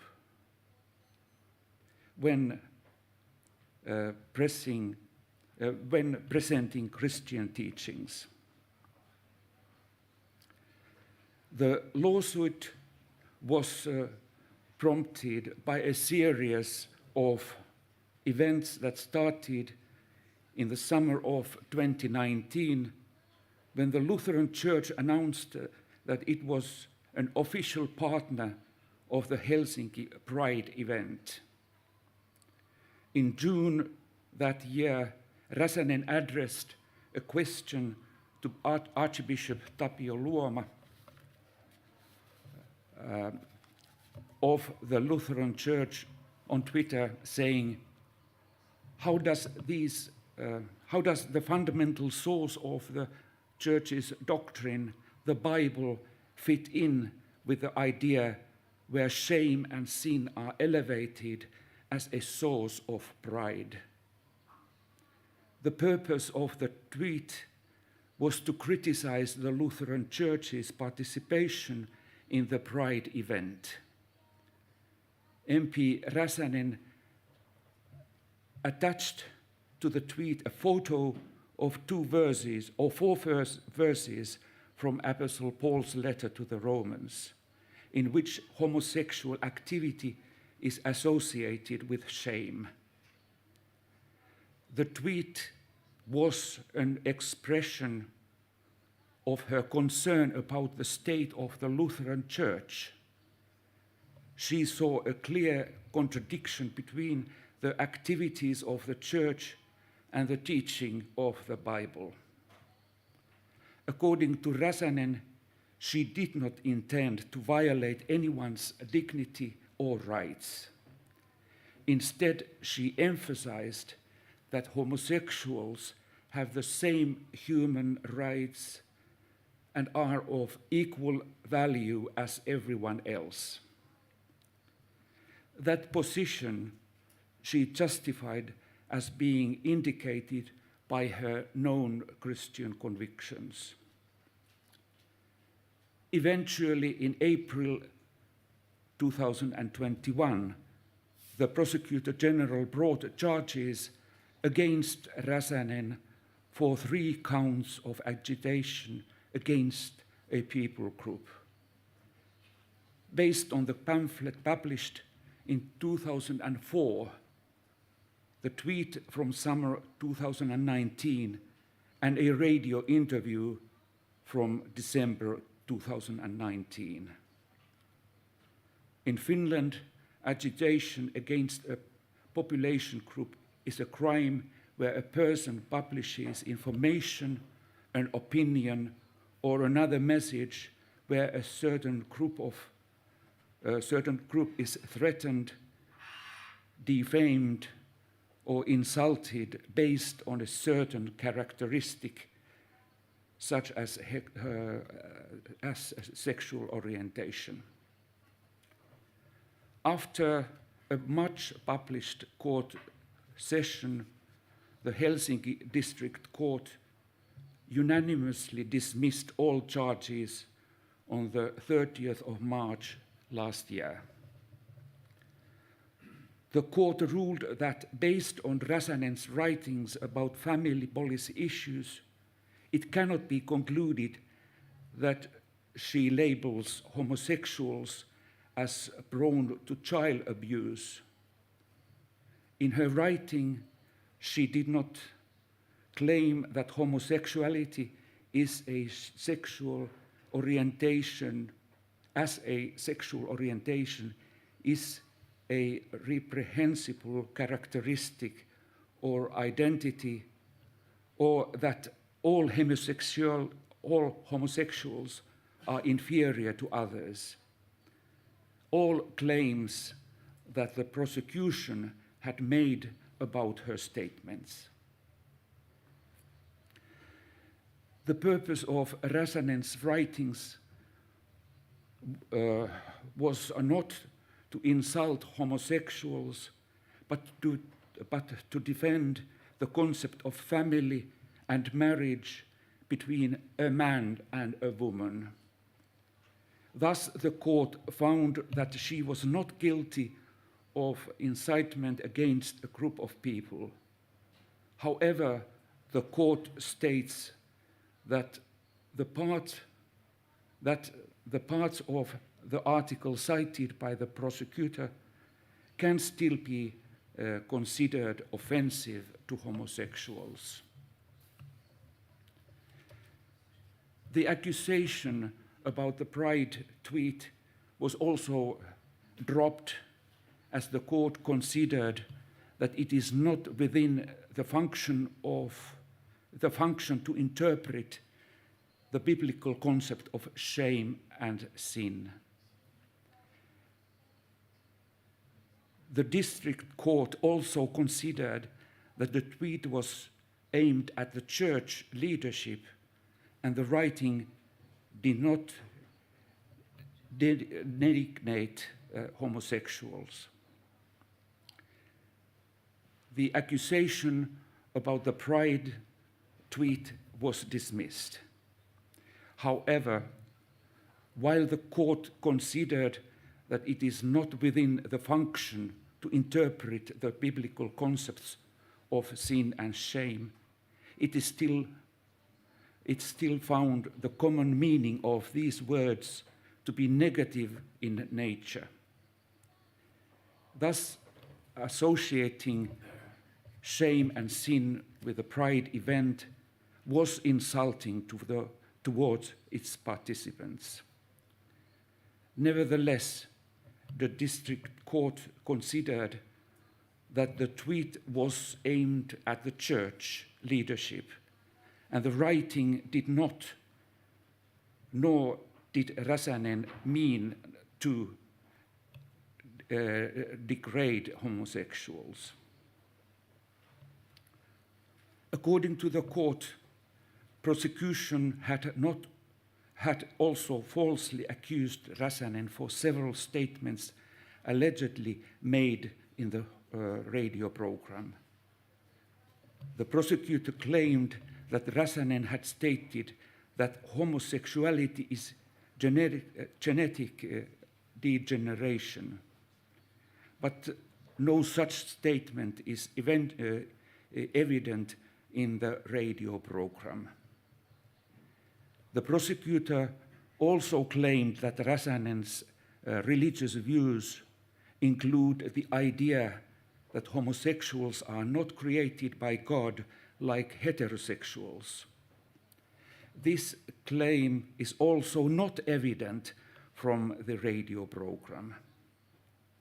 According to the court, such hypothetical statements also could be libelous in the sense intended by the law, and the fact that others are drawing conclusions offensive to homosexuals from Räsänen's statements does not constitute a crime offense by her.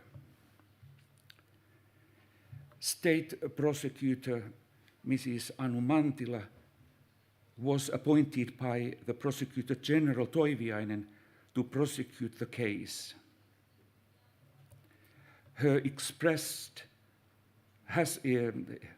She has expressed her dissatisfaction with the district court's verdict. She absolutely refuses to accept the verdict. Mantila considers the prosecutor's point of view in the case to be objective and criticizes the district court's interpretation as erroneous.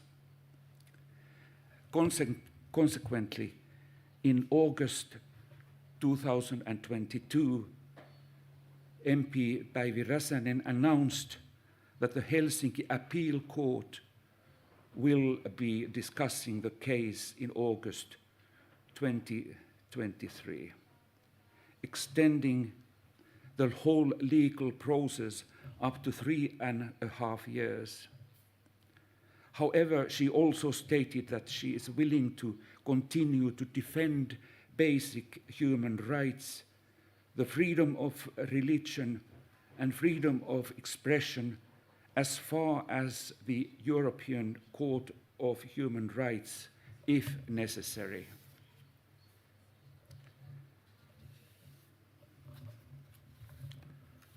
Now I'm missing a page.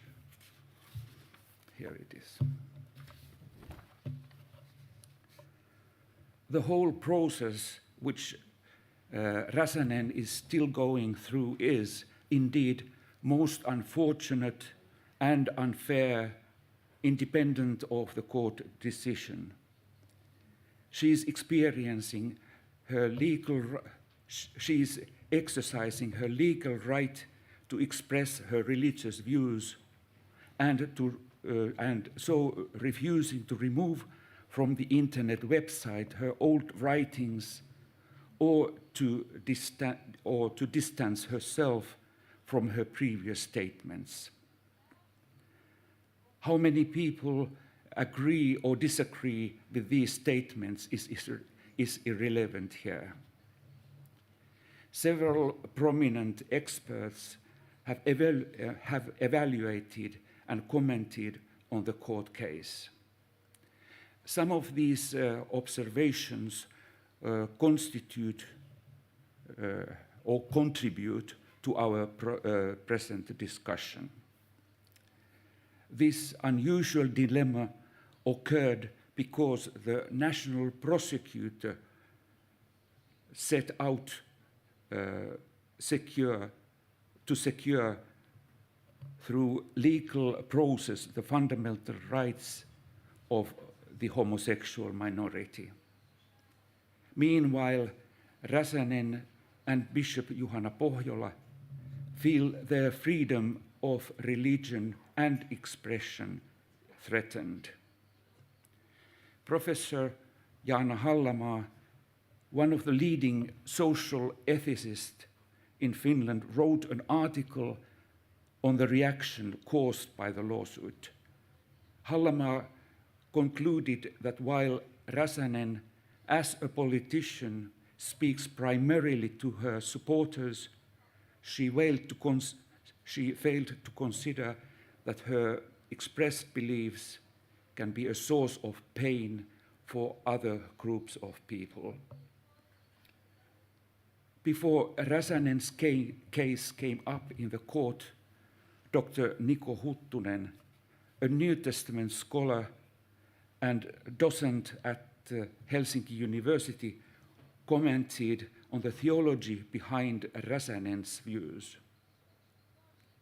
He wrote an extensive analysis of the interpretation she gives to the passage in Romans, which is part of her Twitter argument. Huttunen shows that Räsänen takes a layperson's approach to the biblical text and its interpretation. As a theologian, Huttunen finds her views to be theological unsubstantiated. On the other hand, Dr. Juha Meriläinen views this case to be the context of a wider campaign by the right-wing conservative movement to gain more ground and influence among Europeans. He suggests that Räsänen's point of view should be regarded as part of a political rhetoric and thus harmless as concerns how sexual minorities are generally regarded in the country. An association to protect the freedom of expression and religion has also been established to support Päivi Räsänen in her legal dispute for these rights. Mr. Santeri Marjokorpi, leader of this support group, urges that on their website that the freedom of expression must be broadly used, otherwise it will diminish. In his view, proponents of modern counterculture are attempting to gag the expression of views that are contrary to the popular opinion. He also insists that no court of law has the authority to rule on what acts Christians can call sin. Instead, to define sin, one must turn to the Bible. Last year, a collection of articles by renowned individuals was published as a book to support Räsänen and Pohjola as they fight for their rights to uphold biblical beliefs and to also promote their convictions publicly. The Finnish title of the book, Raamattu käräjät, suggests that it is the Bible that is on trial, not only Räsänen and Pohjola.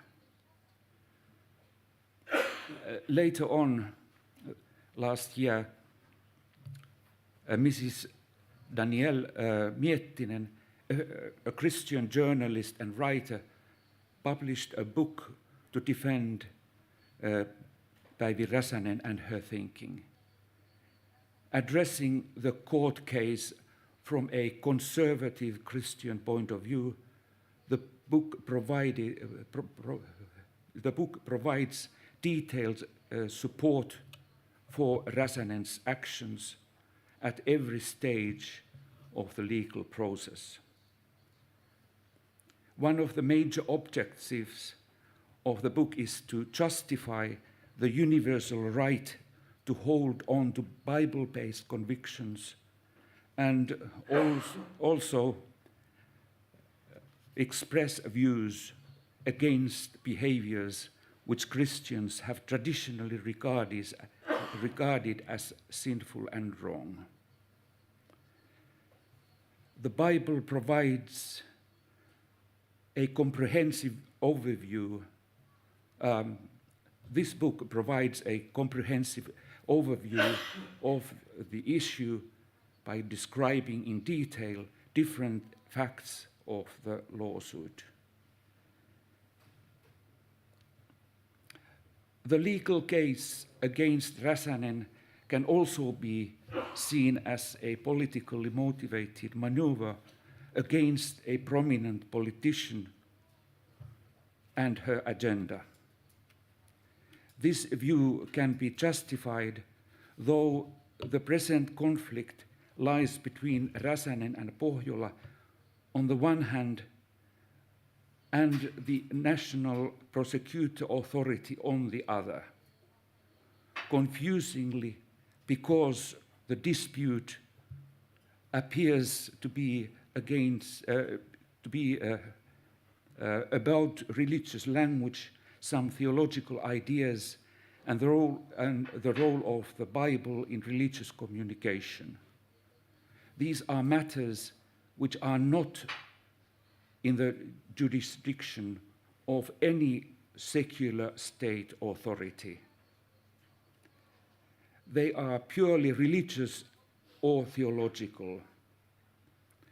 In addition, it appears strange that family policy issues are disputed at a court of law instead of being debated through democratic legislature. Consequently, it has been argued that the National Prosecutor Authority has in this case assumed a political role, thus putting at risk its position as the independent third estate of government. Dr. Kuhalampi, you have 1 minute. I will conclude by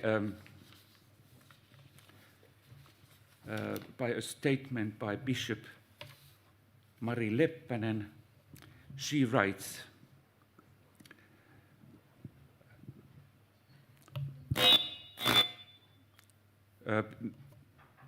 this is the anniversary year, 100 years earlier in 1922, the first Finnish freedom of religion law was issued. In this anniversary year of religious freedom, we should all ask that what makes Finland progressive today? Freedom of religion is still one of the foundations of a free society. A culture that does not recognize its own roots and give them value is poor.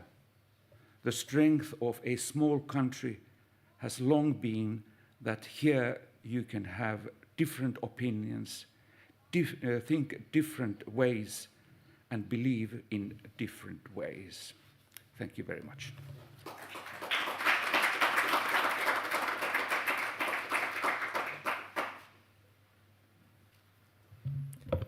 Thank you, Dr. Kuhalampi. Our fourth speaker, Dr. Harald Müller, is judge in Hanover and a board member of the German chapter of the International Association for the Defense of Religious Liberty. He's leading the Institute for Religious Liberty at the University of Friedensau in Germany, and he's also member of the AIDLR Council of Experts. His presentation will introduce us to the interesting case of Pastor Olaf Latzel. Dr. Müller, the floor is yours.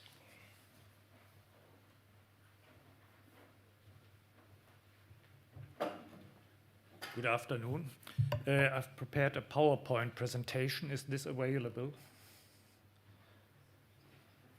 It would facilitate and make it much easier to make my presentation. We charged it yesterday. I have it here, so you can put it on the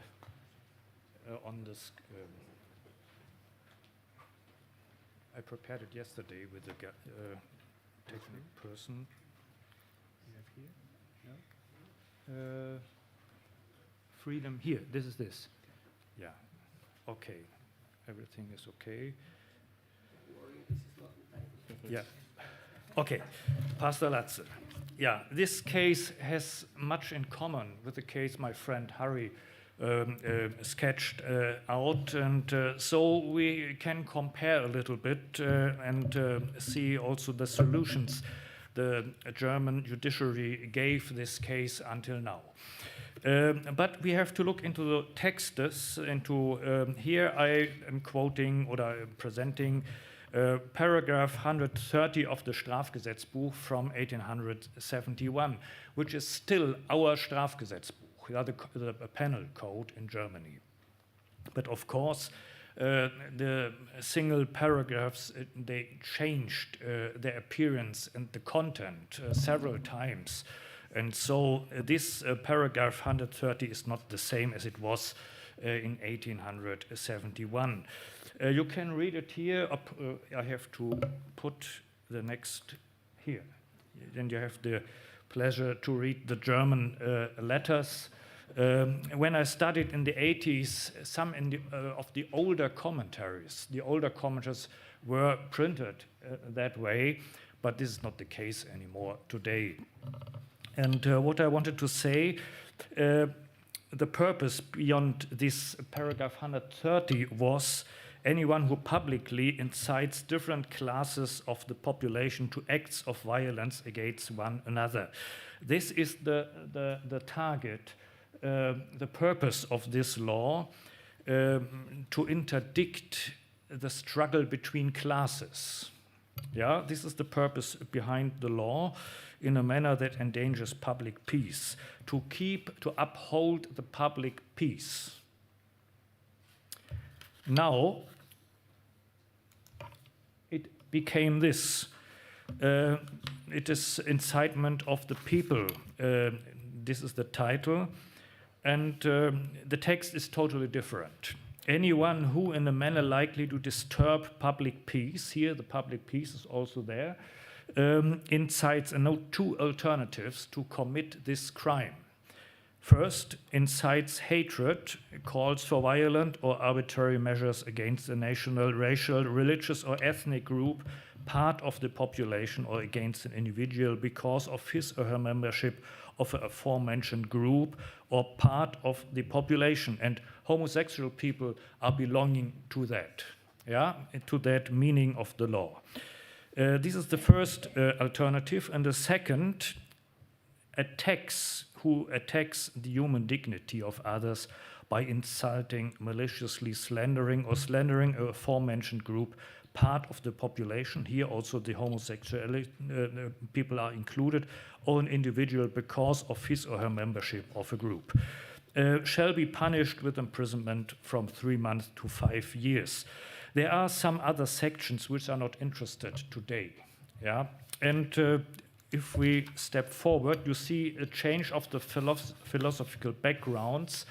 In the beginning, the purpose, as I already said, to keep upright, to uphold the public peace, to avoid revolutionary manifestations among the classes. This was the emperor.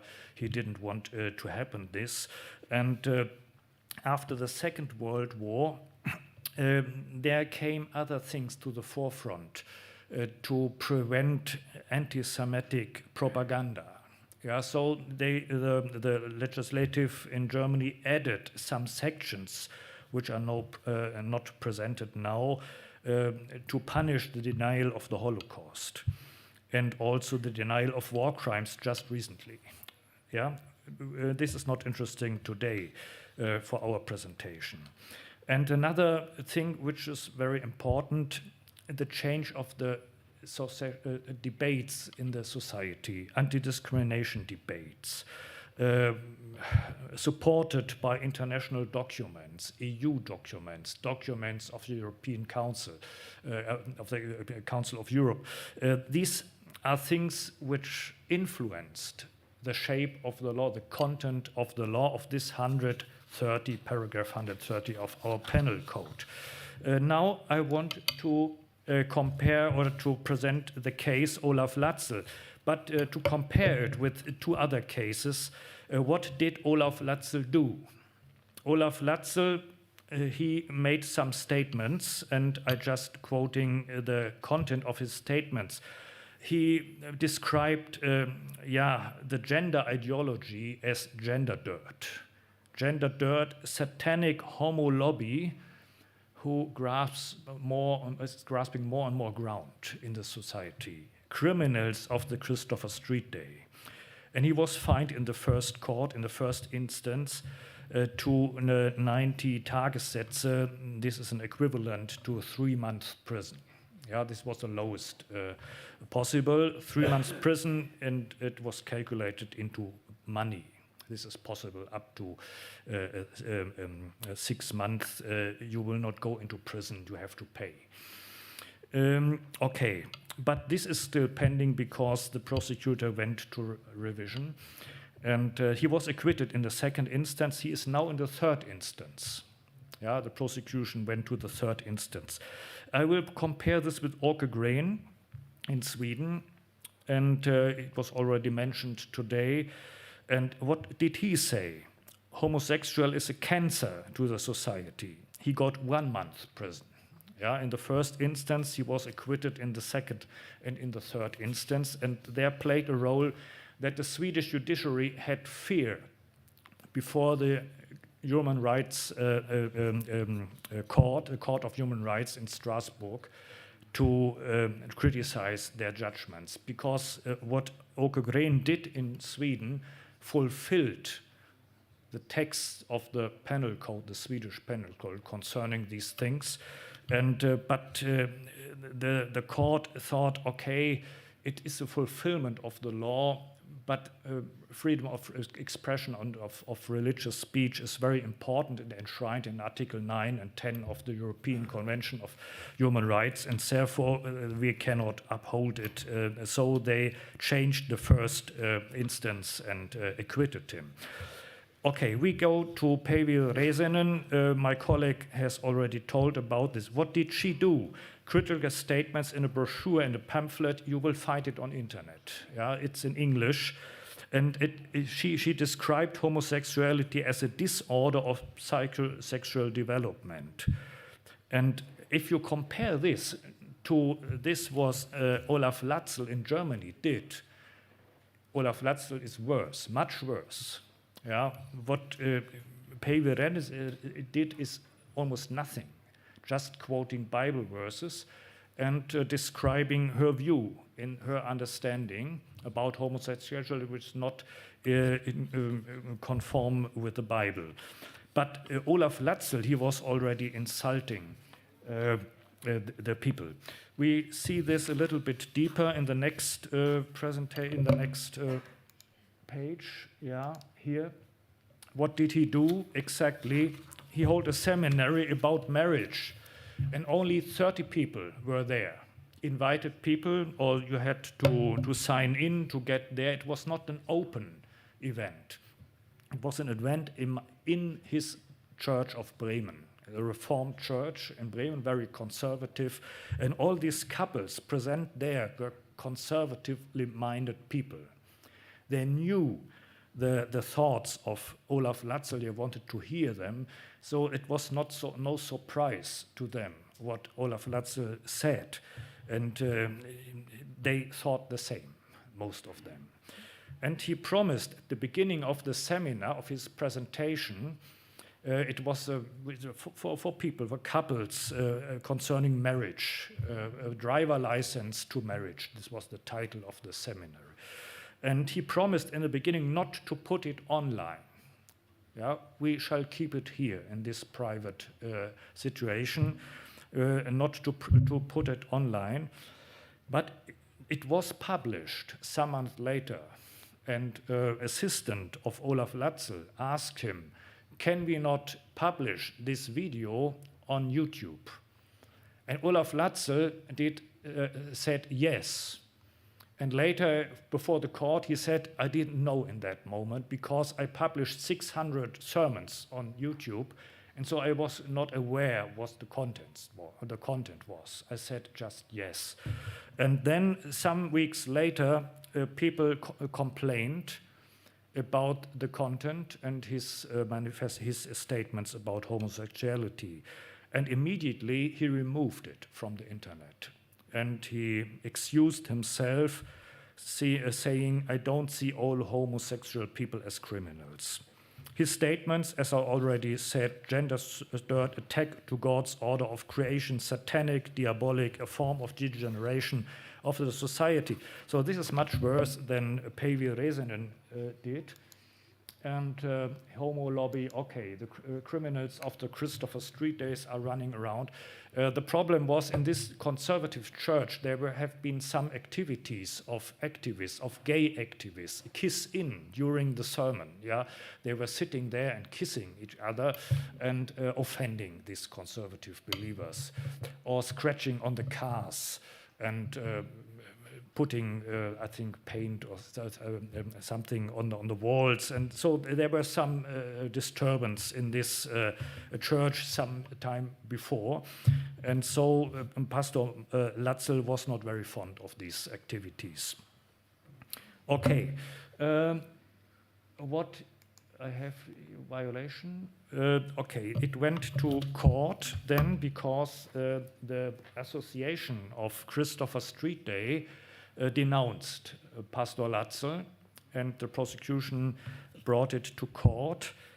And now it is, yeah, Section 1. The Amtsgericht Bremen, this was the first instance court, and he fined him to 90 Tagessätze and said 130 is fulfilled.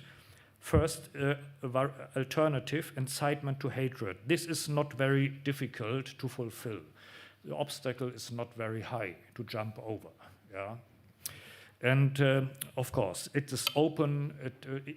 This court didn't believe when Pastor Latzel was saying, "I didn't know, I wasn't aware to publish this, what the content was." This court didn't believe that. So it was. They said it was openly said, it was published, and so it was suitable for incitement to hatred and to create hateful actions. Gender dirt, homo lobby, criminals of Christopher Street days, these statements can create an attitude of counterattack against homosexual people, to incite other people to be aggressive because these are the criminals. Yeah, Christopher Street Day criminals are coming, and you have to defend yourself by counterattacks. And this is incitement to hatred. This was the opinion of the court. Yeah. The next is here. Appeal. Yeah, it went to appeal, and it also was, I'm a little bit too fast, it was also fulfilled section number 2, section 1, number 2, human dignity. Yeah, human dignity, hostile attitude against the center of the personality. Pastor Latzel, in the opinion of the court, was denying the right to exist in the society. They are criminals. Yeah, they have no place in the society. And this is against the center of the personality and therefore against human dignity. Okay, then we go to the next. But this went to the Landgericht and the second instance. And the second instance acquitted him. And this was interesting to see what they did in the reasoning of this court. They said, interestingly, 130, number 1 and number 2, both, requires the targeting of parts of the population. This is not the case with gender dirt. If you say gender dirt, because we cannot exclude that Latzel didn't mean the persons. He meant the ideological concept behind. Therefore, it is not fulfilled. Yeah? The second point, incitement to hatred. No, we have to balance the statements of Latzel with the right of religious freedom, which is even higher than the right of free speech. We cannot exclude that Latzel, this is what the court was saying, that Latzel did not mean the persons directly, homosexuality as a degeneration of society, but he means the sin of homosexuality in the context of the Bible order in Latzel's understanding, the distinction between sinner and sin. And they asked an expert, a theological expert from a University of Vienna to explain this biblical distinction between sinner and sin, and followed them. Okay, we go to the next. What is with this? The homo lobby, they said, no, we cannot exclude that Latzel only wanted to criticize the inner church development towards a gay marriage in the church. Yeah, we're talking about Anglican Church today, and consecration of a gay marriage of couples in the church, and the church attitude and openness towards this. Latzel, perhaps he was only criticizing that when he used the word homo lobby. Yeah, so they tried to let him slip away. Yeah, we notice that. We go to the next. If we come to dignity, usually you cannot balance it with other rights because human dignity is at the highest point, but it is not fulfilled in this case because there is this distinction between sin and sinner, and we cannot exclude his concept of distinction. Latzel sees himself as a sinner among sinners. Yeah, so he is also with them in that sense. Okay, acquittal. But the prosecutor went to revision, and though their case is therefore open, I don't expect much to happen, because in this third instance, they only check if the law has applied properly. They don't go into facts anymore. Yeah? So I don't expect this to be changed. And at the conclusion, I can say the Landgericht Bremen did not overlook, in comparison with the first instance, the importance of religious liberty in balancing the negative effects of Latzel's statements with the freedom of speech. And so the side of the Amtsgericht was too narrow. Yeah, they said, okay, this freedom is limited by 130 StGB, but this is not possible in the freedom of religion because there is no limitation in the basic law of freedom of religion, differently to freedom of speech. There's a difference in the German law. And so this view was broader. And I think I don't expect a change of this in the third instance. But it's interesting to see how they dealt with this case compared with the Finnish case. Yeah? Even if these words Latzel used were much worse, yeah? Much more insulting. Yeah, thank you very much for your attention.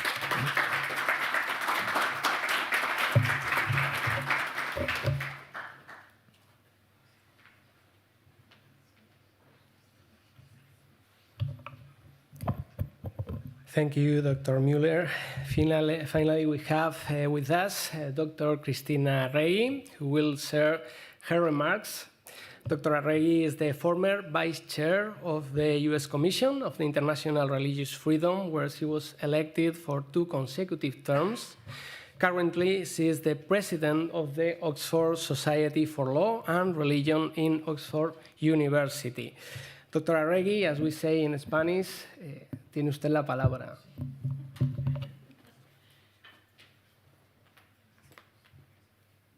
Can I close this? So, as a human rights activist, I understand that I'm the only thing standing between you and an uplifting libation allowed by your religious tradition. So I will be very fast, very quick, and I hope that I do justice to the excellent panel that we've had. In 2018, when I was a commissioner at the United States Commission on International Religious Freedom, I went to visit a prisoner, a pastor who had been unjustly in prison and was in a high security prison. And he told me that his biggest fear was to disappear. Now, when I met with him, he had been in solitary confinement for some time. He was the ghost of the picture that I had seen. He had lost 50 pounds. And frankly, if I were in a high security prison, I would have other fears aside from just disappearing. But that's the importance of our work, right? Is being able to see people and being able to uplift the stories of the people who are suffering because of their religious beliefs and their religious systems. But he reminded me of something very important for us, the people that work at this intersection of freedom of religion or belief and freedom of expression, and that is that freedom of religion, it's so much easier in the American version. Religious freedom is not about who we are. It's not about who God is. I'm sorry, I said that vice versa. I am in need of a libation now. I think it's the other way around. Religious freedom is not about who God is, it's about who we are. It's about human beings. It's not about protecting religious beliefs, it's about protecting the ability of humans to arrive to a belief system freely and without any intervention from the government or from the law. Over the last 2 years, we have engaged in an important and rich panoramic view of freedom of religion or belief, freedom of expression. We talked about international laws, we talked about philosophy, theology, we talked about what international instruments are available to us. We consider how laws are necessary but not enough. And we've wrestled with the difficulties in the current climate of freedom of expression and the whole abstract and vague idea of offensive words and of hate speech.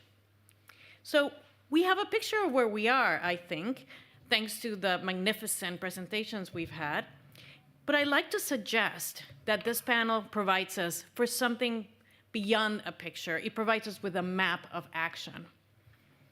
From my view, the excellent speakers have made 3 basic points. One is when we go to work, our religious beliefs are not left at home like an umbrella or a scarf or a coat that we should be wearing.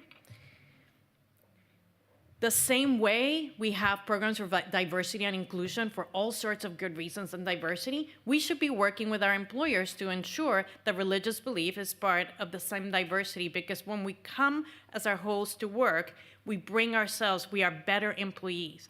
We need to make the case to corporations.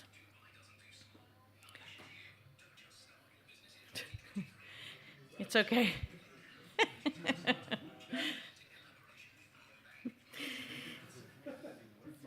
No, that's okay. I'm interested in hearing what happened later. It was obviously very important and persuasive. 2, the migrant is not a policy problem alone to be resolved. He or she is a human in need of collaboration. And what a magnificent program here in Portugal. I think it's the best of the ones I've seen traveling in my travels around the world. And 3, when religious freedom becomes a popularity contest, we all lose. We all lose. Religious freedom should never be a popularity contest. So the thorny issue of freedom of expression when it comes to sexual morality is one in which courts all over the world are wrestling.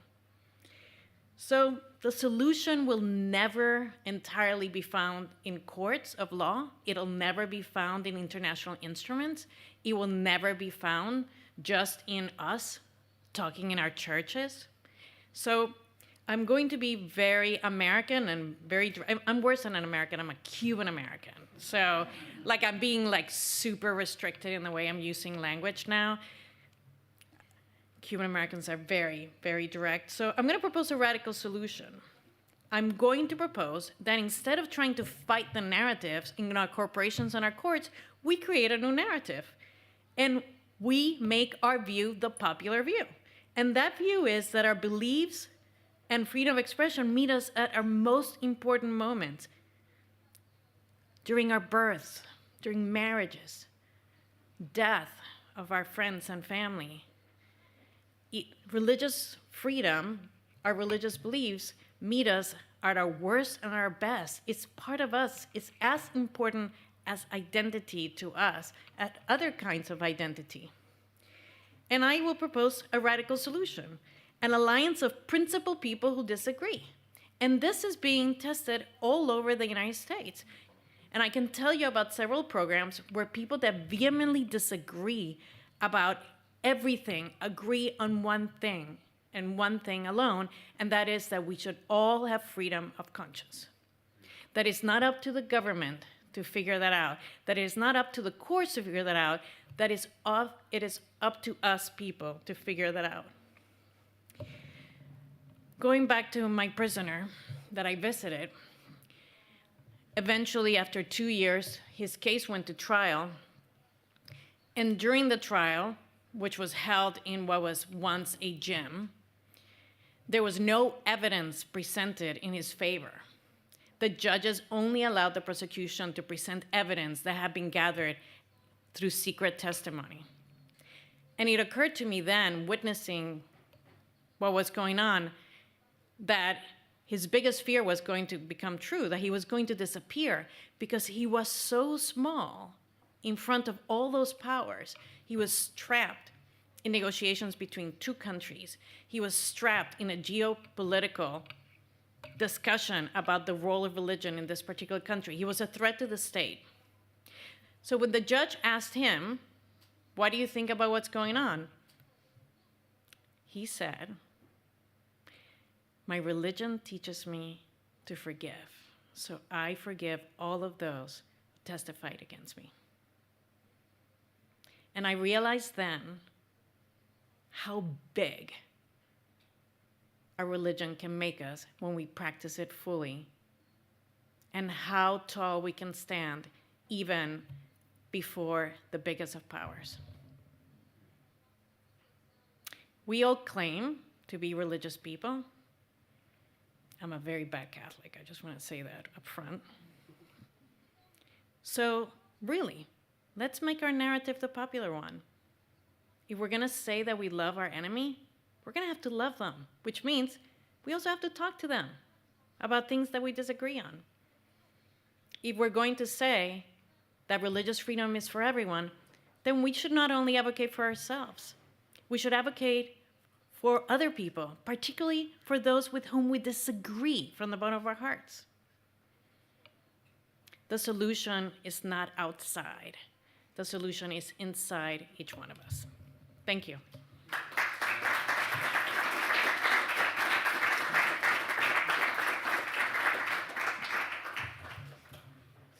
Thank you, Dr. Arregui, for your marvelous remarks. Thank for all our speakers. And now we will have a little break until 16 o'clock, and then we gather here again for the concluding remarks of the conference. Thank you very much. Ruben has made so well that he finished in my name and everything. Thank you so much, Ruben.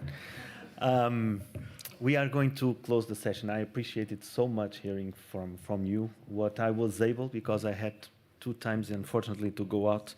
Unfortunately, we hope that it's not big, but President Mario Brito is not very well in his health right now, and we had to attend him. So I propose we do one thing. We go for our break, 15 minutes. Please, let's come back at 4 o'clock. We are going to keep our last session much shorter, because we are not going to have a whole ceremony. We are going to wrap it up with our president of the Honorary Committee, Dr. Adam Adiang. Myself will make some acknowledgements to the institution where we are and everything, so it's going to be short. I asked for the bus for 5 o'clock at the front, so we can leave to the hotel earlier. We are going to the hotel, many of you asked us, and then we are going to the restaurant. But I need to tell one thing. I don't know if Conselheiro Sousa Brito, are you going to be here at 4? Okay, so I say it later, okay, if you don't mind. Thank you so much. 4 o'clock, we'll be here. Thank you.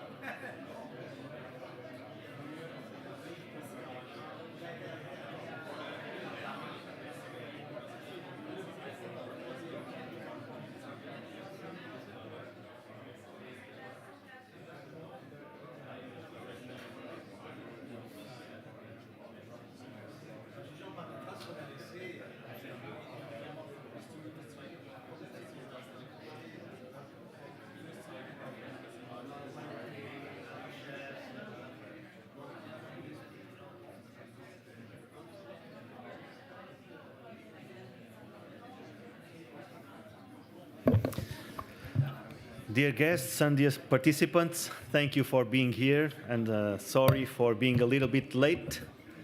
I can confirm that we are going to have our buzz in the front between 5 and 5:15. As I called them earlier, I cannot say a precise time. I'm sorry, Jens. I know that you like precision, but it's not possible right now. So, because they are coming and getting traffic, it's before time. As I've told you, we are going to finish very informally because of the situation of not having our president here for health reasons.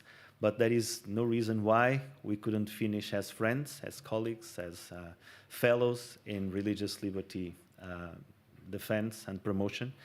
And first of all, I would like to appreciate the presence of, I would say, a dear friend of the religious communities and of freedom in Portugal.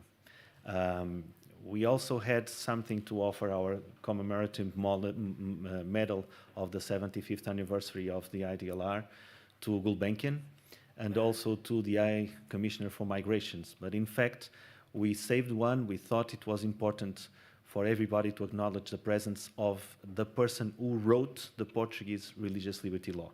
He received an award last year in Portugal for his work and his life defending the freedom of religion and belief. But it's not only because he is awarded, it's because I personally need that people from other countries acknowledge his presence. He was a justice, he's still a justice of the Constitutional Court. His name is José de Sousa Brito, and he was the president of the commission that was entitled to have the project of the religious liberty law. And in fact, he studied different laws. He tried to frame a legal frame in Portugal. I know that our friends from Portugal and Spain appreciate him a lot, and I would like to ask Conselheiro Sousa Brito to come here, and our Vice President, Asher Mawas, is going to give a medal from IDLR to Conselheiro Sousa Brito.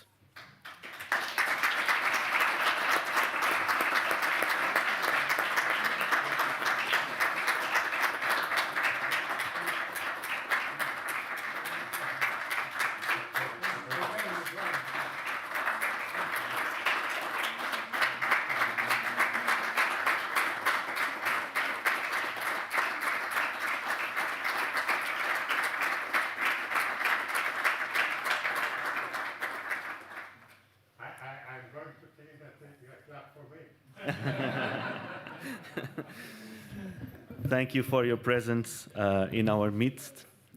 Many of you had the opportunity to talk with Conselheiro Sousa Brito, which is an inspiration to each person that has that opportunity. We also wish to thank, before giving the final word to Ganun Diop and Adama Dieng, we'd like to thank the people that made this possible. It's very important that we, first of all, acknowledge Gulbenkian. Gulbenkian was very important in giving us this space. We were treated wonderfully. They helped us in the organization. They helped us in all the protocol. They were ready to support us even in health issues like now that was needed. So Gulbenkian is a very respected foundation in Portugal, but they are at the same time so respectful to the people that they host, and I have to thank everybody. First of all, they will receive something I will not call everybody here, that's not necessary, but the people from the sound and media that made a huge work in helping us to have the conditions that we have. So thank you for those people that we don't see, but it's important that you know. We also would like to acknowledge our 2 translators that worked for full days in Portuguese and in English. Thank you. Gisela and Teresa. It's important that we say the name of people when we know them. Gisela and Teresa. Thank you so much for your work. Yes, you can give them. I'm not going to call. You also are going to receive something, okay? Also, I don't know if she's right there now. I don't think so. The PR from Gulbenkian, Francisca Vasconcelos, she worked a lot during these days. The Chief of Protocol, Dr. Távora, they were amazing in helping us, and we have to thank them too, and we will properly when we leave. But there are some people from our team that I would like to highlight. Joel Calado, the photographer, worked full day, 2 full days taking pictures of her. Thank you, Joel, for that. Along with Rafael Nagler from the Switzerland chapter. Where is he? Thank you so much, Rafael, who has been working with us. The transportation people are not here, of course, because they are taking people from and on the airport. Bruno, you are here. So someone is going to lose the flight now. Okay. Bruno Caixeiro and Pedro, they were very useful. Thank you, Bruno, because you were coming back and forth. Of course, we always think about people that come here in front, that talk, that make the presentations, but there were 3 people really important in this organization. They were from the first point, from the first moment working with me, and I have to appreciate them in a special manner. Pedro Torres from France, he was responsible for all communication, interviews, articles, communication with you. Pedro, you need to come here, please. And Mercedes will give you something. Thank you, Pedro. Thank you so much for your work. No, you are not going to talk. I'm sorry. I know you want. It's just to receive the present. I know he's going to be upset if I talk. Thank you. Ezequiel Duarte, the Secretary General from Portugal, and we wouldn't be able to do the meeting here without his efforts and his team. And thank you for taking care of all the logistics. Thank you, Ezequiel.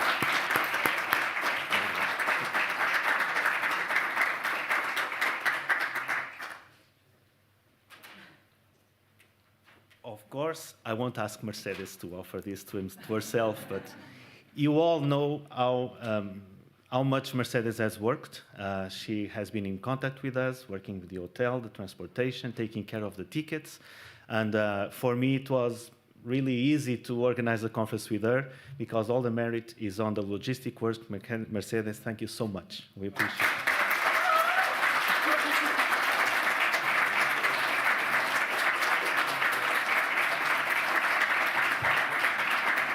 So thank you for being present in our conference. I'm sorry for taking this moment to appreciate people, but we need to appreciate them because they make all this possible.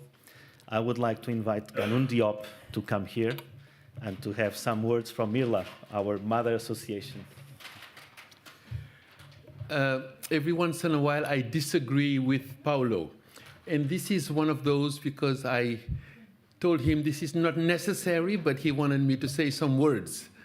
You are very gracious, really, Paulo, but let me say 2 things. One is I really have hope to see people like you. You know, and I sometimes explain that in my work, I see the worst of humanity sometimes, but I also see the best.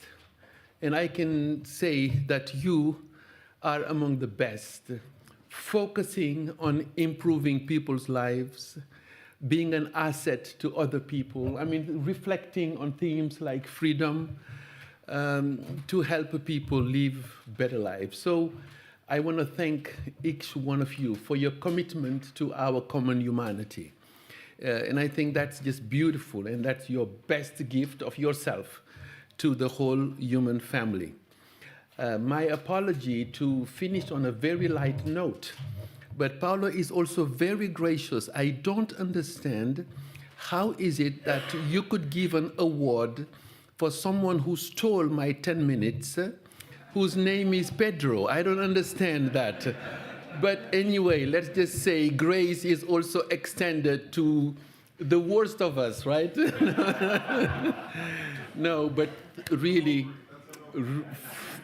from the heart, and Paulo knows that he can always count on our unconditional support.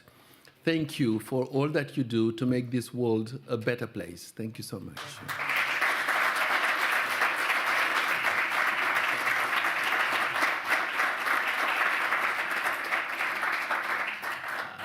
Finally, I would like to invite our president of the honorary committee to have the final word to close this conference. Thank you, Mr. Adama Dieng, for being with us, my brother.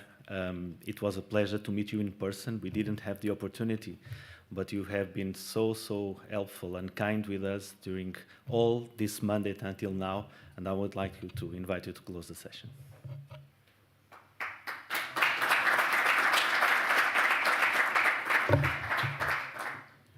Thank you very much, Paulo. You thank everyone around, and it is my turn to thank you. I think this conference would not have been a success without you. You were at the beginning, and definitely you will be also at the end. And the end being a success, the end hopefully becoming your legacy. Because by deciding to invite us here in Lisbon to discuss such an important issue, as I said yesterday, the issue of freedom of religion and freedom of expression is the issue of our time. And if I may venture, a common thread that runs through all discussion over the last 2 days, it is that the violations of religious liberties and thought, freedom of religion, freedom of expression, is not only an injustice, but it is a pernicious weed that slowly but surely shuts off opportunities for living peacefully together. The despair of people living in countries where these fundamental rights are neglected is a powerful and volatile force. It has led violent crackdowns and bloodshed. Just as generations of leaders have subscribed to the maxim, if you want peace, prepare war. Recent events, I propose, merit a revision of this tired and worn-out adage. Today, I would point to those same leaders in the direction of the many ongoing conflicts and say to them, if you want peace, protect religious freedom, protect freedom of expression. At the opening of this conference, I challenged all of us present here to come up with a stringent and clear message on the significance of religious liberty and freedom of expression in our world in turmoil. You welcomed and accepted this challenge as reflected in the excellent and enlightening discussions we have had over the past 2 days. I have seen brilliant and passionate minds engaging with in meeting this challenge. Two of them in front of me, and Dean Machado, once again, thank you very much for your remarkable presentation. And at this point in the conference, most of the discussions, the speeches are behind us. You have grappled with these issues energetically and forcefully. Perhaps at this point, you are a little tired. Perhaps the conclusions of my remarks is all that stands between you, and I wish a few days of well-deserved rest and relaxation, why not, in this beautiful country, which I invite you to visit as tourists.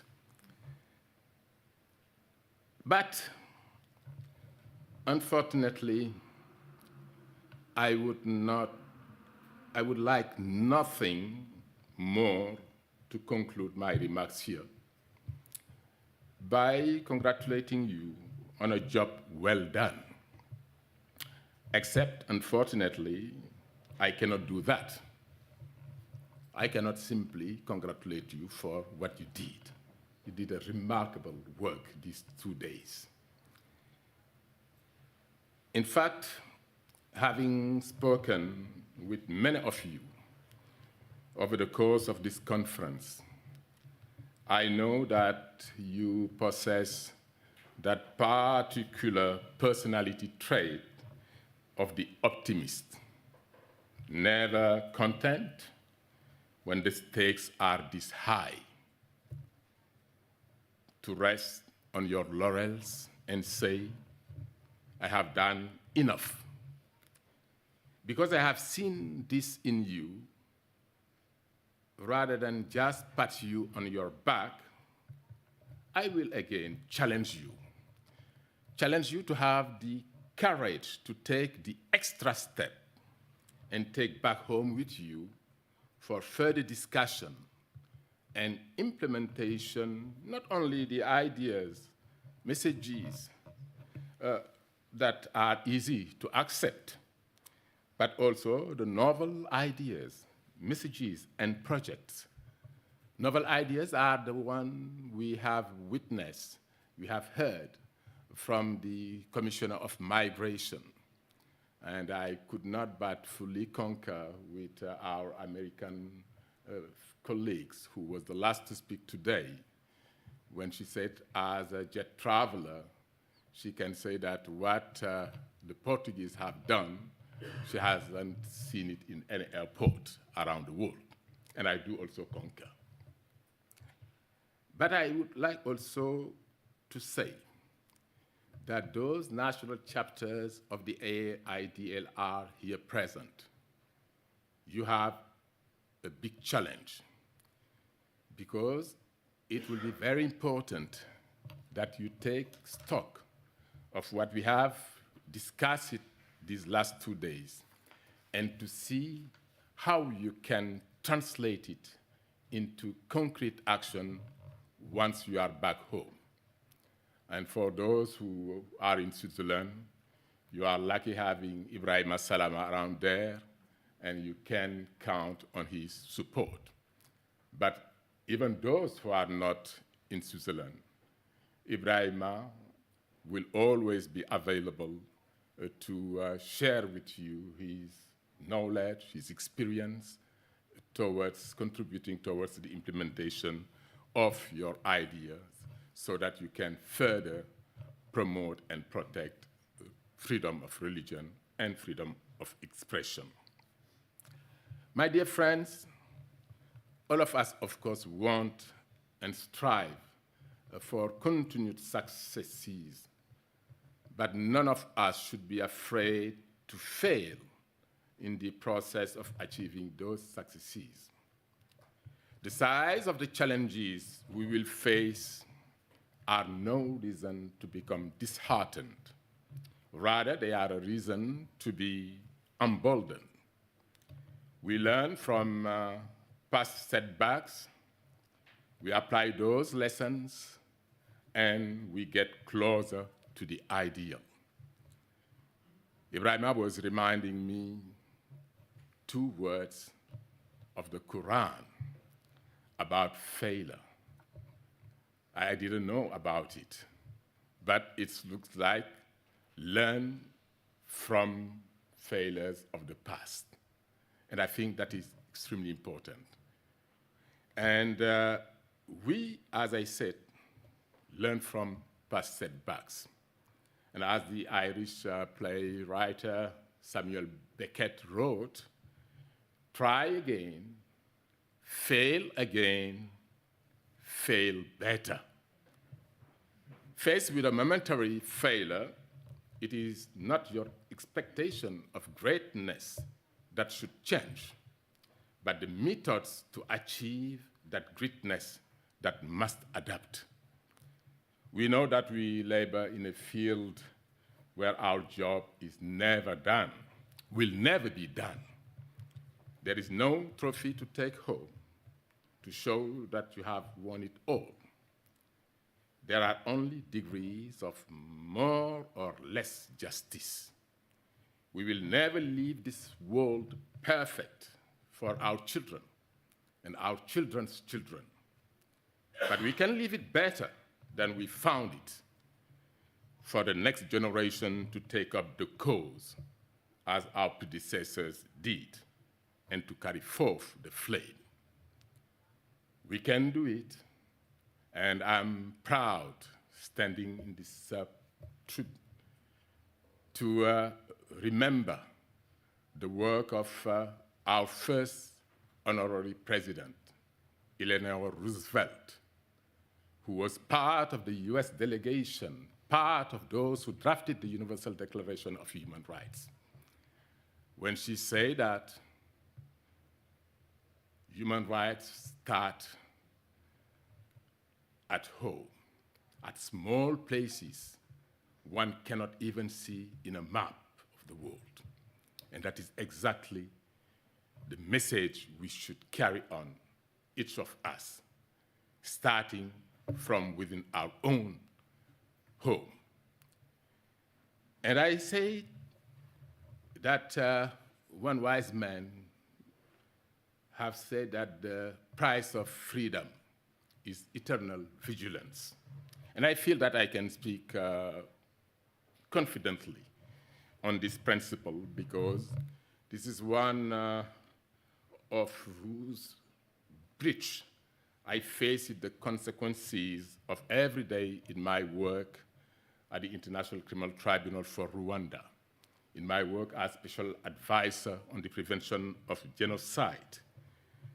The international community catastrophically compromised its duty to prevent mass atrocities and genocide when it failed the Bosnian Muslim in Srebrenica, the Yazidis in Iraq, the Muslim Rohingya in Myanmar, the Christian Chaldean, and the ongoing treatment of the Uyghur in China. These are examples which amply justify our recommitment to defending religious liberty and remain in constant vigilance. The type of vigilance that was so sorely lacking in all those places I mentioned. And the list is not exhaustive. The type of vigilance that I'm hopeful you and I will apply in order to contribute an effective respect of religious liberty and freedom of expression. Renew vigilance, renew courage, and renew dedication. We as concerned members of the global community, as individuals committed to justice and human rights, as experts in our fields, must pledge our most fearless engagement and our most productive cooperation in order to make sure that where persons are still suffering injustice, we do our utmost to prevent and resolve those conditions. We owe it to the victims of the violations of religious liberty and freedom of expression. We owe it to ourselves. Let's remind the political leaders, the religious leaders, and faith-based actors. Let's remind all in position of power that whenever we compromise with our fundamental values just to accommodate our immediate comfort, our short-sighted interests, this always come back to haunt us. For instance, just remember that weapons and ammunition provided to unscrupulous Afghans by Americans to support their fight against the Russian invaders ended up being turned against US soldiers some decades later. It was certainly fine to support the just cause of Afghan people, but it was more questionable to rely on persons who set little store by the human basic values. The Afghans are still suffering, and particularly the girls and the women. You go to Afghanistan, freedom of expression is being violated. You cannot speak freely. You go to Iran, we have seen it recently. Freedom of expression was also being violated.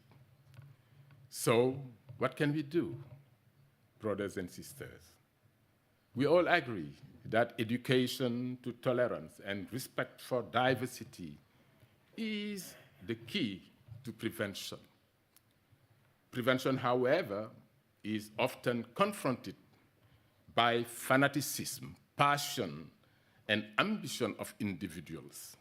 But fortunately, we know that educated people and sensitized people know how to set themselves as a bulwark to defend their values. Let us therefore act together to make our common values triumph. This is also the message behind the document on human fraternity for world peace and living together, a document signed in Abu Dhabi on 4 February 2019 by His Holiness Pope Francis and the Grand Imam of Al-Azhar, Dr. Ahmed Al-Tayeb. The aspiration of these two leaders is that their declaration constitute an invitation to reconciliation and fraternity among all believers, indeed, among believers and non-believers. That's the Pope and the Grand Imam. So that means the non-believers, the atheists, are our brothers and sisters. And I'm glad that when we were promoting the plan of action for religious leaders, Ibrahim Salama and I, we involved the Association of the Atheists. Because at the end of the day, we have to bear in mind that we are one world, one humanity. But what is also important is that these two religious leaders acknowledge that freedom is a right of every person, that each individual enjoys the right to freedom of belief, thought, expression, and action. They went further to state that the pluralism and the diversity of religions, colors, sex, race, and language are willed by God in His wisdom through which He created human beings. This divine wisdom is the source from which the right to freedom of belief and the freedom to be different derives. Therefore, the fact that people are forced to adhere to a certain religion or culture must be rejected. It is my firm conviction that both the Pope and the Grand Imam share the same values we all here are cherishing, and which are respect for life, respect for difference, and it is at this price that we can watch a hideous past with full conviction that it will not repeat itself.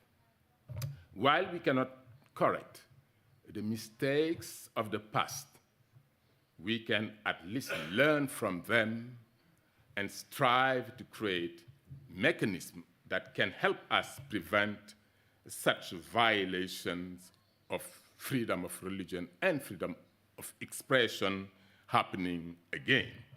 It is not an easy task. It is one that requires a dedicated commitment and a political will. And it is such a commitment and such a political will which will back our quest for a better world marked by respect for cultural diversity of peoples and nations, a world from which any form of discrimination will reign, a world of respect for the right to be different. When we talk about the dialogue of religions and culture, the most common error is to reduce it to a theatrical protagonism where everyone could come and read their script. But to my view, the only true dialogue is that of taking a seat in what another honorary president of the AIDLR stated, and I'm referring here to the first president of Senegal, President Léopold Sédar Senghor. He called that dialogue le banquet de l'universel. I mean, the table where you will have everyone around that table. So therefore, enriching each other from our own religion, from our own belief, from our own culture. Your culture is not more beautiful than mine. My God is not more beautiful than yours. So we have to make sure that when I look on you, in your through your eyes, that I see myself and vice versa. And that is why when concluding a discussion with the late Cardinal Toran at the Vatican, we concluded that the most serious threat to our planet is not what Hu Jintao theorized, the clashes of civilization, but it is rather the clashes of ignorances. We need to know each other better. And if we undertake that daily exercise, we will certainly end by living in a world where we will no longer have a problem with freedom of religion, with freedom of expression. The action of the AIDLR does not necessarily make the headlines, but it remains essential. Sometimes it is at the cost of its discretion that it gains in efficiency. That said, it is very useful from time to time we take a short break to look around, to take a closer look at our mission for peace. In this hypermediatic world where the degree of interest can be granted by the media is not necessarily proportional to the importance of the activity. We must congratulate ourselves on having a forum like this, which brought us together these last 2 days. And I'm hopeful that the outcome of our discussions will also contribute to advancing democracy and the rule of law through freedom of expression. Because freedom of expression is a precondition for democracy and the rule of law, as we were reminded during these last 2 days. Freedom of expression helps humanity to maintain diversity and plurality, which are requirements of a democratic society. We live in a diverse society in terms of nationality, ethnicity, religion, ideology, lifestyle, and so on. And since modern democracy is and must be pluralist, it requires the coexistence of different and often conflicting ways of life, ideas, and ideologies. The freedom of expression is an effective instrument of nurturing and maintaining such diverse and pluralistic values. It is also true that democracy and the rule of law require a free public sphere of exchange in which everybody must be able to participate by expressing their opinion. Only through a free expression of our ideas on certain issues, we can participate in decision-making processes, especially on those issues that are dear to us. Dear friends, brothers and sisters in humanity, I would not like to take much of your time, and therefore I would simply conclude my remarks today by saying that what is most urgent is to ensure that the AIDLR and its national chapter from now onward try to implement through concrete action what came out from these last 2 days' discussion, including, and as I said earlier, we need to provide training to members of the national chapters of the AIDLR. And I hope that the many experts around here will agree to give part of their time whenever they are called, be it in Germany, be it in Switzerland, and hopefully soon I wish in my own country, Senegal, and I was saying to Ganoun that we will organize a half-day or a one-day workshop so around the same topic. And I would encourage you also, each of you, when you go back home, try to organize even a half-a-day workshop, even a 2-hour workshop, whatever. It doesn't cost much. Just to share with your constituencies what you have taken from this meeting. And we have to bear in mind that also we are living in a time in which, in an era, I would say, of profound technological changes. Telecom companies have a responsibility to our common humanity. And when they become willing accomplices in censorship and repression, unauthorized personal data sharing, they also become guilty of the very crimes that we condemn from those authorities. But also it is important that while safeguarding the freedom of expression, these tech companies should ensure that their platforms are not used to amplify bigot and hate or endanger lives of its users.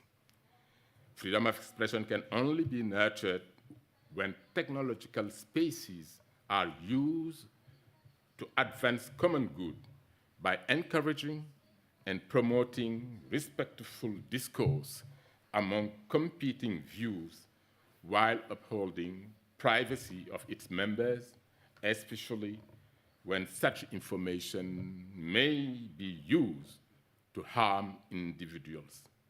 The companies owe it to all of us to exercise this enormous power as fairly and transparently as possible.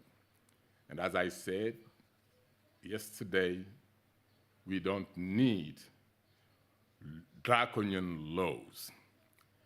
We don't to suppress hate speech. What we need is more speech. We need more speech. And when I said more speech, that means we should not limit freedom of expression simply because of concern of hate speech. Because when it comes to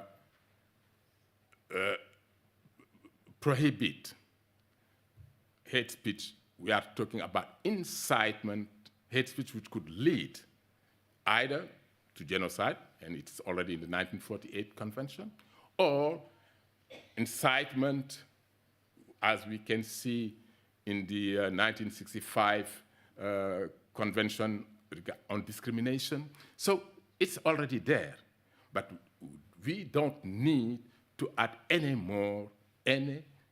international legislation regarding hate speech. And I made that very clear when in 2019, when Secretary General Antonio Guterres launched this UN strategy to address hate speech. Many ambassadors came to me and said, well, special advisor, we need to have a legislation. I said, no, we don't need any new international law to regulate this issue. This issue will be dealt, and I think one of us mentioned it clearly when he referred to the role of civil society. Actors like us, the IDLR, actors like religious leaders, faith-based actors, we can uphold this important role by engaging the necessary required dialogue. With this, once again, thank you to all of you. Thank you, Paulo. Thank you, Mercedes. And may the Almighty God bless all of us. May our efforts during these 2 days bear fruits, and may our families remain safe. We were all pained with what happened with the earthquake in Turkey. I said once again, it's very sad, but I hope it will also remind the leaders of this world that we are simply in transit on earth, and that everything can happen at any time. And let's think about it.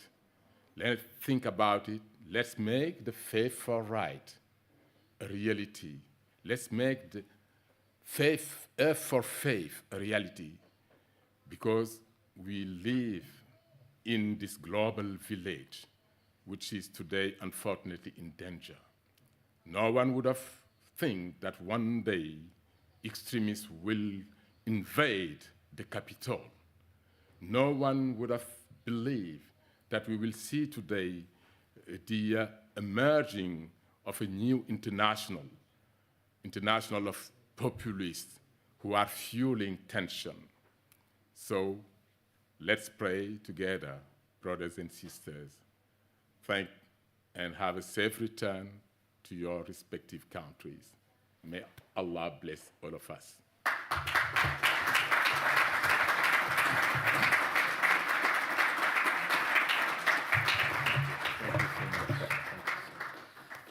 Thank you, Brother Adama. We are just finishing some closing information. Very quick. First of all, we are not going to meet tomorrow in a bus, which is good, because each one of you, I hope, already knows when it's leaving. Mercedes, if not, Mercedes will send you an email with your departure from the hotel. I have 3 requests from you. In fact, they are not requests. One request is, please, we have a right, we have been talking about rights.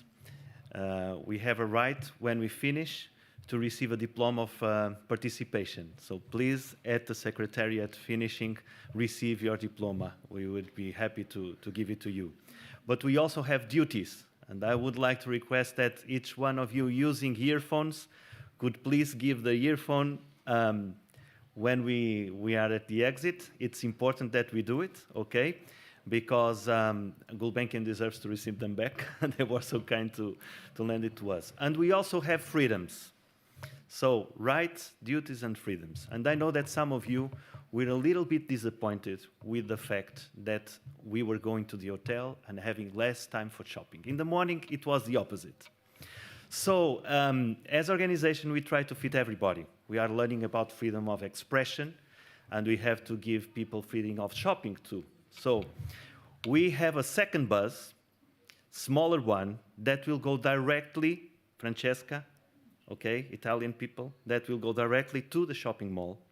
And the main bus, the bigger one, will go to the hotel, okay? So whoever from here wants to take the smaller bus to the shopping mall, will take the smaller bus. So I said that, right? The smaller bus, the shopping mall. The big bus to the hotel, and then we'll fit everybody. It's so easy. Why cannot do it in the world? So please keep that in mind. Thank you for participating. You will receive your departure time. Thank you so much. Thank you, Javier, for making that notice. We will depart from the hotel with a big bus to the restaurant. We'll depart from 6 o'clock. At the most, we'll wait until 6:10 because there will be traffic at that time. Okay? Thank you. Thank you so much.